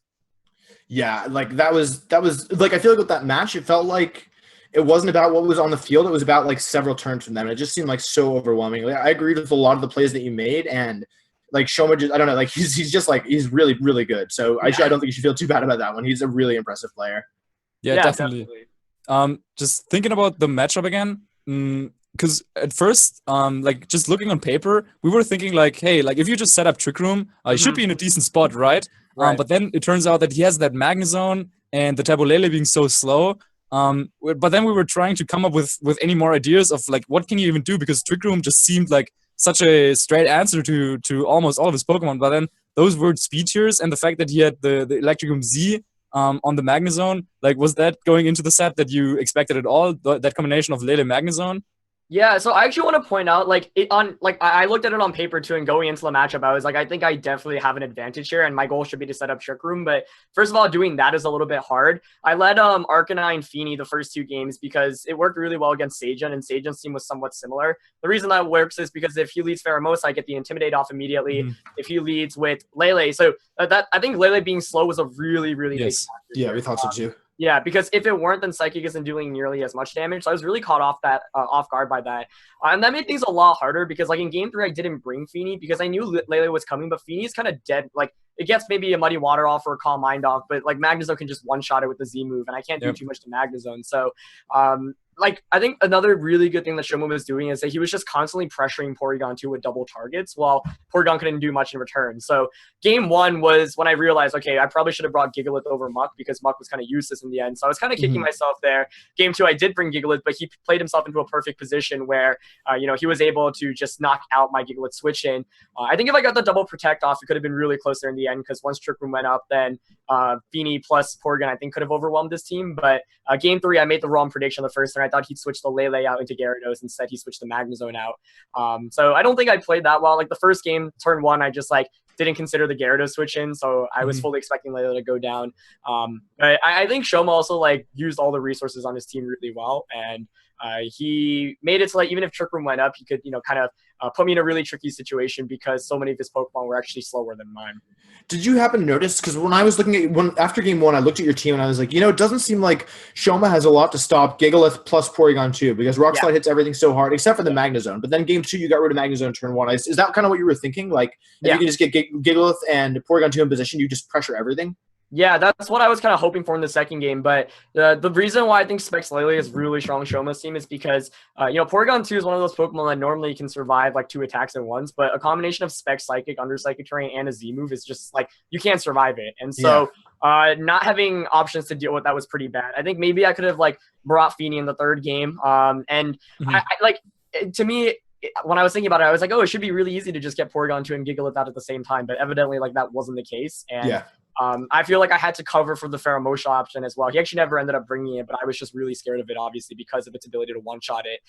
I remember yesterday against Enosh, he ended up adjusting by bringing Pheromosa in a game after not bringing it. So I figured it might have been coming, but he decided to go with what worked with him, and he made some really good plays. Yeah, absolutely. And like, we never saw the fourth move in that Pheromosa, but I have a feeling it might have been Ice Beam. With Ice Beam, it would have hit like so much, especially without a healing item on your Arcanine. It definitely feels like a high jump kick could do so much. Like, Poison Jab hits Feeny for super effective. Ice Beam, Garchomp, high jump kick into Gigalith and Porygon 2. Like, I definitely don't think you were wrong to bring Arcanine in that set because without Intimidate, it could definitely do so much damage. Yeah, and I think another thing I wanted to point out is like the Sturdy on Magnezone made things 10 times harder because he basically had 2 items, like a Focus Sash and a Z move, and that's really, really strong. Like, this team wasn't – it looks like it has ways to beat Magnezone. I do have Earthquake on Gigalith as well, but I was never in a position where I could really, get Trick Room up and sweep with both. And with Gyarados, shuffling and Intimidates was also just a big concern. So this team normally relies on, like, pivoting yourself into a really good position and going from there, but I, like, can never figure out, like, what that position was against Shoma because he was just making really good switches, and Lele being so slow and so bulky made things really hard for me, which is kind of weird because normally you would think, oh, it's slower and I can just attack before it moves. But with the Intimidate, like, that really saved it. Yeah, we also noticed that, like, it felt like for Magnezone, you wanted both Garchomp, like either Garchomp or Arcanine, but Gyarados had such a free switch into like those guys, so like it made it a lot harder. Yeah. So I think it was a really hard matchup. I don't think you should like feel bad at all about. I think I definitely could have played a little better. I wish I could have forced it to a 4th or maybe even a 5th game, but I feel like I figured things out a little bit too late, and I was just trying out these combinations, and it was definitely pretty rough. But I think it's a testament to how well built Shoma's team is. Honestly, the Magnezone is such a clever tech because of all the Tapu Finis that are around, and you saw that it was able to pick up that knockout, a one-hit knockout, even after the Calm Mind, and that's just something like we obviously saw you use Magnezone like earlier on the season, but kind of a different Magnezone. Gavin's Magnezone has a choice specs, but the Z move Wits 30, really, really cool combination. And it makes a lot of sense, like, because Wits 30, you essentially get a free Focus Sash. And I think that's just so clever. Yeah. On that topic, you already mentioned that you thought that the team composition of Viera's team, that it was just like pretty clever. Since Viera is not someone that we get to see like super often, can you try and like find some words about his play style or his team building, or like what you were thinking about like going on into this final against him and the way it played out? Yeah, it was I think part of it was the way the team matchup worked, but it was like so hard to predict him correctly. Like, I don't think I really landed any of the predictions that I was going for, and that made things extra difficult.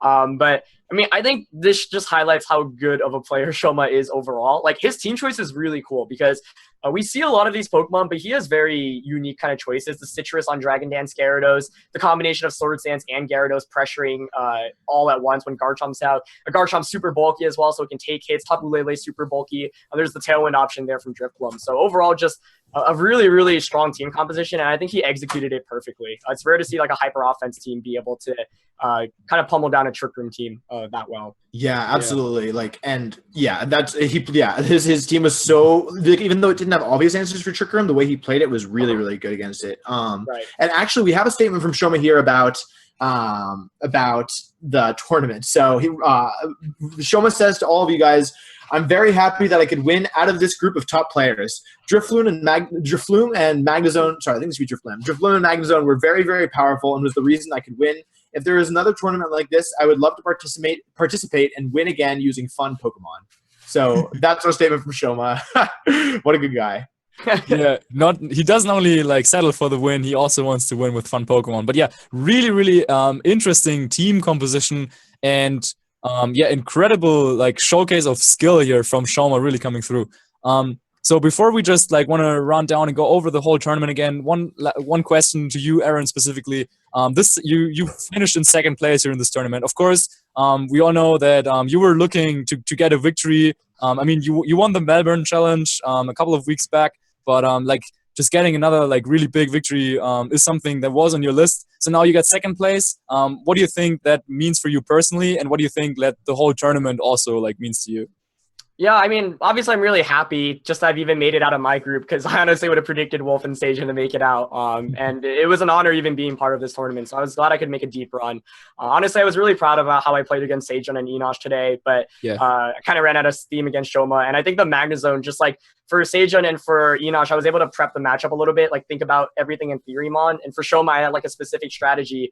And then the Magnezone just like threw me off guard completely, and the slow Tapu Lele, and those two I just like didn't really know how to adjust. And I'm a little bit bummed out, obviously, because it was like a best of 5. So I was thinking, oh, I should be able to make the right adjustments. But just incredible play from Shoma overall, and I think I'm happy. The last 3 tournaments, I played in tournaments the last couple of weekends. I got second at a midseason showdown, top 16 at Anaheim Regionals last week, and then in second here again. But obviously, like the one thing that's disappointing is I lost in all of those. Like I ended up making it to like the elimination bracket, but then it didn't end up winning. And to me, it's all like at this point, it's really trying to get like another big title, like you mentioned. So for this though, like I really came into this just trying to play some great games and go against some cool people, because Stajan's someone I always looked up to and have never really played against too much other than one casual game in 2014. So to be able to play Stajan, A-Drive, who had a phenomenal performance, and then Enosh and Shoma, like I feel like really happy because there are a lot of great games of Pokemon played. And I think anytime, even if you win or lose, when you go against top players, like there's so much you can learn and take away from. So I don't know, this tournament was really cool, and I'm glad we gave like the viewers a really cool experience too, because we had some phenomenal sets, honestly, like some of the best sets in Pokemon I've ever seen. And at the end of the day, like win or lose, can't be too sad about that. Very well said. So we're just gonna do a quick recap, guys, before we close out the stream. Yeah. So basically, do you want to do a recap of what happened in the matches? Sound good to you guys? Yeah, that's fine. Cool. So in Group A, we had myself, Aaron, Stajan, and A-Drive in round 1 of pools. As you can see here, so round 1, Aaron is able to beat Stajan 2-1. I then lose to A-Drive 2-1. A-Drive then beats Aaron 2-1. I then lose to Stajan 1-2, and I'm eliminated. And lastly, Aaron beats Stajan, making it out of the group and moving on to the top 4. So Aaron and A-Drive, Cybertron and A-Drive advance from Group A, with Stajan and myself, Wolfie, being left behind.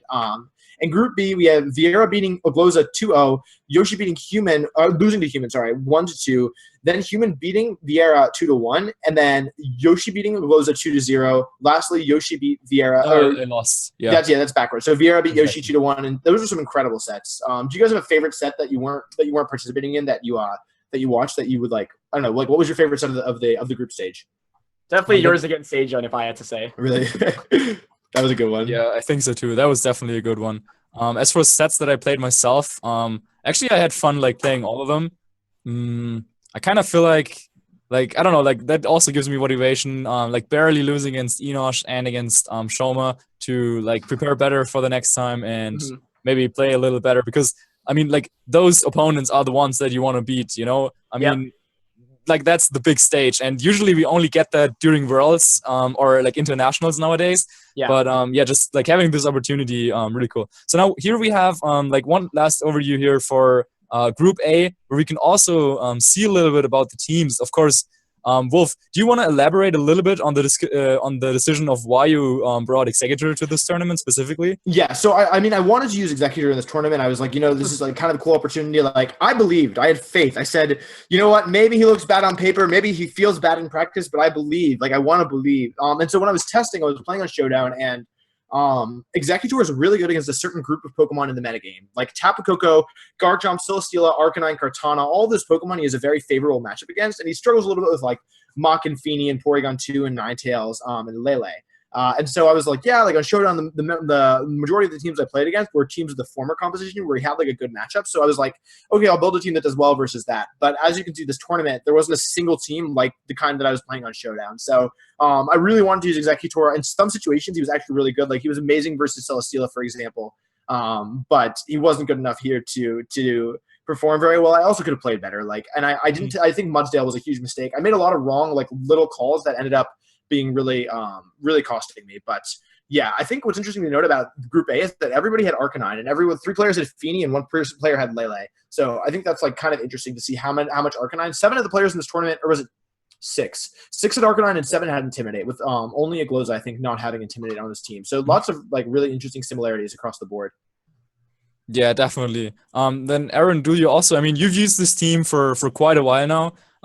Changing things up a little bit here and there now with the Gigalith instead of the Ninetales. I mean, I know you already talked about this a little bit, but do you think that at the moment this is like the most solid approach for best of 3 play, or is it just something you're the most comfortable with? Yeah, I think the way I see it is it's just something that every time I lose a set, I like it's never like just RNG. Like there's always just bad play on my end. So if I have a team where it's not like I'm losing because of team composition, it's because I'm playing poorly, then I'm pretty happy about that. Honestly, Shoma was the first opponent I've played in any like best of 3 set, or in best of 5, I guess, where I really felt like my team was just kind of limited in the options. And I think part of that was just he played really well, and I put myself in risky situations right from the start. But one reason, like I went to a mid-season right before, back when I was home, and I like used the edited version of my San Jose team, and I just like ran into the most random stuff, and I was using really fast Pokemon, but my opponents had even faster Pokemon, just like random scarfs on Kokos and stuff like that. And I was like, in a lot of games, I was just in situations where like I would like lead, I couldn't figure out a good lead matchup, and then I would just lose right from there. And so that really taught me a lot, where it's like with this team, I feel like I have like tons of lead combinations I can always play from there. And I kind of like playing a little bit more defensively. It can be frustrating sometimes, but I brought it to this tournament mainly because I actually didn't have any time to build a team this week. I was just like super busy with school and exams. And I was like, I bet other people are going to try stuff that they haven't used much before. So at least I have the comfort level going for me, like in this tournament. I think that really paid off a little bit, but going on into the future, I think I'm not sure it's something I'm going to stick around with, or maybe like just completely move on to a new strategy or idea. Yeah, absolutely. I mean, it obviously worked well for you, so there's nothing wrong with that. Let's take a look at the Group B teams actually before we do anything else, if we're able to. Yeah, I think one thing from Group A, like 2 of the coolest things I saw were Dan's Togedemaru, who I thought was actually like a pretty big offensive threat with Zing Zap and Encore.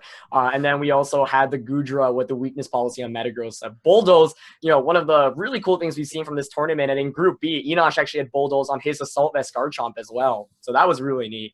Yeah, absolutely. There's a lot of cool sets in Group B. Like, I mean, Shoma's team is obviously off the wall, and Agloza's a bit as well. Definitely like some unconventional teams there. Yep. But Inoshi's use of Substitute, Tapunium Z, Tapu Fini was really scary. Calm Mind, Lele, Sub Kartana, AV Bulldoze, Garchomp, Toxic, Firium Z, Flare Blitz, Arcanine, and then it was just standard Porygon 2. But that was a threatening team, I'll tell you that much. Like, there were so many tricks. Like, everything except for Porygon 2 was like really, really scary to go up against. So I feel like that was a really scary situation to be up against, and props to you for being able to hold it down against him, because like that was a crazy team. Yeah, I think Marcus's team, honestly, I thought was really cool too, because I think that's one of like the first legitimate uses we've seen of Alolan Persian, and I think like it's cool that I don't know. I love VGC because every time there's like a big tournament, someone brings like a new Pokemon and like figures out a way to use it. Like so, like Drifblim's become more relevant recently. I know Rogov got top 4 at Anaheim regionals last weekend, and now we saw a very different set from Shoma with the Rain Dance, the Will-O-Wisp. Like, but his was like so offensive too, and so that might make players think like maybe I want to use more offensive Drifblims in the future. And so yeah, I feel like everyone just had really cool components on their teams. Mine may be a little bit more standard than most, but we saw some like just overall phenomenal team building overall, and I think like that's what you should expect when you have some of the best players in the world in a tournament like this. Absolutely. Yeah. Definitely. Also, Alex coming in, unfortunately, he also didn't really have the best time to prepare since he was a little sick going into this. But coming at like with cool stuff like that Quickler, Mudsdale, and also the combination of Lilligant and Tapu Bulu. I mean, I played against him, and usually the plan against Lilligant Torkoal is to like change the terrain, like set up Misty Terrain with your Tapu Fini. But then all of a sudden, I was like doing calcs, and I realized, oh wow, like in grassy terrain, Leaf Storm actually wanted KOs plus 1 special defense Tapu Fini, and then that like ruined like all my plans, and so we had to come up with something totally different. So yeah, unfortunately, of course, the system we're using here is a little more punishing than Swiss rounds because we only had 8 players here. So yeah, unfortunately, we didn't get to see any more of that, but that definitely also was a like pretty interesting team there. Yeah, and actually, guys, we have a big surprise for you. I don't think we've announced this yet, but every single team in this tournament is going to be released tomorrow as a QR code. A new feature in Pokemon Sun and Moon is the ability to download or to scan a QR code and then use the team for yourself. So we're really, really excited about that because it means that if you liked any team in the Invitational, you can use the exact same 6 Pokemon without having to get them yourself in-game. So we're really, really excited about that. Those will be out tomorrow. I think there should be more, I don't know where more information would be. It'll be on Twitter for sure. But yeah, I'm really excited about that because if you want to try Shoma's crazy team or Marcus's team or Aaron's team or anybody, any person's team in the Invitational, if you want to get into VGC but don't have the resources to build a team yourself, you can just use a QR code and from any one of our teams here, and you'll be able to get all the EVs yourself, all the moves, all the items, and use it to practice and to play against your friends. So yeah, that's a cool thing that we're doing with this tournament. I don't think we announced that before. Yeah, so once again, any of the teams that we will be talking, like having just one last look against all the awesome participants we had in this tournament and what they were bringing here, because like, so if you want to use A-Drive's team, for example, because I think a very big story that we haven't talked about, what we can take away from this tournament going into the future, because of course a lot of people were following this and a lot of people saw what was doing well. I do think that Gyarados might have a place like in the future of this format, because the 2 Gyarados we had in the field, A-Drive and Shoma, like both of them only lost when they were paired up against each other, with Shoma then taking on the whole tournament. Yeah. So yeah, I do think that both of those really like just showcasing how Dragon Dance Gyarados, if you set it up properly, also using the guard jump next to it, was just like something that I don't know. It's a very basic combination, but if you pull it off and you know how to position yourself, it can be super, super threatening. Yeah, without a doubt. And yeah, we're just working the team through the teams here now, guys. So you can get a last look if you missed anything for the teams that you will be able to download tomorrow. There were so many cool things here. 2 Pheromosa, a Gudra, Executor, Togedemaru, Drifblim. I always forget what it's called. So many cool things. But yeah, is definitely something I'll try out. Yeah, you mentioned that all those weakness policy combination. And then, yeah, you mentioned it before, Alex not having any Intimidate Pokemon on his team. Didn't really like need it though with the bulk that the Porygon 2 already had, and I don't know. I think that Sun kind of Trick Room Nihilego archetype is popping out here and there, and that's never something you want to play against. I don't know how you guys feel. Yeah, not my favorite thing to go up against. I'll tell you that much. Yeah, we have Marcus's team up here. I think some of the cooler components of your team, definitely I think you're using Scarf Kartana, right, with the Razor Leaf? Yeah, but it was like super bulky, yeah. But I don't know, it let me down a little bit, so maybe I won't do that again. But I thought Nomalium Z with Nature Power was actually kind of cool, and I haven't seen that before on Tapu Koko at least. But I didn't get to like show off the Twinkle Tackle or anything like that. That was still really cool though. Like I really, really like that tech, like because I didn't know you were using that. Obviously, when I saw it, I was like, "Oh my gosh, that's amazing!" Yeah, and Enosh's team probably like in terms of on paper looks very standard, but it felt like every Pokemon just had something crazy on it. Like he actually was using apparently Scope Lens Kartana. I had a feeling actually. I heard him talking about that. Yeah. So it was sub Scope Lens Kartana, which is so crazy, and that was just one of the sets. Like everything on his team was really interesting. That guy's nuts. Shoma's team here, I really like the Gyarados point you pointed out. Like I thought that Shoma played Gyarados and Garchomp really, really well because he basically always put himself into positions where it's like, okay, I can safely like Earthquake with one Pokemon, or for example, Garchomp, or even Gyarados, which had Earthquake as well, and I can Dragon Dance or Sword Dance together, and that's just, it's so smart. Yeah, it was really, really good. So I think we're going to be wrapping up pretty soon here. We'd like to say a couple more things before we go. First of all, thank you so much to ONOG, One Nation of Gamers, and GEICO Gaming. This has been, again, an absolutely unreal experience for those of us in the community, and I know that the people watching really enjoyed it as well. So, again, we are so incredibly grateful for this opportunity, and just give it one final push if you like this. And I think that there is a chance that something maybe similar to this, I don't even know, but there is a chance that tournaments like this can happen in the future. So if you want to support that cause, then go on Twitter, use the hashtag GEICO Gaming, or tell them what you like, tell them what you didn't like. Maybe there's stuff that we could improve on. Maybe there's something you want to say, like, I don't know, different format, different players, whatever, as long as it's possible.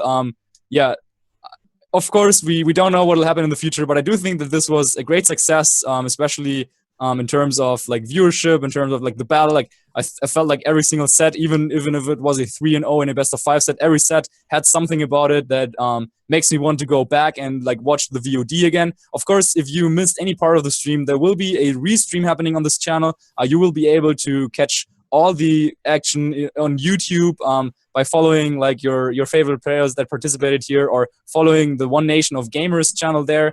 And yeah, I just really hope that you guys enjoyed the whole thing. And just one last time, want to really, like, if you like this, then just let people know, because that's what we need to know. Yes, and thank you guys for watching. Again, there is going to be a rebroadcast. I think we were doing day 2, then day 1 rebroadcast, then day 2 rebroadcast. So keep checking that out. And again, if you want more, not only can you go on social media and support, give the feedback for what you liked and what you didn't like. You can go to Pokemon.onog.gg, sorry, and you can enter the giveaway if you're in US or Canada to win a Nintendo Switch, and you can also get a quote, and that really doing something like that really supports us here and really shows GEICO that we're serious about this. So if you want to support the tournament, if you want to support us, if you want to see more amazing games of Pokemon, feel free to do that. We'd really appreciate it. Cool. I guess then that's it. I mean, of course, you can also like follow everyone who's involved in this tournament on various social media if you're not doing that already. We really got a ton of cool stories out of this tournament. And once again, congratulations to Aaron taking home 2nd place. Our winner, Vieira, 1st place, goes to Japan this time. But yeah, I mean, the next tournament of Pokemon is, of course, like just right around the corner. And if you want to like keep up with that, then also like have your eyes open on the Pokemon.com websites, where they are announcing the official tournaments. One last thing about that. Tomorrow, or for me, it's today, 27th of February is Pokemon Day. So if you want to spend your time, you can do that on Pokemon's Twitch channel as well. For that, you can also check out Pokemon.com or play Pokemon Go. There's a couple of events going on there as well. You can get a Pikachu with a nice little head, I think. So definitely want to do that as well. From my end, I don't have anything left to say except thanks once again, one last time, to all the viewers, all the sponsors, anyone involved in this. And yeah, I guess that's it. Thanks, guys. We love you. Oh, Aaron to go on. Bye, Aaron.